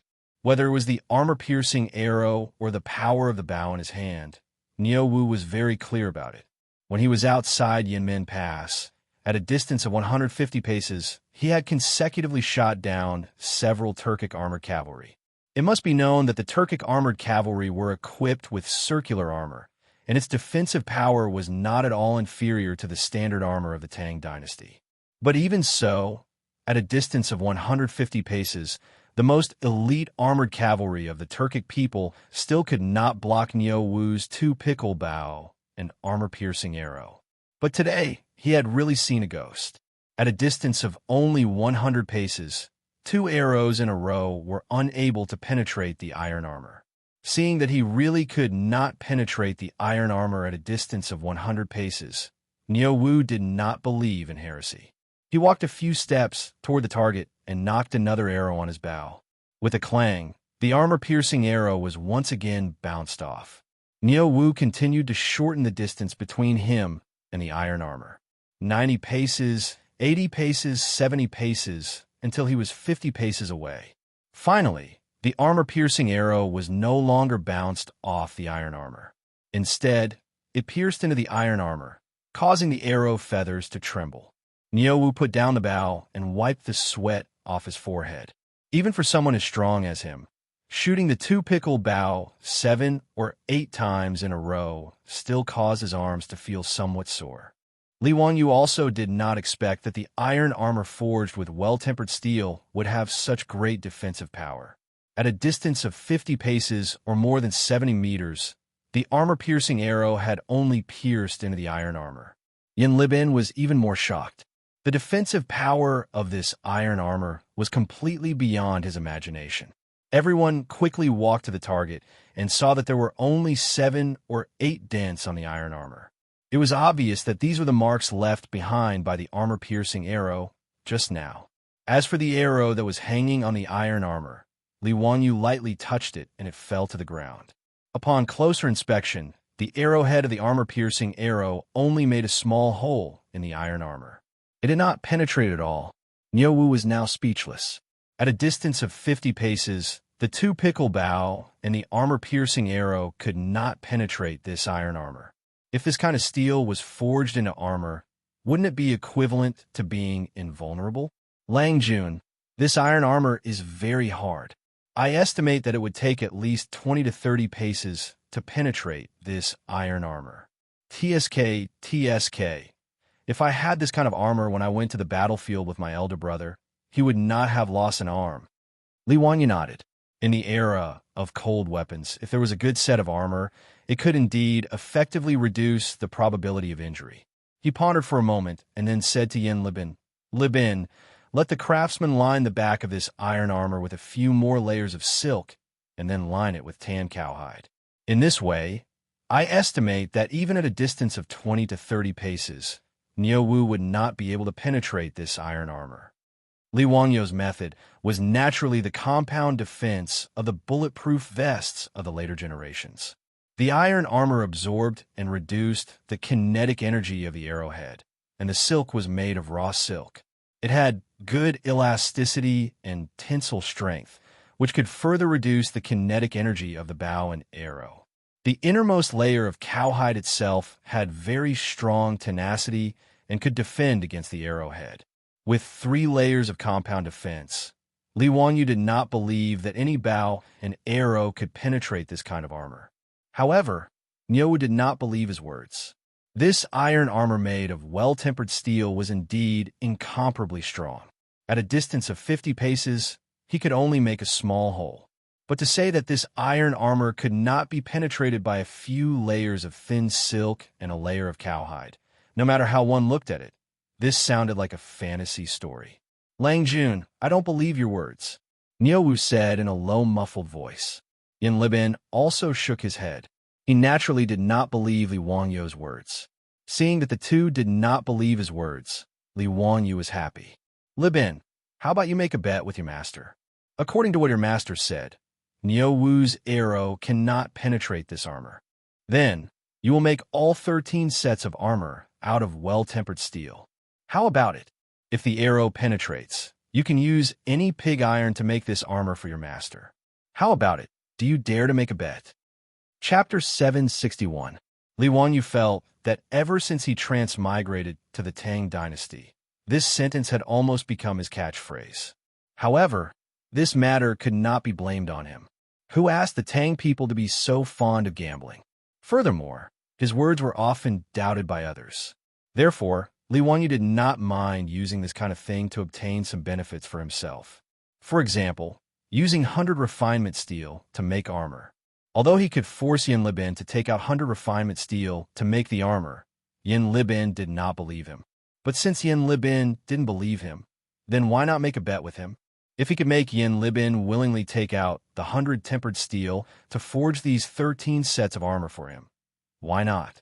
For Li Wanyu to propose such a bet, he was naturally confident. Firstly, the toughness of the armor made from 100 refinement steel exceeded his expectations. The armor, which was only 1 millimeter thick, was actually able to cause Niuwu's bow to fail at 50 steps. This was enough to show the toughness of the armor. Secondly, Li Wanyu was confident in the concept of composite protection for bulletproof vests in the future. Although the Tang dynasty could not make the Kevlar fiber used in the future bulletproof armor, silk could have a similar effect. When a Mongol cavalry swept across Europe and Asia, their suicide squad, the Balu Battalion, would use many layers of silk to tightly wrap their bodies before every battle. They would use layers of silk to wrap it up and use it as a soft armor to reduce the damage caused by the arrows. The world's first bulletproof armor was invented by a tailor in England after the Industrial Revolution. It was made from coated silk. Coupled with the cowhide lining, Li Wanyu didn't believe that Niuwu's arrow could pierce through the 3 layers of armor that were hard, soft, and tough together. However, Yin Libin and Niuwu didn't see it that way. Yin Libin carefully looked at the armor that Niuwu's bow had made a small hole in. Niuwu was able to make a hole in the armor when he was 50 steps away. If he was 20 to 30 steps away, how could the armor not be pierced? So what if he added leather to the lining? The Tang army's 13 sets of armor included leather armor. The leather armor of the Tang dynasty was made of many layers of leather, mostly made of rhinoceros, shark, and other leather. The advantage of leather armor over metal armor was that it was lighter and cheaper. However, it wasn't very effective against archers. Even the many layers of leather could not block the arrows. What use would the silk and cowhide that his teacher had mentioned be against the arrows shot from the 2 pickle bow? As for the silk cloth that Li Wanyu mentioned, what the hell was that? Among the Tang 13 armors, there was a silk cloth armor. Armor made of silk cloth had a beautiful appearance, but it had no defensive function. It was merely the clothing of a general or a ceremonial attire. Therefore, Yin Libin naturally did not think that the silk and cowhide behind the iron armor could withstand the arrows. Wasn't that a pure joke? Although Yin Libin had to admit that the armor made of well-tempered steel was much harder than the armor of the Tang army, when he thought about the dozens of kilograms of well-tempered steel used to make the armor, Yin Libin felt his heart ache. Furthermore, his teacher didn't make these armors to kill enemies on the battlefield, but to use them as costumes. He naturally couldn't bear such an extravagant act. If he could use the opportunity of making a bet with his teacher to save this batch of well-tempered steel, that would be a good thing. Thinking of this, Yin Libin nodded without hesitation and said, "Okay, I will make this bet with my teacher. Teacher, you have to keep your word. Niu Wu shook his head at the side. He felt that his Lang Jun was too confident and would probably lose the bet with Yin Libin. Li Wanyu chuckled and said, Libin, you will lose for sure. Prepare the well-tempered steel to make my armor. Yin Libin didn't reply and immediately ordered people to call the craftsmen over. They began to modify the armor according to Li Wanyu's instructions. The craftsmen tightly layered layers of silk cloth on the back of the armor. Between each layer of silk cloth, they painted a layer of Tang oil paint according to Li Wanyu's instructions. After that, they found a hard cowhide and wrapped it in silk cloth and used rivets to tightly weld the cowhide and the armor together. After modification, the thickness of the armor increased by a lot. However, neither Niu Wu nor Yin Libin felt that this would cause any trouble. Teacher, the armor is done according to your instructions. Shall we try it now? Yin Libin was already a little impatient. He was very happy to see his teacher suffer a setback. Li Wanyu rolled his eyes and decided to add insurance to his bet. Okay, Libin, get someone to find a pig. Pig? Yin Libin didn't understand Li Wanyu's meaning. Li Wanyu nodded as if it was a matter of course. Tie this armor to the pig. If Niu Wu's arrow can penetrate the armor and kill the pig, then it will be considered my loss.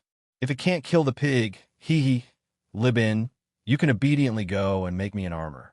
His idea was to use the pig's skin and thick layer of fat on the pig's body to add a little more trouble to the arrow.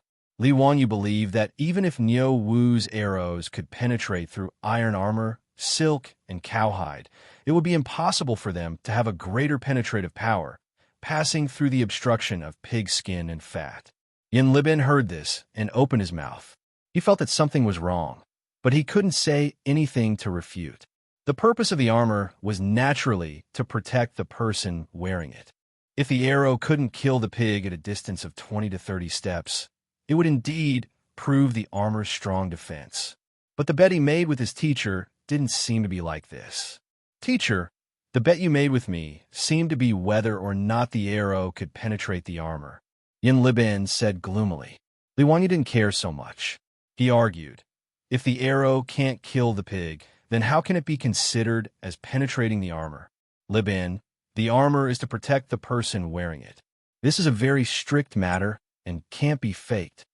Yin Libin's face turned red from his words. He knew that something was wrong, but he didn't know how to reply. He could only bow to Li Wanyu to show that he had learned something. Niu Wu, who was watching from the side, was also dumbfounded. His Lang Jun was really a little shameless. Wasn't this clearly bullying Yin Libin for being honest? How thick was the pig's skin? How could it be compared to a human? He and his brother Niu Yong often went into the Qinling Mountains to hunt. Usually, when they encountered wild boars in the mountains, they were unwilling to provoke them.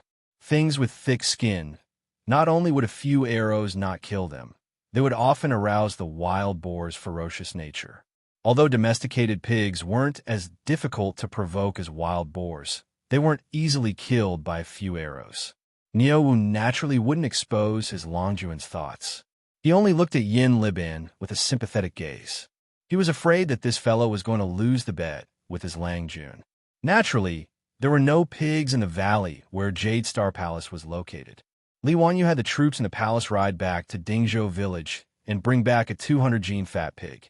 The poor pig that was used as a target had no idea what was going on. It was led to the target and tied up. The specially made armor was also tightly tied to the pig's side by the craftsman. Li Wanyu said with a smile, "All right, Niu Wu, shoot it. You have to aim properly. Don't shoot outside the armor. Even if you kill the pig, it won't count." Niu Wu silently rolled his eyes. He couldn't be bothered to pay attention to Li Wanyu's teasing. He could accurately shoot the armor from 100 steps away, let alone 20 to 30 steps away. He could shoot it with his eyes closed. Niu Wu straightforwardly knocked an arrow and shot it out. Chapter 762. The armor-piercing arrow pierced through the armor the moment it left the bowstring. In the next moment, the pig, which had been used as a test subject, let out a blood-curdling scream. It pierced through. In fact, the arrow pierced through. Yin Libin looked at the pig, which was screaming and struggling with all its might. It was obviously injured by the arrow. If it wasn't for the fact that the pig was tied up tightly, it would have already run away. Li Wanyu was also stunned. He thought to himself, could it be that this composite armor really couldn't block Niu Wu's armor-piercing arrow? However, when he looked carefully, although the pig was screaming, there wasn't any blood flowing out from under the armor. Moreover, looking at the pig's appearance, it didn't seem to be injured at all. It was very spirited. Although the armor-piercing arrow had indeed pierced through the armor, Li Wanyu estimated the length of the arrow shaft and estimated that the arrow shouldn't have penetrated deep into the armor. Li Wanyu's hanging heart relaxed. He brushed off the non-existent dust on his body and smiled at Yin Libin. Libin, just now we agreed that this pig would only count if it was shot to death. Look at this pig, it's still alive and kicking. Yin Libin looked at Li Wanyu with hidden bitterness. He finally reacted. It seemed that he had been fooled by this unscrupulous teacher. Clearly, the bet was that Niu Wu's arrow would be able to pierce through the armor and Li Wanyu would lose. Now, it had become that the pig would only count if it was shot to death. Wasn't this bullying? How could a 200-pound pig be shot to death so easily? Moreover, Yin Libin could also see that the armor-piercing arrow didn't penetrate much. At most, the pig would only suffer some superficial wounds. Niu Wu saw that the arrow didn't cause much damage to the pig and felt very uncomfortable in his heart. Without saying anything, he continuously pulled the bowstring and shot out one armor-piercing arrow after another, causing the poor pig to cry out unceasingly. Another 7 or 8 arrows were shot out in succession. Even someone as strong as Niu Wu felt that he couldn't take it anymore and let go of the bow in his hand. The iron armor that was tightly tied to the pig's body had already been shot into the shape of a hedgehog, full of arrows. Yin Libin sighed helplessly and gestured to the craftsmen, who were already dumbfounded, to remove the armor from the pig. He wanted to see what kind of damage these armor-piercing arrows had caused. Yin Li originally thought that even if the armor-piercing arrow didn't cause any fatal damage to the pig, the arrowhead would still be deeply embedded in the pig's body and difficult to pull out. After all, even if the armor-piercing arrow was specially made to penetrate armor, the arrowhead also had barbs. Once it was embedded in the body, it was very difficult to pull it out. However, he did not expect that after the armor was removed, the 7 or 8 armor-piercing arrows were removed along with the armor. They did not pierce into the pig's body at all. He took a few steps forward, and after taking a closer look, he could not help but suck in a breath of cold air. On the back of the armor, one could clearly see that the sharp and slender armor-piercing arrow had only pierced through the arrowhead. What he could not understand was that after piercing through the armor, the arrowhead was wrapped in silk. After piercing through the inner lining of the cowhide, only the tip of the arrowhead could be seen, shining coldly under the sunlight. Looking at the fat pig again, even though it was making loud noises, there were only 7 or 8 small wounds on its body. There was almost no blood flowing out of them. Niu Wu could not help but cry out, "What a strong armor! Even a 2-pickle-strong bow could not penetrate it. My mother, if I wore this armor and went into battle, wouldn't I be like Zhao Zilong in Long Juan's book? Wouldn't I be able to kill my way through the enemy's army without suffering any damage?" Li Wanyu was also very satisfied with the armor's defensive power. He could not help but pat Niu Wu's shoulder and laugh loudly. He then winked at Yin Libin. "Libin, how is it? Are you convinced? Wahahaha! I will leave my 13 sets of armor to you." Yin Libin was very helpless, but he could only nod and cup his hands. "Yes, your disciple will not be careless." Spending a few 100 pounds of well-tempered steel to make the armor made Yin Libin's heart bleed, but he could only lower his head and admit defeat. With the help of the hydraulic forging machine and the skilled craftsmen working day and night, the 13 sets of Saint Seiya's holy armor were finally completed the day before Li Wanyu and the foppish lords agreed to hunt. All the armor was made of well-tempered steel and lined with silk and cowhide. Its defensive power was astonishing. In addition, the outer layer of the armor was plated with shining gold. It was simply like a piece of art that made people gasp in amazement. Li Wanyu looked at the Saint Seiya armor and felt very proud. This was what it meant to be cosplay. compared to the genuine Saint Seiya armor. The cosplay Saint Seiya armor in the future was simply a knockoff that couldn't be more knockoff. Li Wanyu dared to say that if these 13 sets of Saint Seiya armor were to be auctioned in the future, it would definitely make those anime nerds go crazy. Although he was not an anime nerd, when faced with such exquisite Saint Seiya armor, he was also very fond of it. After all, these were beautiful memories of his youth. Li Wanyu could not wait any longer and had Nyowu help him put on the Saint Seiya armor. The Saint Seiya armor was made of fine steel, and each set weighed around 40 pounds. This weight was nothing to a general, but to Li Wanyu's small body, it was too heavy. After putting on the Saint Seiya armor, Li Wanyu felt that he could barely move his feet. He forced himself to strike a few poses in front of the bronze mirror, narcissistically admiring his appearance in the Saint Seiya armor. Li Wanyu hurriedly had Nyowu help him take off the Saint Seiya armor. Damn it, I have to start working out. Li Wanyu secretly swore in his heart.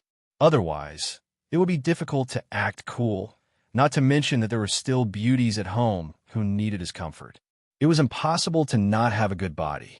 Li Wanyu was extremely satisfied with these 13 sets of armor. He ordered Nyowu to put them all into wooden boxes and prepare to take them away. Yin Libin, who was at the side, wanted to say something but stopped. His face was full of conflict and reluctance.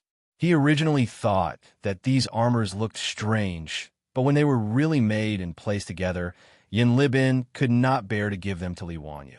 He caressed these shining golden Saint Seiya armor. That reluctant expression made Li Wanyu start to suspect that Yin Libin had a fetish. Why did it feel like he was going to take away these Saint Seiya armor, as if he was going to steal his concubines from his residence? Teacher, are you really going to use these armors as costumes? This is too wasteful. Yin Libin hesitated for a moment, but still said. Li Wanyu looked at these Saint Seiya armor and also hesitated. Damn it, should he still give these exquisite Saint Seiya armor to Ching Chumo and the others? Wasn't it a bit wasteful? He had originally wanted to torture the wastrels, but now, why did it seem like he was giving them a reward? Li Wanyu also wanted to collect these golden Saint Seiya armor himself. He was even a bit reluctant to give it to the wastrels.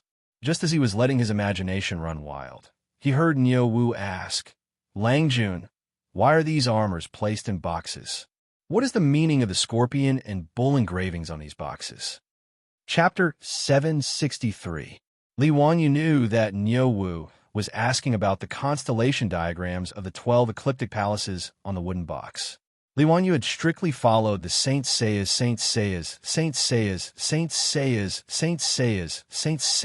in the comics. The patterns on the wooden boxes were naturally carved according to the 12 constellations, such as Aries, Taurus, Cancer, and so on. However, there was no such thing as the 12 constellations in China, and Li Wanyu didn't know how to explain it to Nyowu. Since ancient times, China had divided the sky near the ecliptic into 12 parts from west to east. They were called the 12 stars, and their meaning was the same as the 12 constellations in the west. Star Epoch, Xian Ku, Bian, Zhonglu, Deliang, Shi Shun, Quail Head, Quail Fire, Quail Tail, Longevity God, Dahua, and Jianmu were the 12 stars of China. The 12 stars corresponded to the 12 constellations of the zodiac: Capricorn, Aquarius, Pisces, Aries, Taurus, Gemini, Cancer, Leo, Virgo, Libra, Scorpio, and Sagittarius. However, the 12 constellations of the zodiac were created by the ancient Greeks, and the Tang dynasty didn't know about Greece. Li Wanyu didn't know how to explain it to Nyowu, so he could only vaguely say, it's the 12 stars, also known as the 12 constellations of the zodiac. Yin Libin, who was standing to the side, suddenly clapped his hands. No wonder I felt that these armors were strange.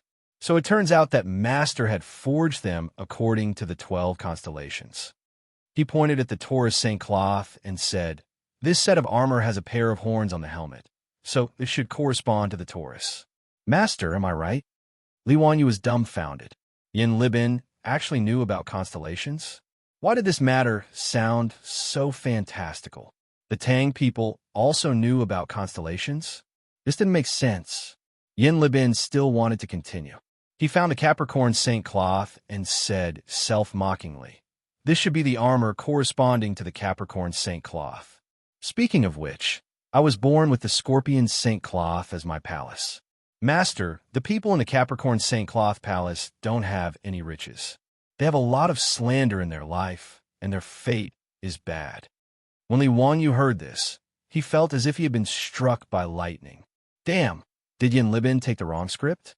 He turned his head stiffly and looked around, trying to confirm whether he was in the Tang dynasty or in modern times. When he was sure that he was still in the Valley of the Jade Star Palace and that there were no space-time distortions or wormholes, he began to feel suspicious again. Could it be that Yin Libin was also a transmigrator? Or was Yin Libin's soul replaced by the soul of a modern person? Otherwise, how would he know about the 12 ecliptic palaces and even talk to him about how Capricorn constellation's fate was bad? Li Wanyu wiped the cold sweat from his forehead and carefully asked, "Li Bin, what's your QQ number?" "What QQ?" Yin Libin was confused. He didn't understand what Li Wanyu was talking about. Li Wanyu saw his blank face and asked curiously, "The Heavenly King covers the Earth Tiger?" Yin Libin became more and more confused. He didn't understand why his teacher would say something he didn't understand. Li Wanyu saw that his confused expression wasn't fake, and that he didn't reply with pagoda suppresses river demons or chicken stewed with mushrooms. Only then did he put down a big rock in his heart. That scared him to death. He thought he saw a ghost. "Li Bin, you also know about the 12 ecliptic palaces?" He didn't explain his words just now and asked Yin Libin. Yin Libin looked at Li Wanyu curiously and nodded, explaining, "Yes, this 12 ecliptic palaces was passed down from India to the Central Plains. This disciple also heard about it from a Buddhist monk. It is also recorded in the Buddhist scriptures. This disciple feels that the 12 ecliptic palaces numerology is somewhat reasonable, so I studied it." Li Wanyu finally relaxed. He thought that the 12 ecliptic palaces in the Tang dynasty had already spread to China. But it was clearly the constellations of ancient Greece, so how did it become India's? He naturally didn't know that the 12 ecliptic palaces were first invented by the ancient Babylonians. At the beginning, their main purpose was to be used in astronomy and calendars. Later on, it spread to Greece, and through Greece, it spread to India. In India, the 12 ecliptic palaces were combined with the Buddhist scriptures, and along with the Buddhist scriptures, it spread to China. Han Yu of the Tang dynasty once said, "On the day of my birth, the moon sleeps in the Southern Dipper, a unique spirit in the Southern Dipper. No good name to hear, no evil name to be feared. Reputation multiplies and divides, gain little and lose more. It means that my palace is in Capricorn, and none of the stars that preside over fate are good. The Southern Dipper doesn't bring good wine. The Southern Dipper doesn't bring good carriages." And in the Song dynasty, Su Dompa also once said, "Those who know how to retreat grind scorpions for their palace, and servants grind scorpions for their lives. Their lives are full of slander, and they suffer from the same disease." This sentence, in summary, can be summed up in 6 words.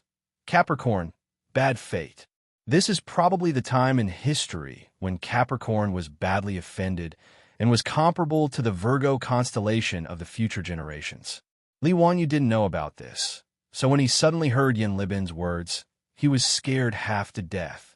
After understanding the whole story, Li Wanyu smiled and said to Yin Libin, "Libin, why do you believe in ecliptic palaces? Moreover, Capricorn is the most patient constellation among the 12 ecliptic palaces. Don't belittle yourself." Hearing this, Yin Libin's eyes lit up. Teacher actually knows about ecliptic palaces? Can you tell this disciple in detail? Li Wanyu was speechless. He didn't know anything about ecliptic palaces. He only occasionally heard about them from rumors. But his beautiful boss really did research on ecliptic palaces. Women mostly like to talk about ecliptic palaces. In the future, when they were resting in the office, his beautiful boss would often talk about ecliptic palaces with the female colleagues in the office. Although Li Wanyu didn't understand, he felt that their words were very professional, even though he didn't understand. It was only after he transmigrated to the Tang dynasty that his beautiful boss didn't talk about ecliptic palaces. After all, No one around them knew about ecliptic palaces, so it was like playing the lute to a cow. Hearing Yin Libin's question, Li Wanyu thought that the ancient people mostly believed in ecliptic palaces. His beautiful boss's knowledge of ecliptic palaces might really be able to find a soulmate in the Tang dynasty. How would I know anything about ecliptic palaces? I only know a little. Libin, if you're interested, you can ask Lady Su for advice. She is very good in this aspect. Oh, Lady Su also knows about ecliptic palaces? If there's a chance, this disciple would like to ask for advice. Yin Libin smiled. He didn't really believe Li Wanyu's words. He was just being polite. After all, in the eyes of the Tang people, a woman who could read was already considered talented. Although Su Changqing was capable and was his teacher's woman, Yin Libin didn't think much of her. He didn't believe that she really knew anything about ecliptic palaces. Li Wanyu also didn't take Yin Libin's insincere and perfunctory words to heart. He just habitually started to daydream, his mind randomly thinking about how much benefit his beautiful boss could bring to them if she was proficient in ecliptic palaces. Chapter 764. When Yin Libin suddenly talked about the 12 constellations, Li Wanyu felt that he had grasped some inspiration. There were two things that he was most annoyed about. One was that Pai Lupi was going to force him to become an official next year, and the other was how he was going to successfully marry his beautiful superior. The matter of becoming an official was easy to deal with. He could think of many ways. At worst, he could just pretend to be sick. Pai Lupi would not be so inhumane as to force a sick person to become an official. But the matter of marrying a wife was very troublesome. Even if he said it himself, it did not count. Ever since he was conferred the title of nobility by Pai Lupi, although it was a good thing, many things became out of his control. Empress Zhongsun had already wanted to give him a marriage several times, but he used the excuse of mourning to cut off his decline. As for directly telling Pai Lupi and Empress Zhongsun that he wanted to marry Su Changqing as his wife, he did not even need to think about it. He would be rejected by the two in-laws and might even be reprimanded. Even if Su Changqing and Empress Zhongsun were familiar with each other and had a harmonious relationship, from Empress Zhongsun's point of view, Li Wanyu could take Su Changqing as a concubine, but definitely not as a wife. No matter if it was Pai Lupi or Empress Zhongsun, they both naturally believed that this talented nephew of theirs had to marry a woman of equal status with a prominent background as his wife. Li Wanyu deeply hated this, but he was also helpless. Every time he thought of this, he felt his head swell. But the conversation with Yin Libin just now made Li Wanyu suddenly realize that he and his beautiful superior could borrow the fate of the constellations and work together. But this matter was not urgent. He had to go back and plan it with his beautiful superior. Li Wanyu was thinking about something and did not pay attention to what Yin Libin was saying. Teacher, Li Wanyu heard this and came back to his senses, looking at Yin Libin. Teacher, this disciple is asking, what do you plan to do with these armors? Yin Libin brought up this topic again. He really couldn't stand Li Wanyu preparing to use these armors as costumes. Wouldn't that be a waste of God's gifts? Give it to someone, Li Wanyu answered matter-of-factly. Yin Libin was stunned. He didn't expect that Li Wanyu would spend so much money to make these armors for someone else. Teacher, are you going to offer these armors to the saints or Lu Guogong? Yin Libin asked again. Li Wanyu shook his head. No, I am preparing to give it to Cheng Chumo, Fang Yai, and the others.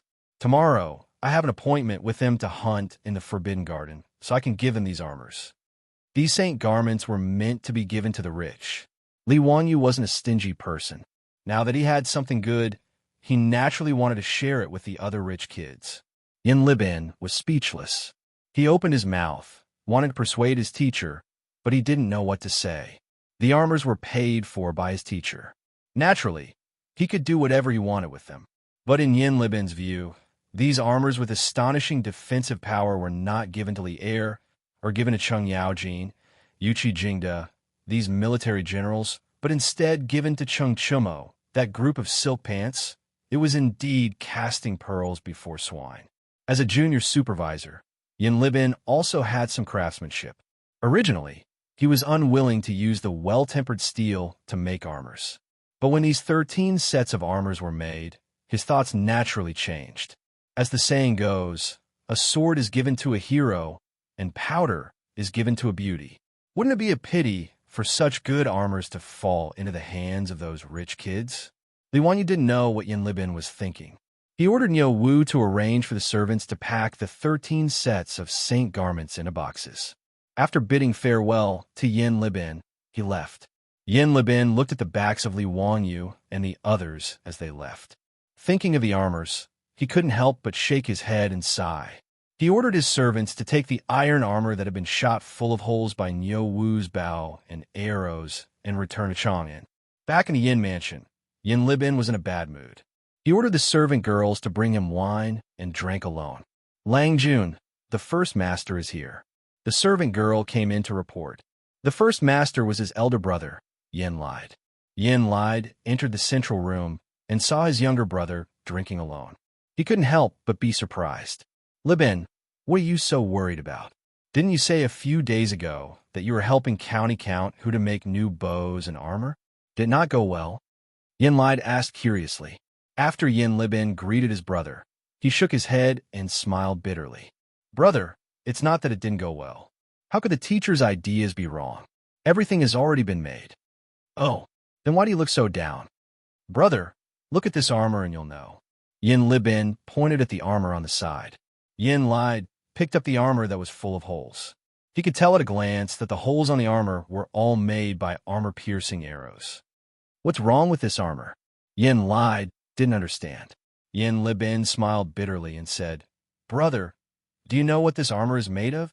Yin Lide habitually knocked on the armor with his knuckles and looked at the patterns on the armor.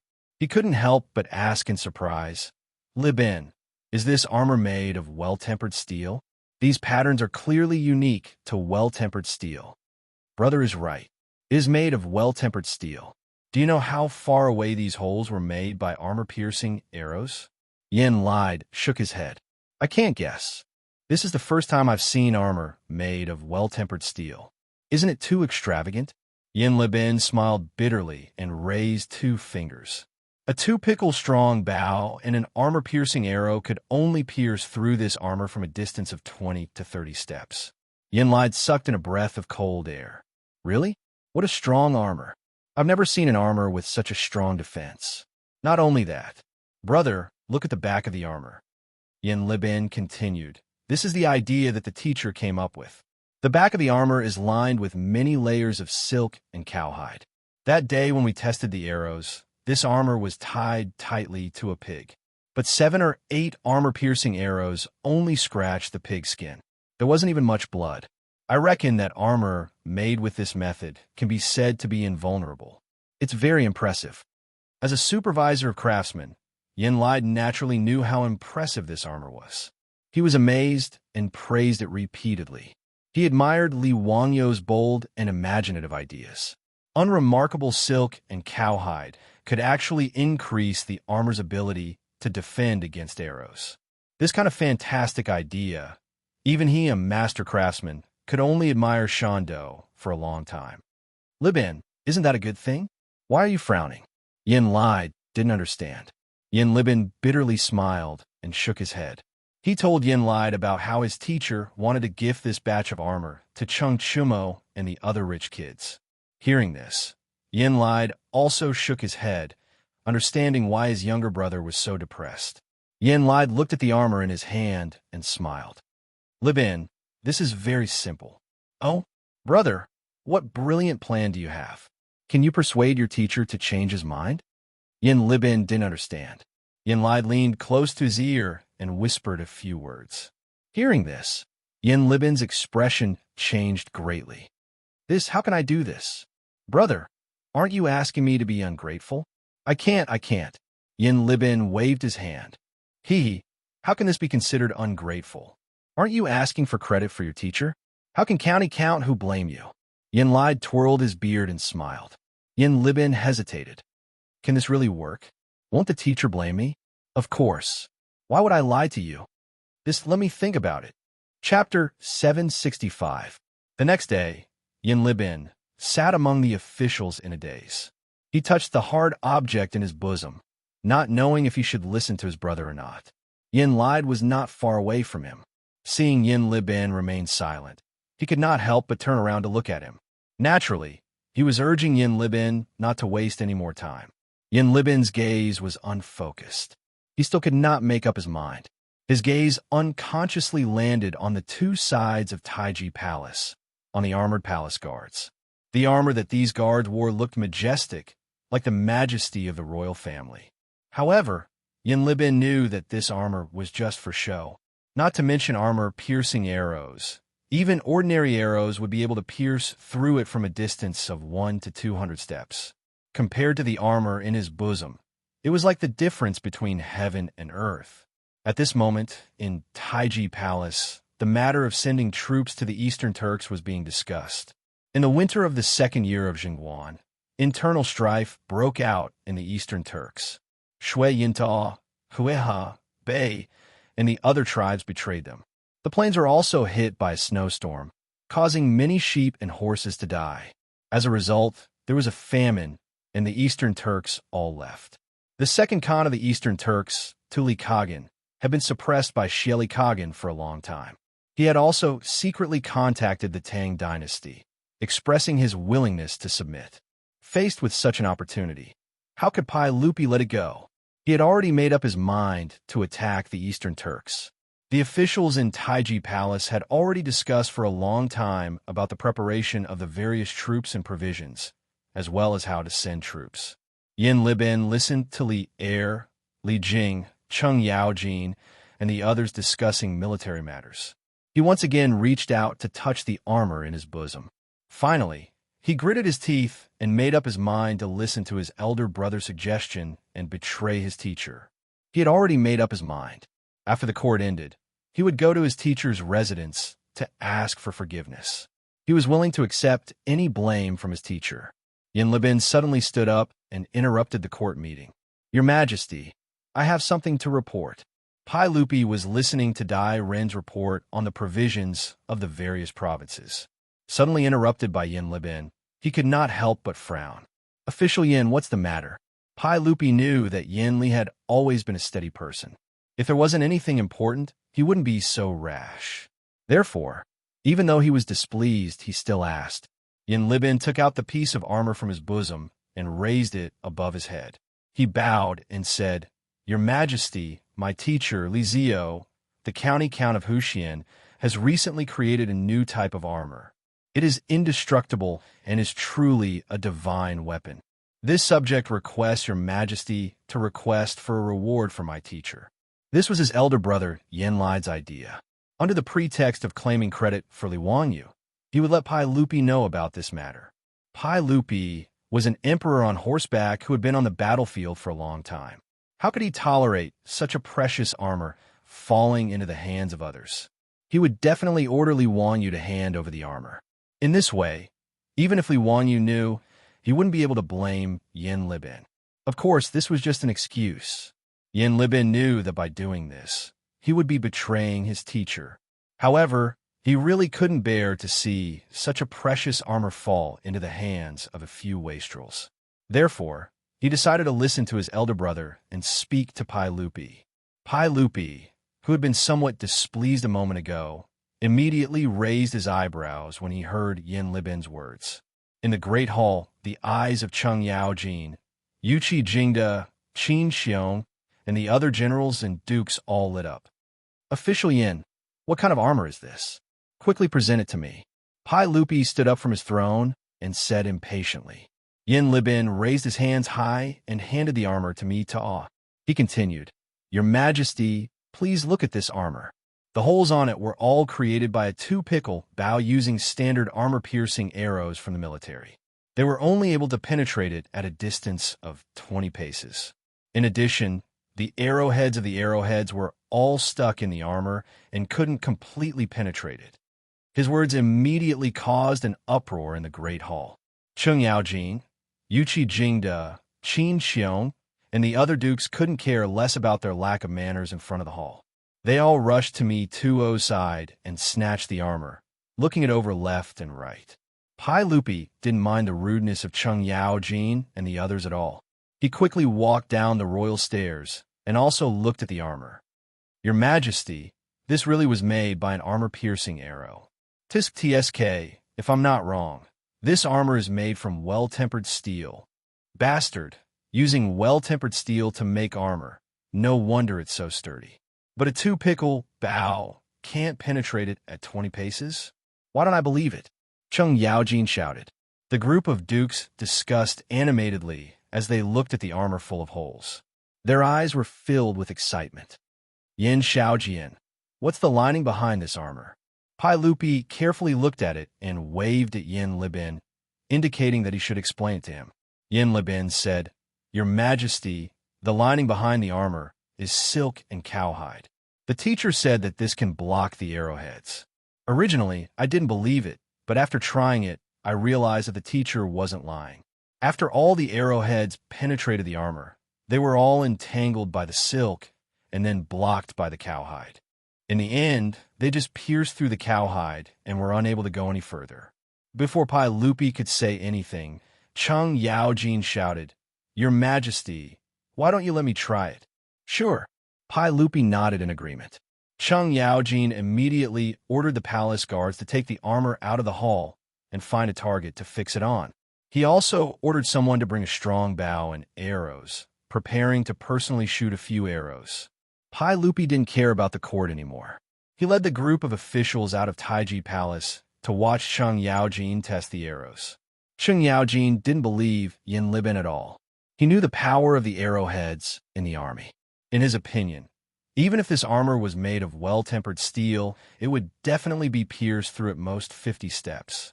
After the palace guards brought the bow and arrows, Cheng Yaojin immediately knocked an arrow and shot it from 50 steps away.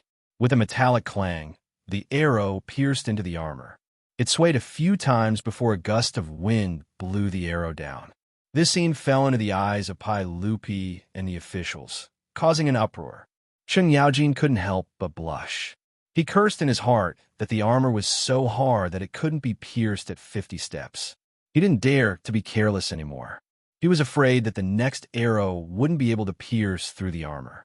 Cheng Yaojin simply walked 20 steps away with the bow and pulled the string again.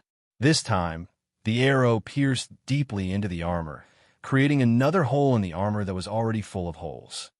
Your Majesty, this armor is really F*King strong. It really can't be pierced at 20 steps.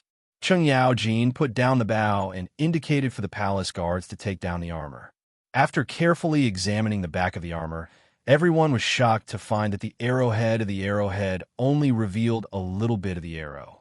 Obviously, if this was on the battlefield, this kind of arrow was no different from being bitten by a mosquito. It couldn't hurt them at all. Pai Lupi and the group of dukes' eyes immediately became burning hot. They all turned their heads and stared at Yin Libin like hungry wolves. Yin Libin, did you use this method to make armor? Yin Libin hesitated and nodded. As a teacher, I used well-tempered steel to make 13 sets of armor. They were all carefully drawn by my teacher. 12 of them were made by my teacher according to the 12 constellations.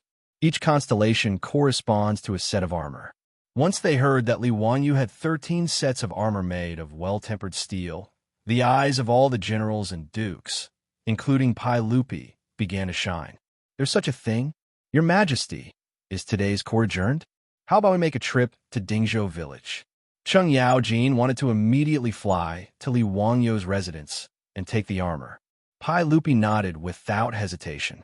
Yes, today's court will end here. Me too all. Order someone to prepare a horse. I want to make a trip to the Hu County Count's residence. Yin Libin swallowed and said with difficulty, Your Majesty, my teacher is not in Dingzhou village today. It is said that he made an appointment with Cheng Chumo and the others to go hunting in the Forbidden Park. With Yin Libin's tip-off, Pai Lupi led Cheng Yaojin and the other generals to the Forbidden Park on horseback. Chapter 766. Li Wanyu would never have thought that he would be betrayed by his disciple Yin Libin. He was still pondering why Pai Lupi would lead a group of old hooligans to ask him for the Saint Cloth. Could it be that they also want a cosplay? Li Wanyu, who had never experienced war, could never imagine how tempting these armors were to military generals. Uncle Cheng, I was going to give those armors to Brother Chumo and the others. Li Wanyu muttered as he looked at Cheng Yaojin's expression that looked like he wanted to eat someone. Cheng Yaojin's eyes widened like copper bells. Bullshit, those bastards. Why would they need such good armors? You little brat, stop talking nonsense and quickly hand over the armors. Oh right, my natal body is Aries. Give me that Aries constellation armor. Li Wanyu's mouth was wide open. He felt as if he had seen a ghost. Not only did this old gangster want to snatch his saint garment, he even King mentioned that he wanted the Aries saint garment. Did he have any shame? Without waiting for Li Wanyu to speak, Pai Lupi also laughed loudly. Ha, I am Aquarius natal body. Ziyu, go and bring the Aquarius armor to me.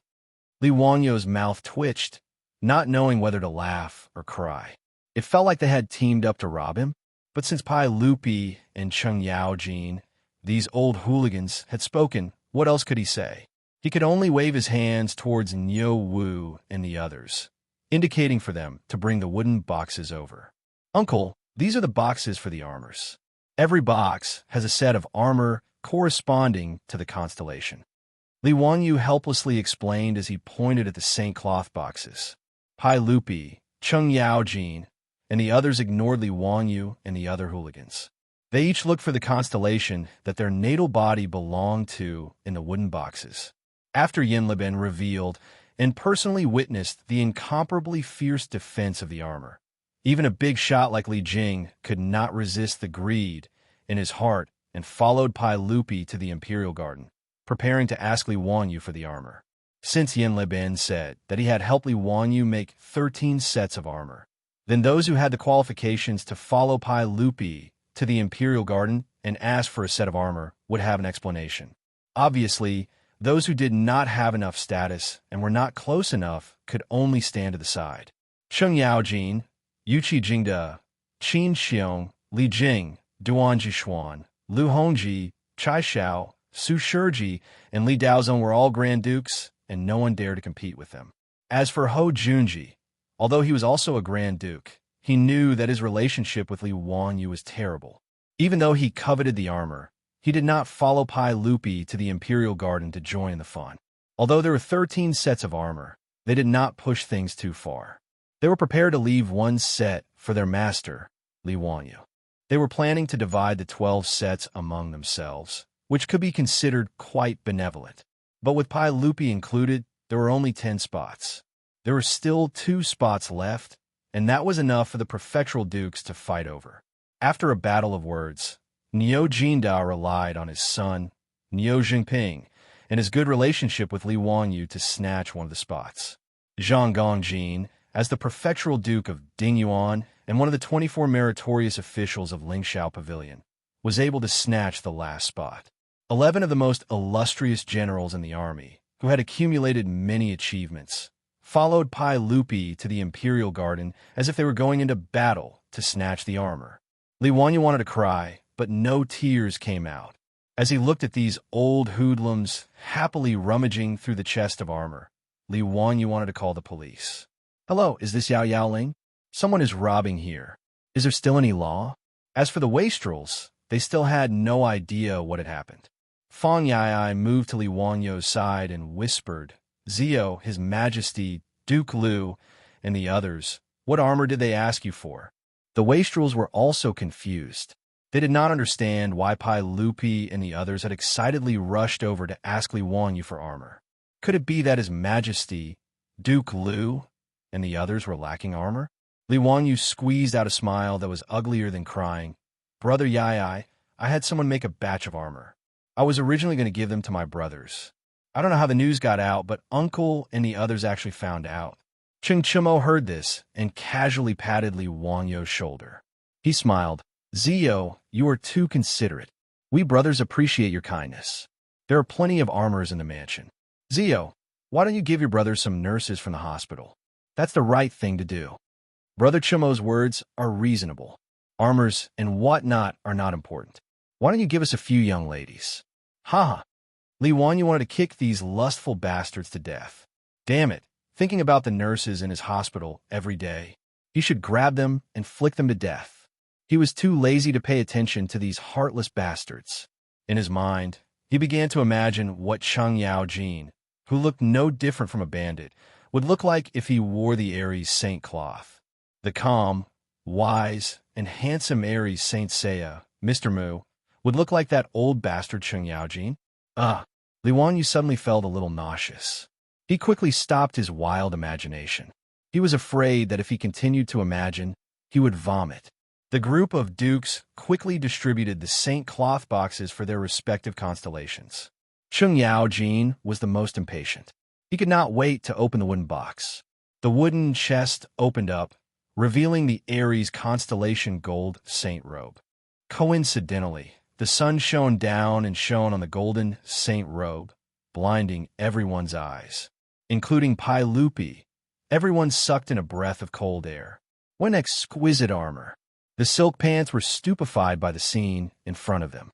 They pointed at the saint cloth and muttered, "Ziyu, could it be that this armor is made from gold?" "It is gilded.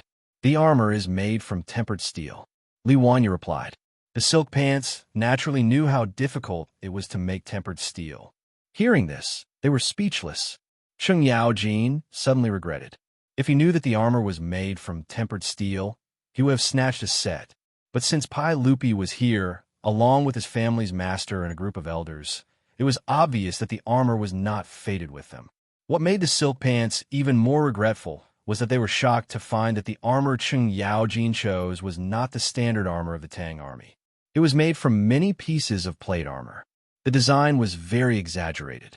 The appearance of the armor was really beautiful. The Aries Saint cloth extended from the shoulder blades to the top of the clavicle. It was especially eye-catching. When Chada Masami was drawing the Aries Saint cloth, she patiently sculpted every part of it. The result was naturally very good.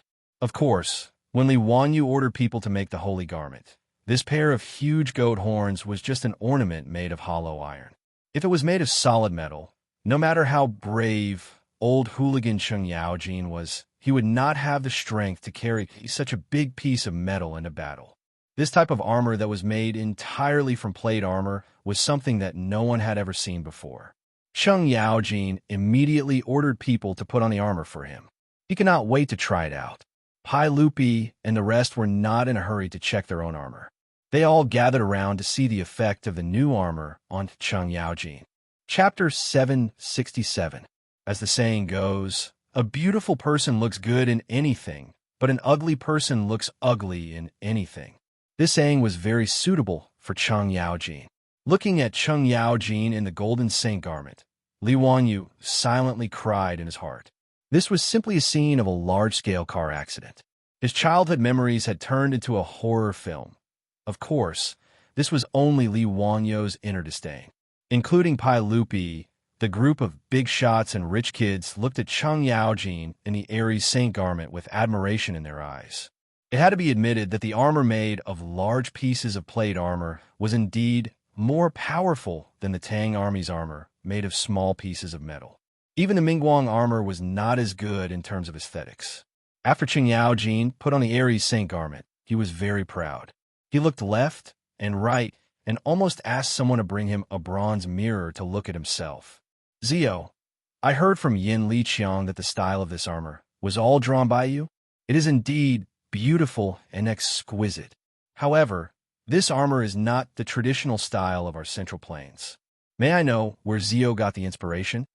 Pai Lupi looked at Cheng Yao-jin in the golden saint garment and asked curiously, "Yin Libin?" Li Wanyu immediately understood. Yin Libin had sold him out? No wonder Pai Lupi and a group of old hooligans chased him to the Forbidden Garden today. This bastard disciple was simply deceiving his master and destroying his ancestors. Damn it, he had to teach him a good lesson when he returned. Naturally, he was not really angry at Yin Libin. He was just a little depressed that the props he wanted to cosplay with were snatched away by Pai Lupi and the others. In response to Pai Lupi's question, Li Wanyu only smiled and said, "Uncle, you know that I have a Huji in my residence. Her hometown is in the distant Great Qin. The 12 constellations are the astronomical calendar of the Great Qin. Therefore, I drew this set of armor according to the legends of the 12 constellations and used the style of the Great Qin armor. Of course, what he said was nonsense, but he couldn't explain to Pai Lupi who was Takeda Masami and what was a Saint Seiya manga, right? As for Greece, the Tang people had never heard of it before, so they could only call it Great Qin. Great Qin was what China called the Roman Empire and the Near East since ancient times. Pai Lupi naturally knew about it. He didn't think too much about Li Wanyou's explanation. He nodded and continued to admire Cheng Yaojin's armor. It could be seen that the Saint Seiya cloak, which was a combination of Greek and Roman styles, was unanimously appreciated and recognized by Pai Lupi and the big shots. After commenting on the Ares Saint garment, Pai Lupi and the others also began to call for people to help them put on the armor. Not long after, 12 tin cans that emitted a dazzling golden light under the sun appeared in front of Li Wanyu. Dazzling, it was simply too dazzling. Li Wanyu suspected that if Pai Lupi or Cheng Yaojin really wore the golden saint garment on the battlefield, wouldn't it be too eye-catching? This was simply an excellent tool for luring monsters in online games. It was completely telling the opponent that the commander was here, come quickly. However, he thought about it again. It seemed that in ancient battles, the commanders were all like this. They even had to raise a banner and parade it around the city. In any case, there were no snipers in ancient times. It seemed that there was nothing wrong with wearing such eye-catching clothes. On the contrary, because of the presence of the commander, it could boost the morale of the soldiers. Since Pai Lupi and the others liked it, Li Wanyu naturally didn't have anything to say.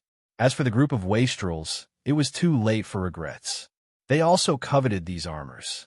Chung Chumo didn't say anything about how there were plenty of armors in his residence. He only looked at Li Wanyu with resentment. Naturally, he also wanted it. Li Wanyu turned his head and pretended that he didn't see Chung Chumo, and Chung Chubi's eyes filled with desire. Damn, did these bastards think that it was easy to get these armors? Didn't it cost money to make them? These 12 golden saint garments cost a lot of money. Basically, the cost of each golden saint garment was almost 100 taels of gold. Although the Laihat family had a large business now, the landlord didn't have any extra food, right? It was very obvious that Pai Lupi and the group of old hooligans had snatched his golden saint garments. They definitely weren't prepared to pay him. Of course, the most important reason was that almost half of Yin Libin's stockpile of well-tempered steel had been ruined by him. If he let Yin Libin use well-tempered steel to make another set of armor for him, that stingy granddad would probably directly kill himself in front of him. He couldn't bully honest people again and again, right? Li Wanyu ignoring the wastrels made Chung Chumo grit his teeth in anger, but there was nothing he could do. He simply opened his mouth and shouted, "Ziyu, don't forget our bet today. It's getting late. Let's start hunting." When Pai Lupi heard this, his interest was piqued, and he asked, "Chung Chumo, what bet did Ziyu make with you?" "He," replying to your majesty, "Ziyu made a bet with us. He didn't need the help of the prefectural troops and could use his own bow to kill his prey. Naturally, we didn't believe him, so we made a bet with him." Chung Chumo rubbed his head and replied with a smile. Cheng Yaojin laughed on the side. "Wahaha, even I don't believe this. This kid is good at everything, but his archery skills are worse than that old man Xiao Yu's." Li Wanyu was so angry that his nose almost became crooked. This shameless old hooligan was still wearing his golden saint garment, but he still dared to speak so impolitely. Could it be that this old hooligan didn't know what it meant to take a gift and blind the eyes? Pai Lupi also couldn't help but laugh. He thought back to how Li Wanyu had deliberately recited the old oil cellar in front of Ho Junji to avoid being shot at by an arrow. The literary talent of that old oil cellar was naturally excellent, but it also showed that Li Wanyu didn't know how to shoot an arrow. Not even Pai Lupi believed that he would be able to hit his prey. But if he could see this kid make a fool of himself, that would also be excellent. With this thought, Pai Lupi turned to the other elders and said, "Sirs, since we've already come to the Imperial Garden and obtained this precious armor, why don't we also relax and hunt with these brats?" "Excellent. Your Majesty's words are exactly what this subject wishes for." "Ha! Why don't we also have a competition today to see who can hunt the most prey?" Those who had come with Pai Lupi to rob Li Wanyu of his armor were all elders of the army with illustrious military achievements. Hunting was naturally their favorite pastime, so when they heard Pai Lupi's words, they immediately rubbed their palms together. Even someone as experienced and prudent as Li Jing had an excited look on his face. Pai Lupi smiled and looked at Li Wanyu. "Zio, if you can personally hunt the prey today, we will bestow upon you the Salliot Purple."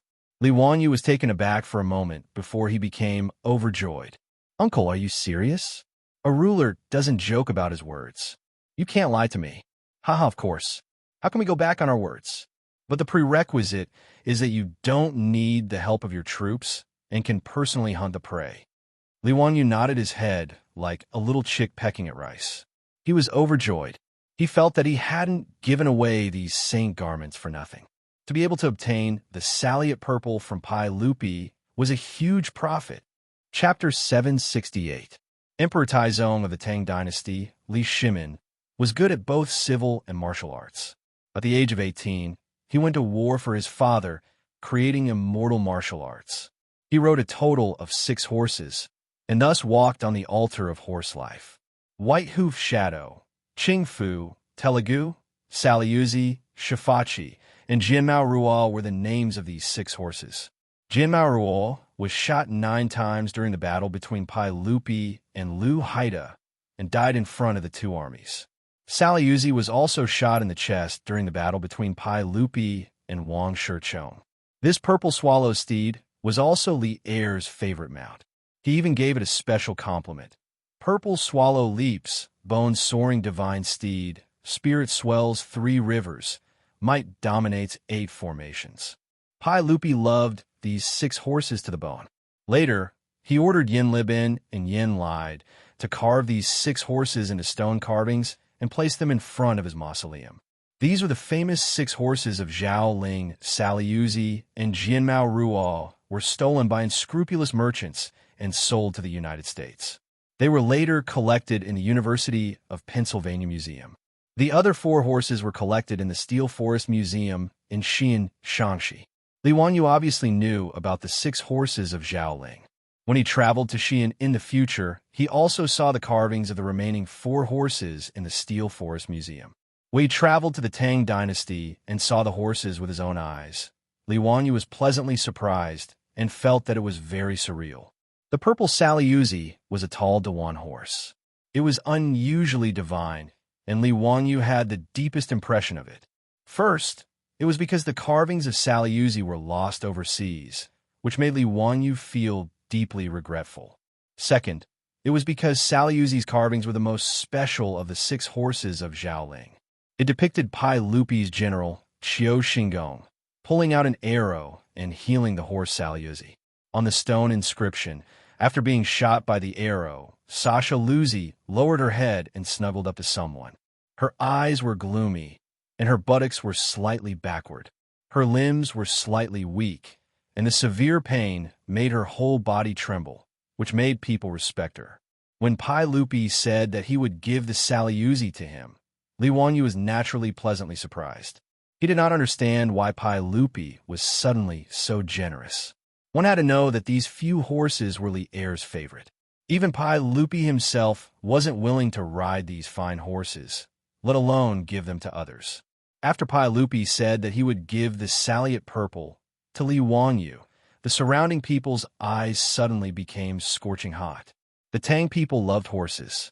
Their love for these divine horses was no less than the men of the later generation's pursuit and desire for top-notch sports cars.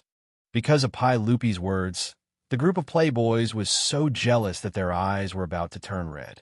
They thought that His Majesty really doted on this guy and was even willing to give his beloved Salliot Purple to him. The dukes and bigwigs were also very surprised. However, they respected their status and did not open their mouths to say anything. Their eyes were also full of envy. Only Cheng Yaojin shamelessly shouted, "Your Majesty, Salliot Purple is your most beloved mount. How can you give it to this kid? Isn't that a waste of God's gift? If your Majesty wants to give Salliot Purple to someone else, why not give it to me?" When Li Wanyu saw that Cheng Yaojin was so shameless, He was so angry that he almost went up to him and took off his armor. Pai Lupi laughed heartily. My sally at purple may not be given away. Everyone suddenly understood. That's right. His Majesty just said that Li Zio did not need the help of others and personally hunted prey with a bow before giving sally at purple to him. This kind of thing was very simple for others. However, for Li Wangyu, who did not even have the strength to trust a chicken, it was harder than ascending to the heavens. The playboys winked at each other. Naturally, they were laughing at His Majesty for not being kind enough to use this kind of method to catch Li Zio's appetite. Wasn't this feeling of being able to see but not be able to obtain something even more unbearable? Pai Lupi indeed had such thoughts. Today, he had received a set of armor from his nephew. As the emperor and Li Wangyu's elder, how could he be so stingy and not do anything? However, how to reward Li Wangyu was a problem. His nephew did not lack money and did not seem to be interested in women. What could he reward Li Wangyu with? This made Pai Lupi somewhat hesitant. After hearing Cheng Chimo mention the bet with Li Wangyu, Pai Lupi came up with the idea of giving his beloved horse, Sally at Purple, to Li Wangyu. If Li Wangyu did not live up to expectations and was unable to shoot prey, then naturally he could not say that he was stingy as an uncle. Could he? Pai Lupi was very satisfied with his quick-wittedness and turned his head to look at Cheng Yao Jin and the others. Everyone is also Zio's elder. How could you have a nerve to take Zio's armor for free? We have even taken out the Sasha Do Purple. You uncles can't be stingy. Cheng Yao Jin, Yuchi Jingda, and the others also figured out Pai Lupi's thoughts. Hearing this, they all laughed. Your Majesty's words are reasonable. Zio, this old man has 1,000-year-old ginseng in his residence. Today, if you can personally hunt prey, this old man will give you this ginseng as a gift in return for this set of armor. Haha, Zio, don't dislike it. Wahaha, boy, this old man's residence has a set of 7-colored glazed cups. They have been passed down from the Pre-Qin dynasty. They are very rare. Count who this old man's residence has. The group of dukes and elders all rushed to promise Li Wangyu that they would give him all kinds of rare treasures as a gift in return. However, the condition was that he had to personally kill the prey. Li Wangyu was dumbfounded and speechless. Damn it, did they really think that he did not know what they were planning? This group of old ruffians, including Pai Lupi, really were not good people. However, Li Wangyu was secretly laughing in his heart.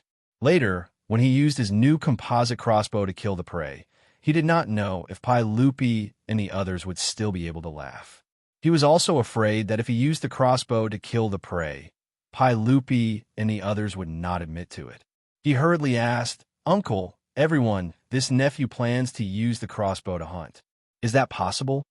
Pai Lupi, Cheng Yao Jin, and the others all laughed and nodded. What the Silk Pants understood, this group of elders naturally understood even more clearly.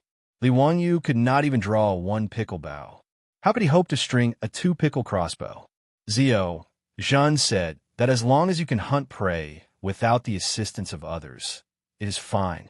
Naturally, using a crossbow is not impossible, Pai Lupi said with a smile. Yuchi Jingda and the others all nodded in agreement. Cheng Yao Jin was very astute. He was afraid that Li Wangyu would be a blind cat that caught a dead mouse. So he added, Brat, the prey that you shoot should at least be rabbits.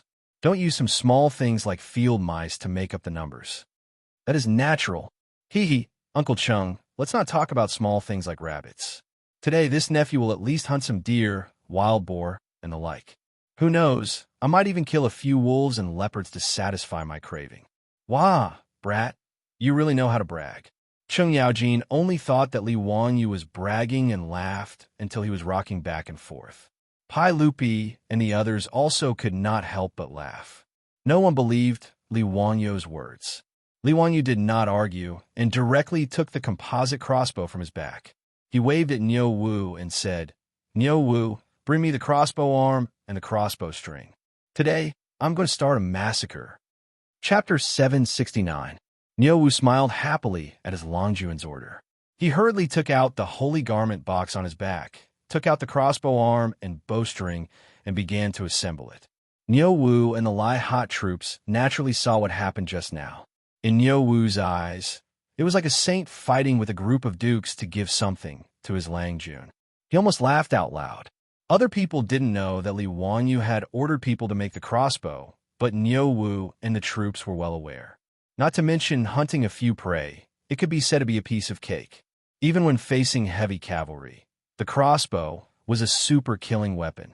In order to make the composite crossbow, Li Wanyu had put in a lot of effort. From the spring steel needed for the crossbow arm to the eccentric wheel and the lever winding mechanism, they were all difficult problems that the craftsmen of the Tang dynasty couldn't solve. Fortunately, with Yin Libin's help and a large amount of gold as a reward, the craftsmen were so excited that their eyes turned red. After desperately trying day and night, they finally made the composite crossbow that Li Wanyu needed. If the cost was calculated, Li Wanyu had spent at least 200 to 300 taels of gold on this composite crossbow, which was equivalent to 6 to 7 million yuan in the future. It couldn't be said to be cheap. However, as mentioned before, with money and willfulness, Li Wanyu didn't feel the slightest bit of heartache for spending a few hundred taels of gold to make a toy. In the future, he was a white-collar loser with a mortgage of over 1 million yuan. When he ordered takeout, he had to calculate the full discount. Spending money as one pleased like this only existed in one's dreams. However, if the gold and copper coins in his residence were converted into yuan, he could barely be considered a nouveau riche. After all, the gold that he had cheated from the aristocratic families with Pai Lupi was worth at least 300 million yuan. In this kind of situation, Li Wanyu naturally spent money as he pleased. It all depended on whether he was in a good mood or not. After Yin Libin weighed the composite crossbow that used spring steel as the crossbow arm, he was shocked to find that the flux strength of the crossbow had reached an astonishing 4 pickles. This was equivalent to the Tang army's siege crossbow. Yin Libin could not imagine how fierce the arrows shot from this crossbow would be. At the very least, he was certain that at a distance of 50 paces, this crossbow could easily penetrate the well-tempered steel armor that couldn't be penetrated by a 2-stone bow.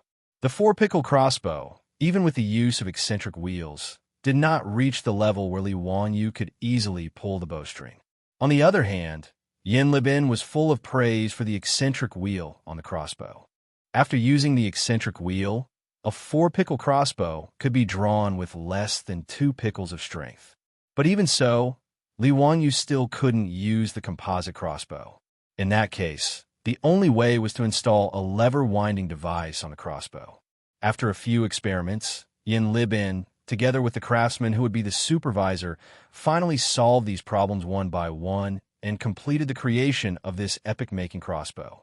After receiving this composite crossbow, Li Wanyu had already practiced in his residence for 2 days.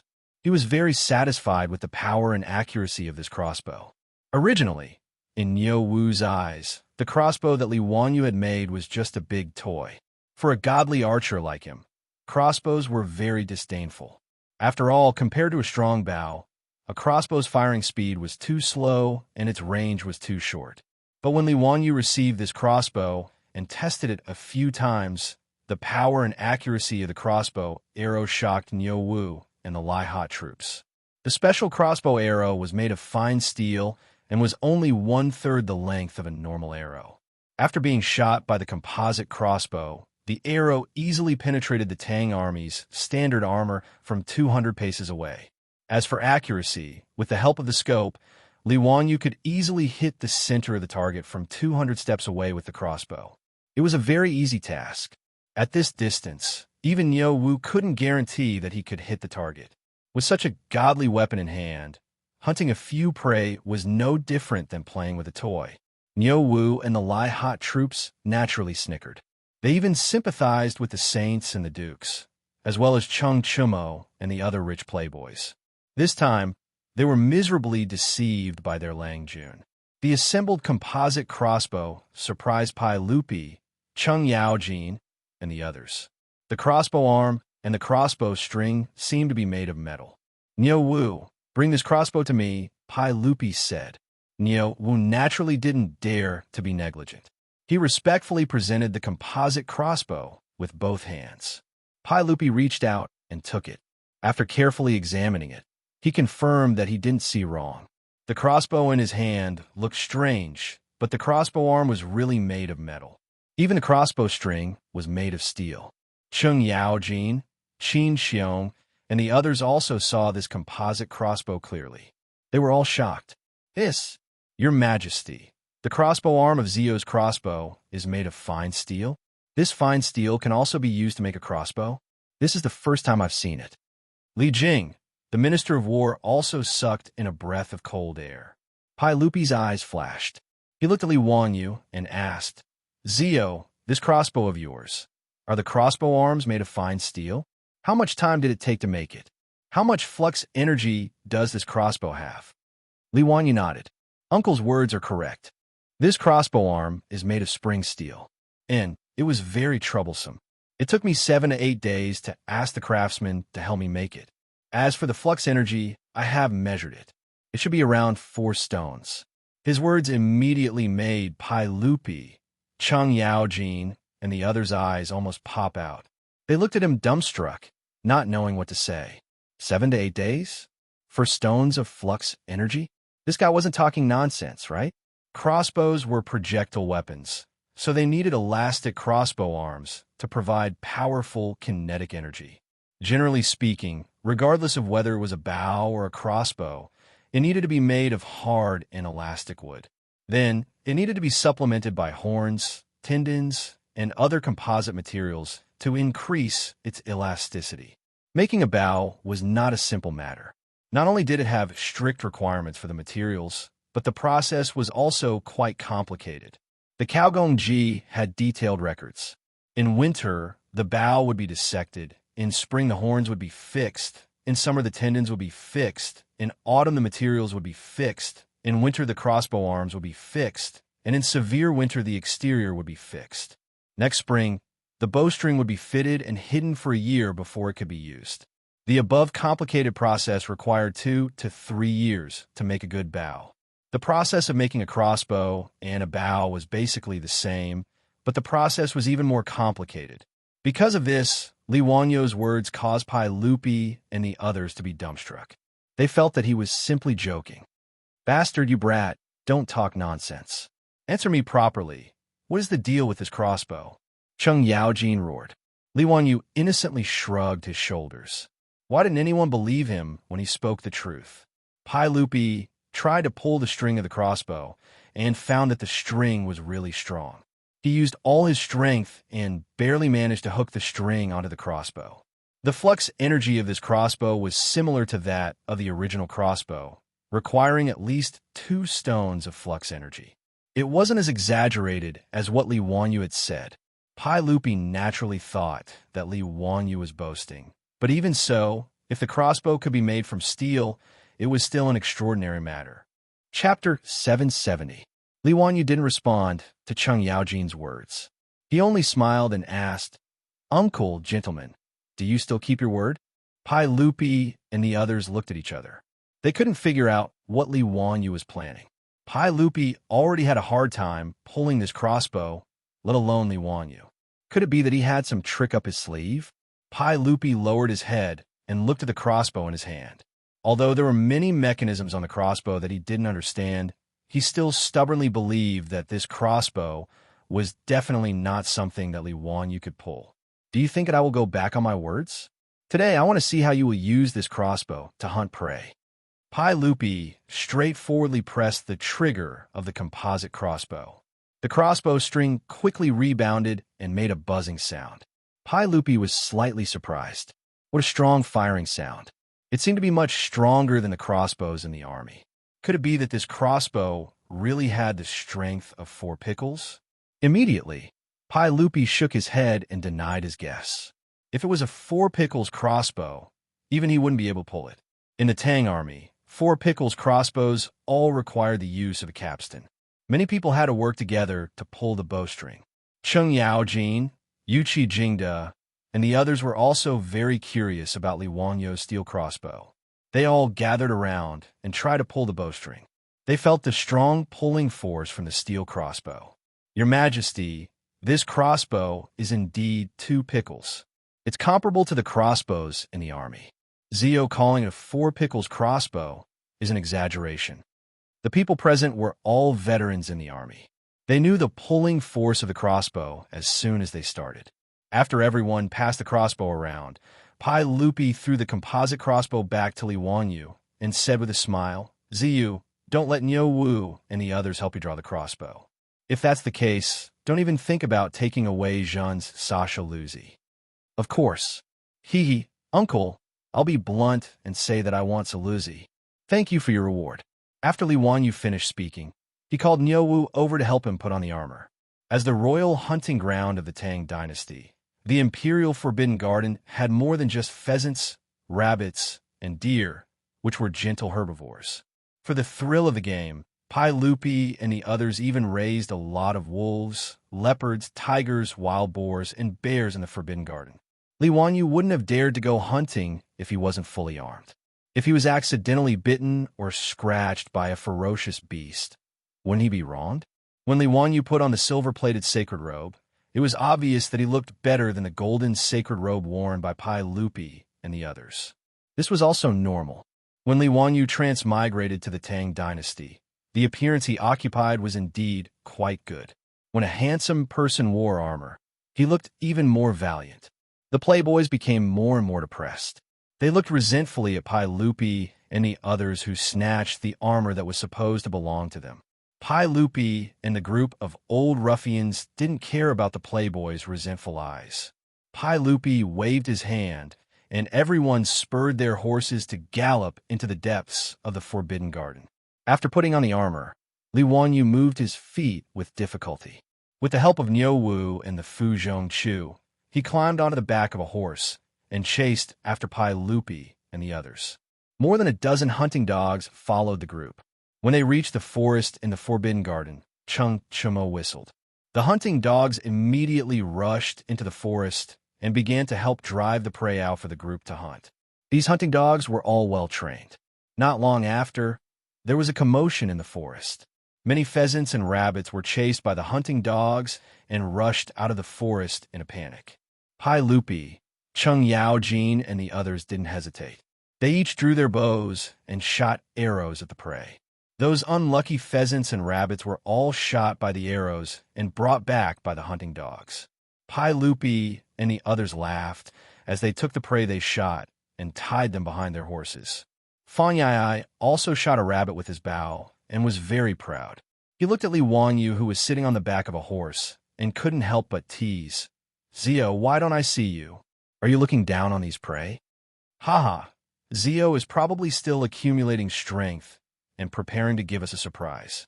Ching Chimo also teased Li Wanyu. The wastrels laughed and teased Li Wanyu. Even Pai Lupi and the others had a mischievous expression. It was obvious that no one thought that Li Wanyu would be able to catch any prey today. "Haha, brother Yai, you were right. This little brother said just now that today I'm not going to hunt these small things.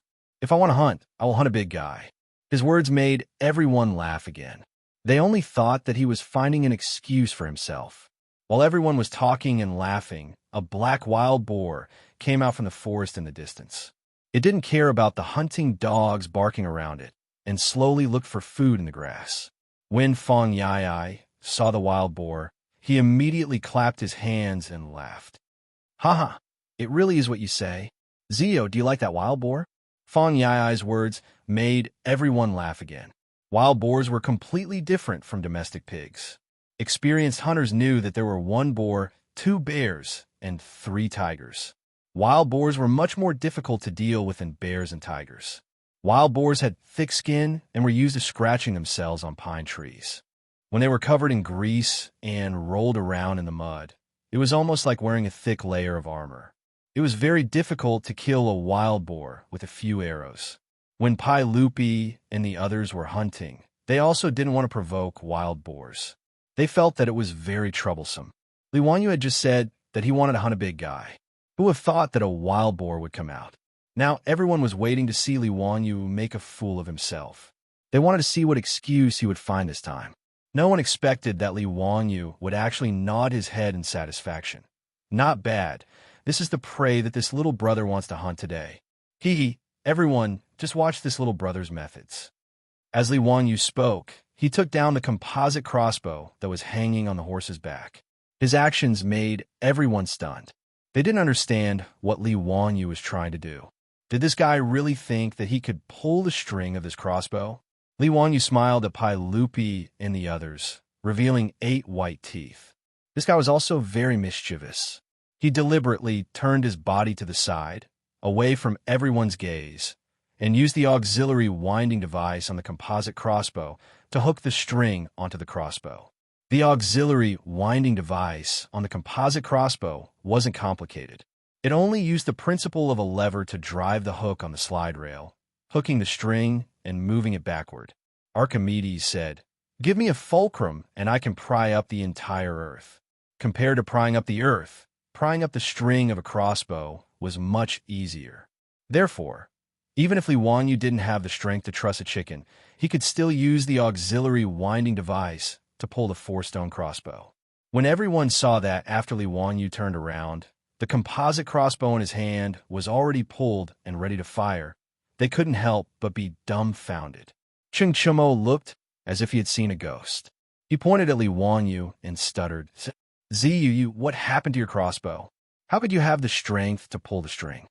Pai Lupi and the other dukes were also dumbfounded, especially Pai Lupi, who had personally pulled the crossbow in Li Wanyu's hand. Even he had to use all his strength to pull the string of the crossbow, so how could Li Wanyu sit on it? Fortunately, everyone hadn't read the Marvel comics of the later generations, and they hadn't seen the Hulk movies. Otherwise, they would have suspected that Li Wanyu had been bitten by an insect, causing his body to mutate. Chapter 771. The debauches were all dumbfounded. They looked at the crossbow in Li Wanyu's hand that was ready to shoot. "Brother Chumo, I think my eyes are playing tricks on me. Why do I see that the crossbow in Ziyu's hand is already loaded?" Feng Yai muttered. Cheng Chumo rubbed his eyes. He also had a look of disbelief on his face. "Brother Yai, I think I saw it too." Chai Ling Wu suddenly slapped his thigh. "It's a smokescreen. It must be a smokescreen. This kid must have hidden a loaded crossbow on his horse. Just now, when we weren't paying attention, he switched the crossbow. Yes, Brother Ling Wu is right. It must be like this. Let's go and search his horse." The debauches all shouted and rushed to Li Wanyu's horse. Li Wanyu didn't know whether to laugh or cry at the debauches' wild imagination. He could only let them search his horse. Cheng Chumo even let him get off the horse. He even lifted the saddle to check it. Li Wanyu was so angry that he wanted to kick him. Damn it, he really doesn't have a brain. The crossbow in his hand was about 1 meter long and the crossbow arm was about 1 meter wide.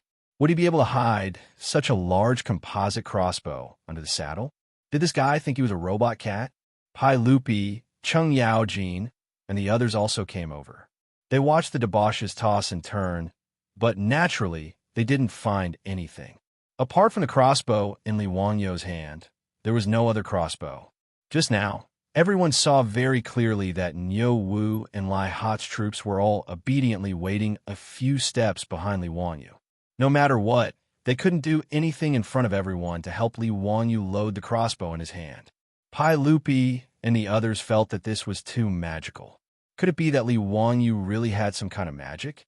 Pai Lupi, Cheng Yaojin, Li Jing, and the others looked at each other and saw a trace of unease in each other's eyes. If Li Wanyu, this brat, really had a way to draw the crossbow, perhaps they would all suffer a loss today. Pai Lupi suddenly felt a little heartache. How could he be so foolish and say that he would give the Sasha dew purple to this kid? Cheng Yaojin and the rest looked at each other in dismay. F***CK, they seemed to have promised a lot of good things just now. Could it be that they were really going to give them to Li Wanyu, this stinking brat? But if they wanted to pull their faces down and renege on the dead, it was likely that other than the shameless Cheng Yaojin, no one else would do such a thing. Li Wanyu also saw the gloomy expressions on Pai Lupi and the others' faces, and he couldn't help but feel pleased. It was a rare opportunity to make Pai Lupi and the other big shot suffer. Cheng Yaojin looked at the swaying wild boar 200 steps away and rolled his eyes. He shamelessly said, "Brat, since you said that you want to shoot that wild boar, then you have to keep your word. If you don't kill that wild boar today, don't blame me for not giving you anything." His words were very hooligan. The conditions that the others had proposed before were that Li Wanyu only needed to hunt the prey. Cheng Yaojin's words directly increased the difficulty by several times. These shameless words made Pai Lupi feel his face burning.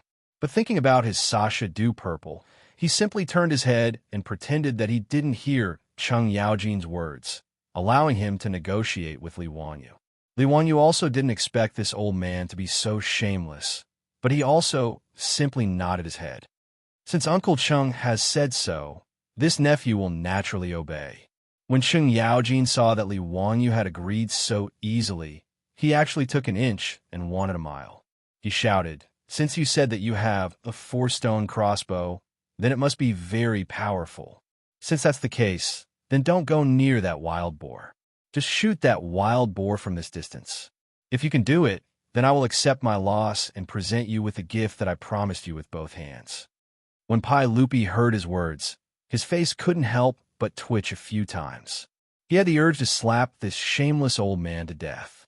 Shameful, this was too shameful. But when he thought of his beloved Sasha, Dew Purple, Pai Lupi decided to endure it again. Everyone thought that Cheng Yaojin was purposely making things difficult for Li Wanyu, but who would have thought that Li Wanyu would simply nod his head again? Uncle Cheng's words are very true, so I will do as Uncle Cheng says. If this nephew doesn't kill that wild boar today, then I would be too embarrassed to ask for Uncle Sasha Dew Purple. Pai Lupi and the others were once again speechless. They all raised their eyes to look at the wild boar in the distance. The distance of 200 steps was equivalent to 300 meters in the modern world. At such a distance, even Cheng Yaojin and the others couldn't guarantee that they would be able to hit that wild boar. Looking at it from this distance, the black wild boar was only the size of a fingernail. It was still faintly discernible in the grass. Even if one was a godly archer, who would dare to say that they would be able to hit it accurately? Moreover, even if the arrow could hit the target at such a distance, the arrow would be like the end of a crossbow. How could it kill that wild boar? If one wanted to kill a wild boar, they had to accurately hit its vital points. Otherwise, even if the arrow pierced through, it would only incite the wild boar's ferocity, or would be injured and run away with the arrow. Wanting to kill that wild boar from such a distance was as difficult as ascending to the heavens. Pai Lupi shook his head. Since Li Wanyu was so arrogant, he naturally wouldn't say anything. Being able to protect his beloved Sasha Dew Purple was the most important thing. Li Wanyu looked at the wild boar in the distance and waved at Niu Wu again. "Niu Wu, bring me the scope." Niu Wu had a silly smile on his face. He took out the scope and handed it to his Lang Jun. Li Wanyu pressed the scope on the crossbow and moved his eyes closer to it to aim at the target. It had to be said that the craftsmen of the Tang dynasty were quite skilled. The scope was completely made of hand-polished crystal lenses and could magnify up to 8 times. Telescopes and scopes didn't have the concept of how far you could see or how clear you could see. The so-called 8 times scope referred to magnifying the image of the target by 8 times. It made the target appear as if it was only 1/8 of the actual distance. For example, at this moment, Li Wanyu was looking at the wild boar 300 meters away through the scope. It was the same as looking at the wild boar 30 to 40 meters away with the naked eye.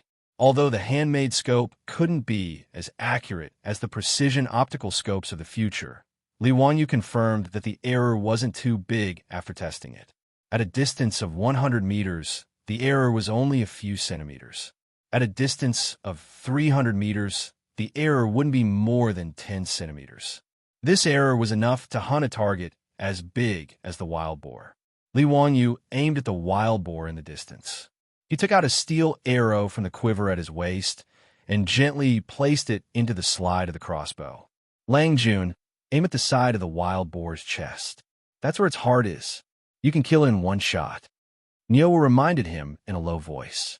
Li Wanyu nodded and began to adjust his breathing according to Professor Niu Wu's method. He slowly pressed the crosshair of the scope on the wild boar's body. Even Pai Lupi, Cheng Yaojin, and the others closed their mouths. They were afraid to disturb Li Wanyu. Everyone's expression was complicated. They were afraid that Li Wanyu could really kill the wild boar, but they were also secretly looking forward to it. Li Wanyu held his breath and focused. His fingers suddenly pressed the trigger of the composite crossbow. Chapter 772. After Li Wanyu pressed the trigger of the composite crossbow, the crossbow string lost its restraints. Under the huge recoil of the spring steel crossbow arm, the fine steel arrow was instantly propelled forward along the rail. In the next moment, Li Wanyu could clearly see through the scope that blood blossomed from the side of the distant wild boar's body. However, after the wild boar was shot, it didn't immediately fall down. Instead, it was as if it had been hit by a paralyzing talisman. Its body immediately stiffened. Pai Lupi and the others didn't have binoculars, so they couldn't clearly see the wild boar situation from 300 meters away. However, after everyone saw Li Wanyu shoot the crossbow arrow, the wild boar didn't move at all. It didn't go crazy from being injured, nor did the wild boar escape. It was as if it didn't feel anything. Cheng Yaojin let out a long breath and laughed. Wah, Zio, you brat. You bragged for so long, but in the end, you didn't even know where the arrow flew after you shot it. Pai Lupi also laughed. Zio isn't good at shooting, so it's not strange. Fortunately, the wild boar wasn't startled. Zio, you can still shoot a few more arrows and try again. At this time, Li Wanyu directly put away the composite crossbow in his hand. He had already seen very clearly through the scope just now. The crossbow bolt he had just shot out had very accurately pierced into the side of the wild boar's chest. According to Niu Wu, that was where the wild boar's vital point was. After the wild boar was hit by his arrow, not only did it not run, but it also stiffened in place. It was clear that the arrow had directly pierced through its heart. It was a fatal blow, so there was no need to shoot another arrow. Li Wanyu also didn't expect that the first real battle of his composite crossbow would be so perfect. A 200 to 300-pound wild boar was killed by his arrow from 300 meters away. This kind of exciting feeling made Li Wanyu unconsciously secrete adrenaline, and his heart beat very quickly. It was said that men's love for guns and crossbows was deeply ingrained in their genes. Li Wanyu hadn't touched a real gun many times in his previous life. Other than shooting a few bullets during military training in school, he really didn't have the chance to touch a gun, let alone use a gun or crossbow to hunt. Li Wanyu loved the composite crossbow in his hands to death. Being able to personally hunt a wild boar with a crossbow made Li Wanyu feel good to the bone. In response to Cheng Yaojin and Pai Lupi's words, Li Wanyu pretentiously blew at the composite crossbow. It was as if the crossbow was emitting smoke like a gun. Finishing arrows?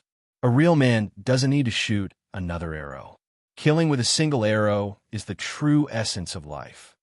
Cheng Yaojin curled his lips in disdain. You sure know how to say beautiful words, but that wild boar is still standing there. Before he could finish his words, he was stunned to see the motionless wild boar in the distance tilt its body and fall to the ground. The hounds that were barking around the wild boar understood and rushed forward.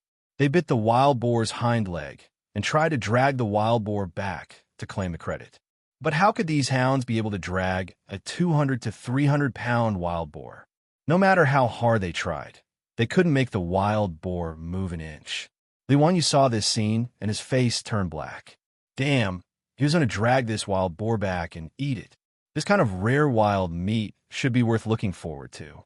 He had never eaten real wild boar in his previous life. Not to mention how many wild boars there were in China. Even if there were, they would be sold at a sky-high price. It was not something a white-collar worker like him could afford. In fact, Li Wanyu didn't know that the taste of wild boar was not delicious at all. Wild boar had a low fat content, a strong smell, and no fragrance. It also had a strong, fishy smell. The meat was hard and dry, and the taste was like chewing wax. There was nothing delicious about it. This was normal. Although domestic pigs were domesticated from wild boars, after generations of domestication, the fragrance of domestic pigs was much better than wild boar meat. But anything in his previous life, as long as it had the word wild meat, it would become very high-end. It represented a green ecology and had a high price. As for the taste, no one really cared about it. Li Wanyu was one of the people who was deceived by the word wild meat. His mind was full of the taste of wild meat. After the wild boar was bitten by these hounds, could it still be eaten? This group of hounds didn't have rabies, right? There was no rabies vaccine in this era. If they were infected with rabies, they would die. Even the gods wouldn't be able to save them. Of course, Li Wanyu also knew that this was nonsense. It was impossible for rabies to remain in food that had been cooked at high temperatures. Moreover, rabies was mainly transmitted through blood. There were many people who ate dog meat, but he had never heard of anyone getting rabies from eating dog meat. Li Wanyu began to habitually ponder about these nonsensical things, but a bolt of lightning suddenly flashed across his mind. Rabies. He had been thinking about how to deal with Geisaman at Abyss of Death, but he had no idea where to start. But if he could think of a way to infect Yun Geisaman with rabies, this hero of Goguryeo would be dead for sure. The fatality rate of rabies was 100%. Even in his previous life, when medical technology was so advanced, this was still the case. Since ancient China, the medical school had actually had some understanding of rabies, and there were many ways to treat it. For example, in the Eastern Jin dynasty's emergency prescription for elbow injuries, it was recorded that people bitten by dogs could not endure the slightest stimulation and would be afraid of sound and water. This was a classic symptom of rabies. Gohong had even thought of killing a rabid dog, taking out the dog's brain and applying it to the patient's wound. He could be considered a pioneer of immunology in ancient times. When French biologists first developed a rabies vaccine, they infected rabbits with rabies and then took out the rabbit's brain to make an injection. The principle was similar to Gohong's method, but it was 1,000 years later. But Li Wanyu also knew that applying the brain of a rabid dog to a patient's wound was purely a matter of fate. But there was a certain chance. Because the rabies virus in a dog's brain was relatively infective, there was a certain chance that the patient would gain immunity and not get sick. But this method was too simple and crude, and success depended entirely on luck. Li Wanyu didn't believe that there was much chance of curing the patient. As long as Yun Geisaman was bitten by a rabid dog, in Li Wanyu's view, he was basically a dead man. At that time, no matter how unwilling Goguryeo was, no matter how much Yun Geisaman's father controlled the Goguryeo court, it would be impossible for Goguryeo to clash with the Tang dynasty. After all, if Yun Geisaman died of his own illness, how could the Tang dynasty be blamed? The more Li Wanyu thought about it, the more he felt that this method was feasible. He even turned a deaf ear to Pai Lupi's words. Only when Youwu couldn't help but nudge him did he react. Uncle, this little nephew was thinking about something else. Does Uncle have any instructions? Pai Lupi glared at him and pointed at the corpse of the wild boar that had been dragged back. Zio, could it be that your crossbow really has the strength of 4 pickles of flux energy? At such a long distance, your crossbow bolt was actually able to kill it in one shot. This is truly beyond our expectations. When Li Wanyu heard this, he smiled very brightly and replied without answering the question. Haha, Uncle, I wonder when you can give me the purple. Chapter 773. Li Wanyu's words angered Pai Lupi so much that he rolled his eyes, his heart filled with regret. He felt that he had lost his mind. How could he have come up with such a rotten idea, saying that he would gift his beloved horse, Sasha Luzi, to him? Now that Li Wanyu had really killed the wild boar, Pai Lupi and the other dukes were in a predicament. Pai Lupi wanted to go back on his words, but he couldn't bring himself to do so. He could only vaguely say, "Why are you panicking? Could it be that I don't keep my word?" Li Wanyu curled his lips and whispered, "Who can say for sure? Just now I wanted to go back on my word. We agreed that I would only need to hunt prey, but now I have to hunt a wild boar. Isn't this bullying an honest person?" Although his words were whispered, Pai Lupi heard them clearly. He couldn't help but blush.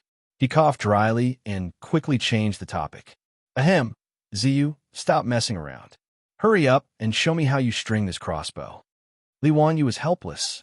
He couldn't force Pai Lupi to ask for a horse. He could only reluctantly pick up the composite crossbow in his hand, open the folding mechanism below the crossbow, and hook the crossbow string. Then Li Wanyu pressed down on the folding mechanism.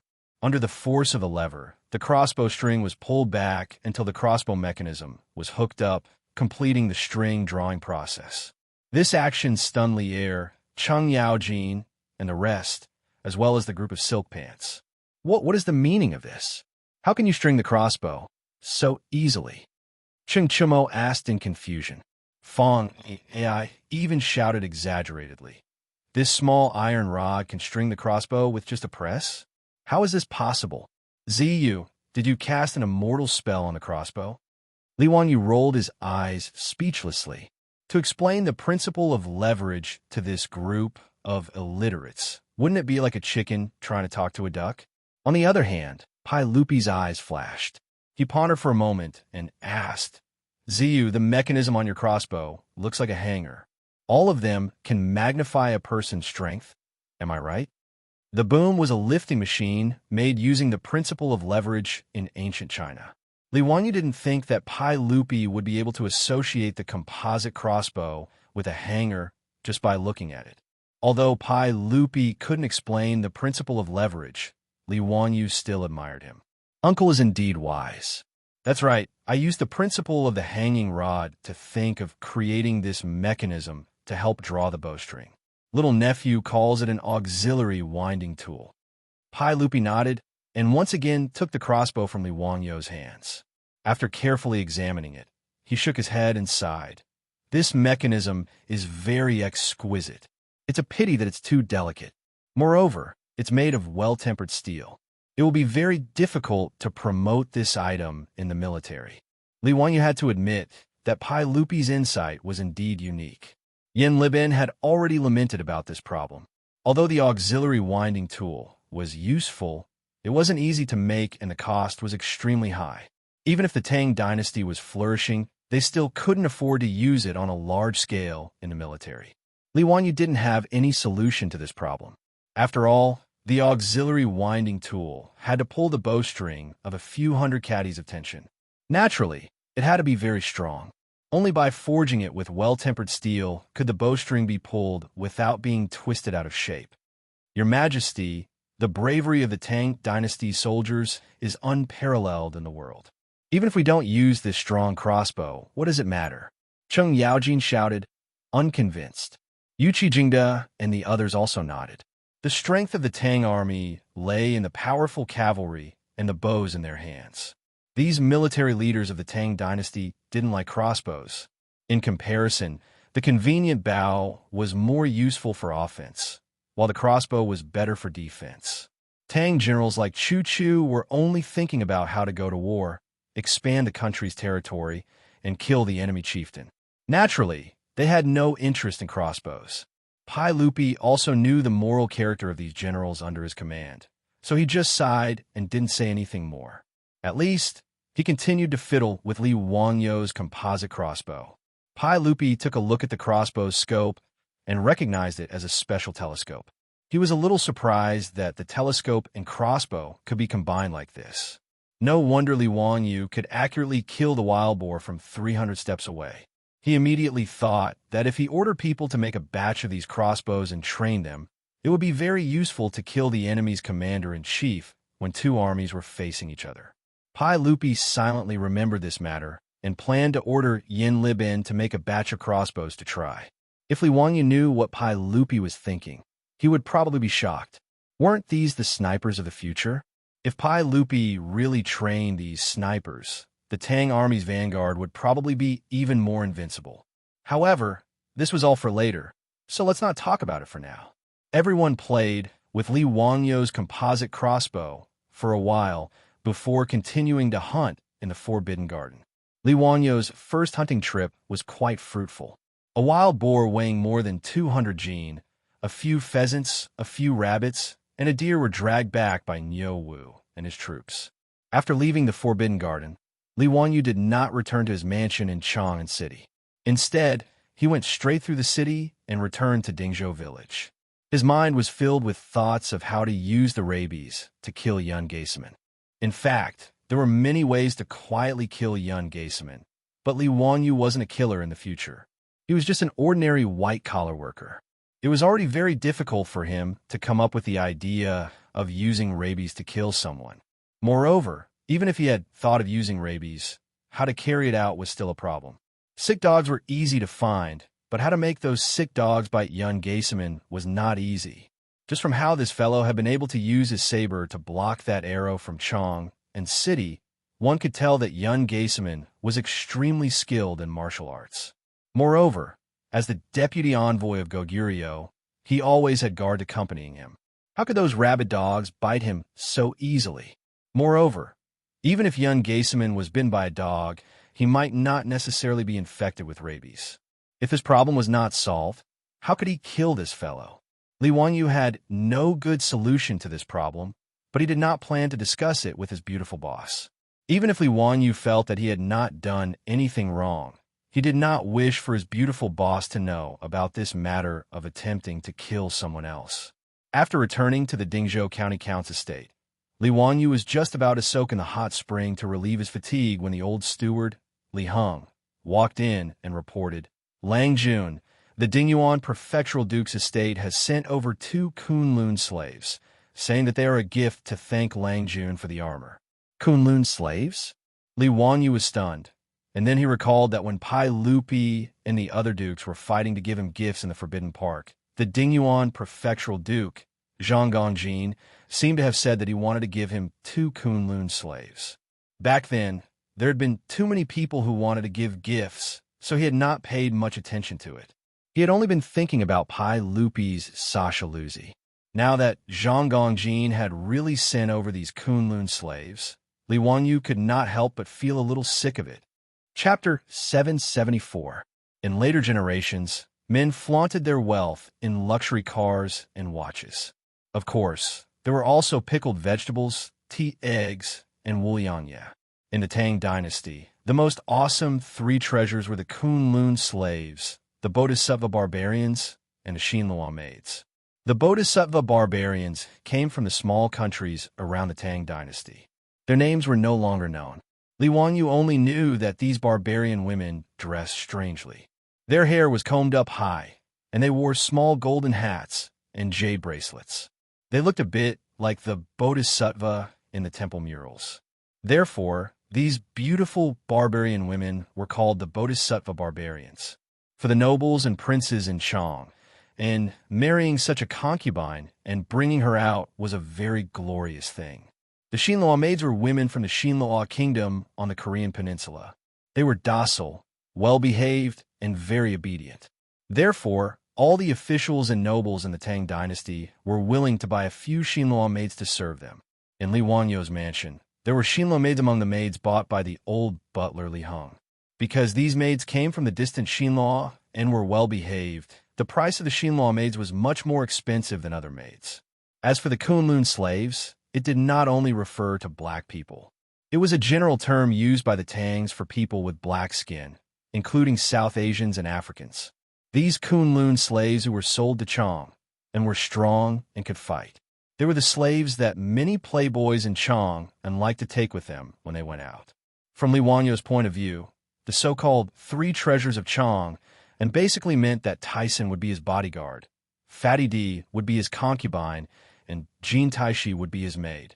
Well, thinking about it this way, it was indeed very ostentatious.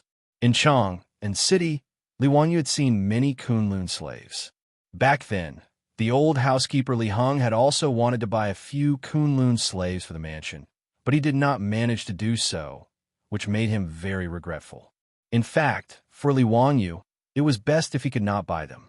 He did not want to take a few black and hard people around Chang, and although Li Wanyu was not racist, he did not like black people, especially after the incident in a university in Huaxia. He was really tired of those black people. Naturally, he did not want to keep any Kunlun slaves in his mansion. Therefore, Zhang Gongjin sent 2 Kunlun slaves as a return gift, which made Li Wanyu a little. In fact, Zhang Gongjin had good intentions. Although Kunlun slaves were not rare in Chang and City, slaves from Africa or faraway India were also rare. After all, even Xuanzang had to go to India to get the true scripture. It would be even more difficult to transport these slaves. Therefore, the The price was price, price, price, and price. Due to the scarcity, most of the Kunlun slaves that were sold to Chang and city were reserved by the nobles and nobles. It was difficult for ordinary people to buy them, even if they had money. At least, the old housekeeper Li Heng was not able to buy a Kunlun slave. Although Li Wanyu did not like this gift, since it was given by Zhang Gongjin with good intentions, it would be inappropriate if he did not accept it. He could only wave his hand helplessly, indicating to Li Heng to accept them first and think of a way to deal with them later. At most, he could give them to Cheng Chumo and the other rich people. It was not a big deal. Li Wanyu did not care too much about this matter. He casually gave an order and went to soak in the hot spring. This guy was thinking about how to carry out this perfect murder. Why would he care about these trivial matters? He did not like the Kunlun slaves, so he would let Li Heng send them far away. It was not worth his effort. Soaking in the warm pool water, Li Wanyu closed his eyes and let the maidservants beside him massage his back. He was very comfortable. This person really did go from frugal to extravagant. Back then, he had looked down on Pai Lupi and Cheng Yaojin for not wanting Virus. These men were naked and let their beautiful maidservants attend to them. But now, he had slowly gotten used to this and did not feel ashamed or embarrassed. As he enjoyed the soft massages from behind him, Li Wanyu pondered how to deal with Geisaman in the abyss of death. It was truly not easy to have a mad dog bite young Geisaman. But Li Wanyu had thought that rabies was transmitted through the saliva of dogs and cats.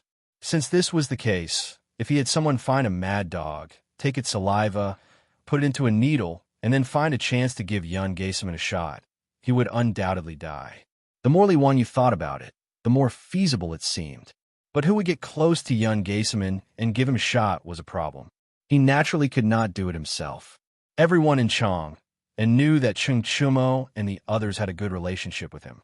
Young Geisaman had accidentally injured Cheng Chumo and almost killed the son of Duke Liu.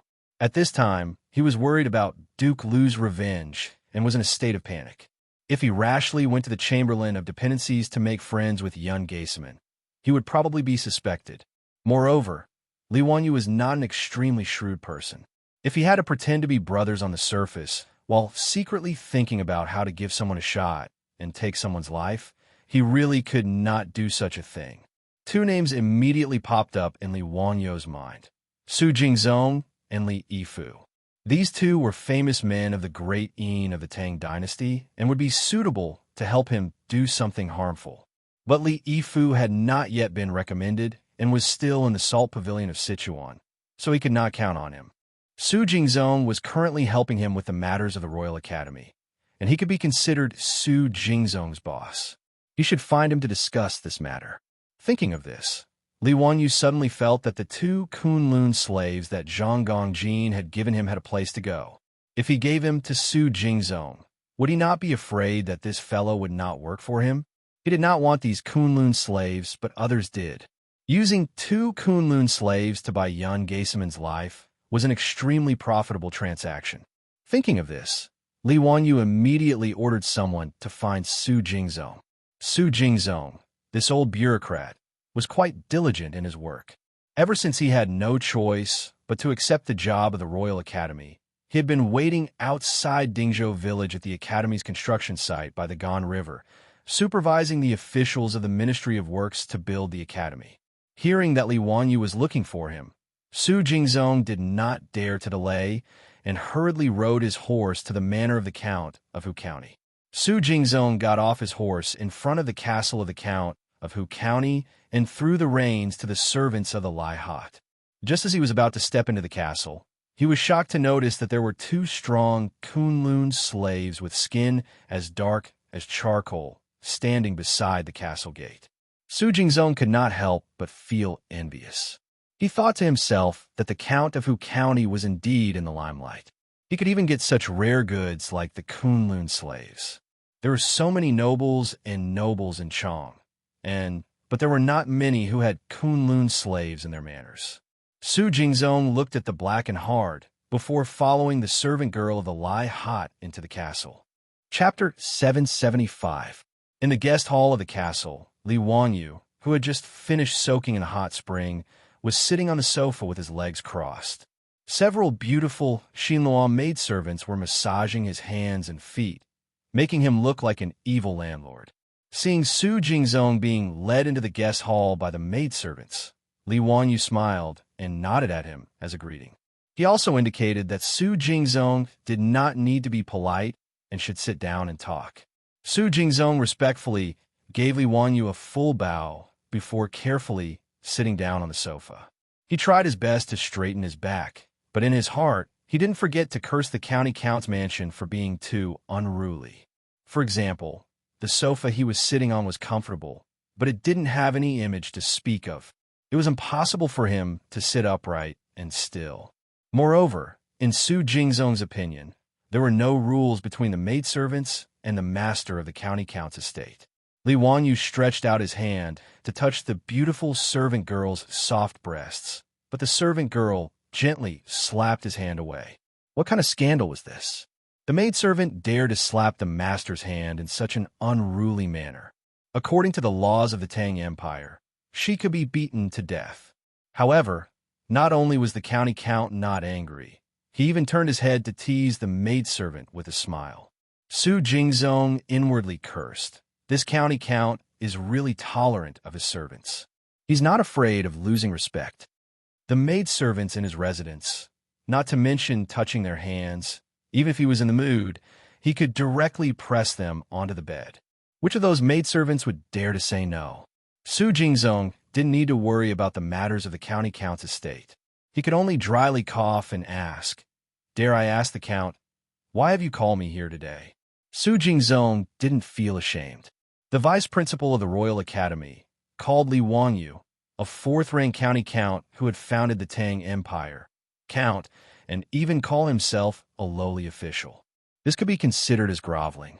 However, Su Jingzong didn't think this way.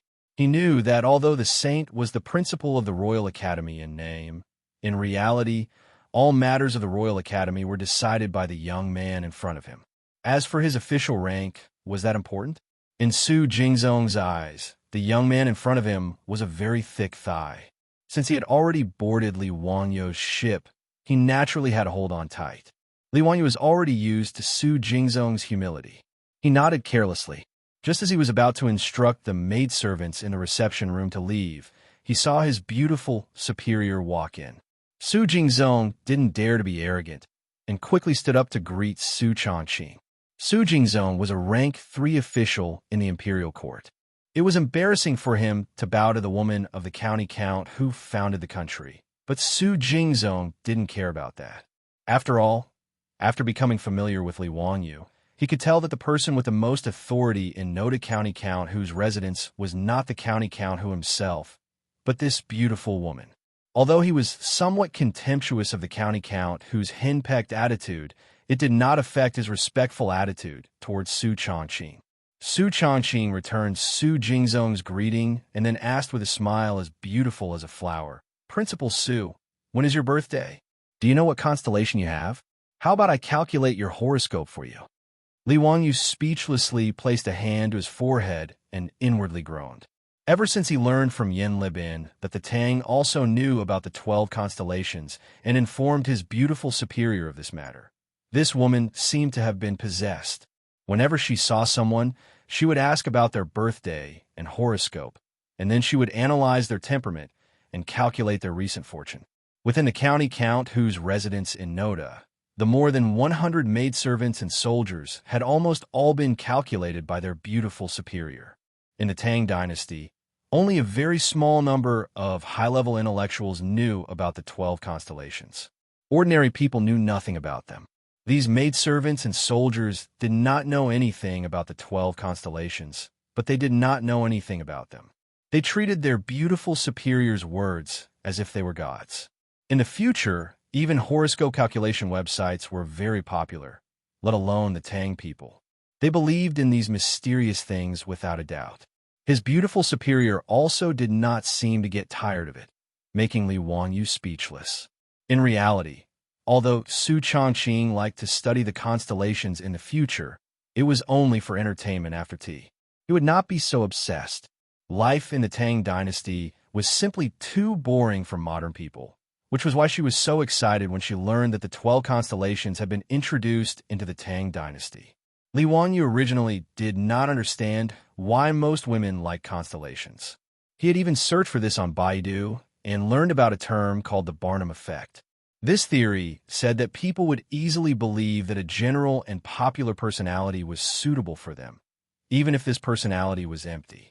The description of the constellations was a very typical Barnum effect, and women were naturally prone to the Barnum effect.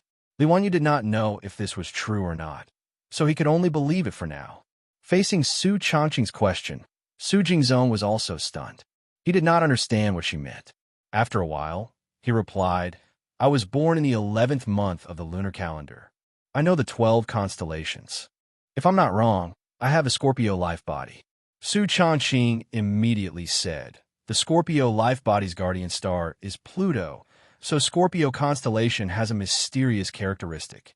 It is energetic, jealous, possessive, and holds grudges. Its actions are not bad, but its opinions are lacking. But this year, Scorpio career is developing like a fish in water." His beautiful superior talked endlessly about Scorpio constellation's fate and analysis, making Su Jingzong stunned. He nodded his head, feeling that Su Changqing's words were completely in line with his personality. He had never seen someone use such straightforward words to describe his fate and fate. Su Jingzong was naturally not one of the servant girls in the Hu County Count household. He knew of the 12 constellations from Indian Buddhism and had even discussed the fate of the 12 constellations with the eminent monks. But in Su Jingzong's view, the eminent monk who had discussed the 12 constellations with him was far less knowledgeable about the constellations than Su Changqing, the wife of the Hu County Count. Su Jingzong's thoughts were not wrong, but in terms of knowledge about the constellations, the eminent monks were not as good as Su Changqing. Of course, this was very normal. In the future, the study of astrology in the West had even become a professional course in universities. Although his beautiful superior was not that professional, compared to the ancient people from 1,000 years ago, there was probably no one in the world who understood the fate of the constellations better than her. Of course, Li Wanyu did not believe in the constellations at all, but if he could use this to fool the Tang people, it would be a wonderful thing. At the very least, he could not think of a way to make the stubborn Pai Lupi and Empress Zhongsun agree to let him marry his beautiful superior as his wife. He might as well try and see if the fate of the constellations could create some other opportunities for them. In any case, Li Wanyu would not accept marrying another woman as his wife. He could take in a few more concubines, but his wife had to be Su Changqing. Since Pai Lupi and Empress Zhongsun emphasized so much about matching in terms of social status, if he could package Su Changqing as the master of horoscope divination of the Tang dynasty, he might be able to make these two meddlesome in-laws agree. Thinking of this, Li Wanyu naturally smiled as he watched Su Changqing trick Su Jingzong, treating it all as an experiment. Li Wanyu could see that Su Jingzong's experimental subject was surprisingly effective. As his beautiful superior spoke, the expression on Li Wanyu's face became increasingly solemn and respectful. Chapter 776. His beautiful superior's analysis of Scorpio's character and numerology had fooled Su Jingzong. Although Su Jingzong did not understand a lot of Su Changqing's words, it did not affect him from understanding the general meaning. For example, what kind of planet was Pluto? Of course, Su Jingzong had never heard of it. This dwarf planet, which was invisible to the naked eye and was expelled from the solar system, was only officially discovered in 1930. If Su Jingzong knew about it, then he would be damned. But this did not prevent him from imagining the meaning in his own mind. Pluto, as the name suggests, must be the king of the netherworld. Pluto should be an unknown constellation that he did not know about. These things that Su Jingzong did not understand made him listen more carefully. It had to be said that there was a reason why the study of constellations in the future could attract a large number of fans. Not to mention that the Tang people originally believed in those mysterious things without a doubt. The constellation numerology that Su Changqing talked about was the accumulated knowledge of the later generations over thousands of years. Naturally, Su Jingzong was stunned. Different from the servant girls in Lai Hot, Su Jingzong was not only a listener when Su Changqing talked about the constellation numerology, but he also gave his own opinions from time to time. This made Su Changqing more talkative. Li Wanyu naturally had no interest in these. He was about to yawn as he listened. He also did not understand why a top student from the University of Pennsylvania, the city's white-bone fairy, and the beautiful superior of a professional woman, would be so obsessed with constellations. But since his beautiful superior was interested, he naturally would not disturb her. He simply let the servant girl continue to massage him. He closed his eyes and leaned against the sofa to take a nap. When he woke up, he asked the servant girl next to him and found out that he had slept for almost 2 hours. And the constellation exchange meeting between his beautiful superior and Su Jingzong finally came to an end. Su Jingzong stood up again and respectfully bowed to Su Changqing. "Thank you, Master Su, for clearing my doubts. It turns out that the constellation numerology is so profound. In the future, this Su will have to consult Grandmaster Su. I hope that Grandmaster Su will not be stingy with his guidance." Originally, Su Jingzong's attitude towards Su Changqing was extremely respectful, but he only called her Lady Su because of Li Wanyu's face. At this moment, Su Jingzong changed his way of addressing Su Changqing as Master Su, which surprised Li Wanyu. In the Tang dynasty, the term Great Master was not only used by the close eunuchs of the emperor to address the emperor, but was also used by daughters-in-law to address their mother-in-law respectfully. In addition, there was another way to address women who were knowledgeable and learned. Of course, the pronunciations of these 3 great masters were different. The first 2 pronunciations were the same as in the future, and the Great Master Su, that Su Jingzong called Su Changqing, had the same pronunciation as Great Aunt Su. Li Wanyu was wondering if Su Jingzong was flattering him. His beautiful superior casually talked about constellations. How could he have a nerve to call her Great Master? In history, women who could be called Great Masters were all people who left their names in the history books. Su Jingzong just listened to his beautiful superior talk about constellations for half a day and called her Great Master. Wasn't this a bit too shameless? Although with his beautiful superior's talent, there was probably no woman in the world who could compare to her.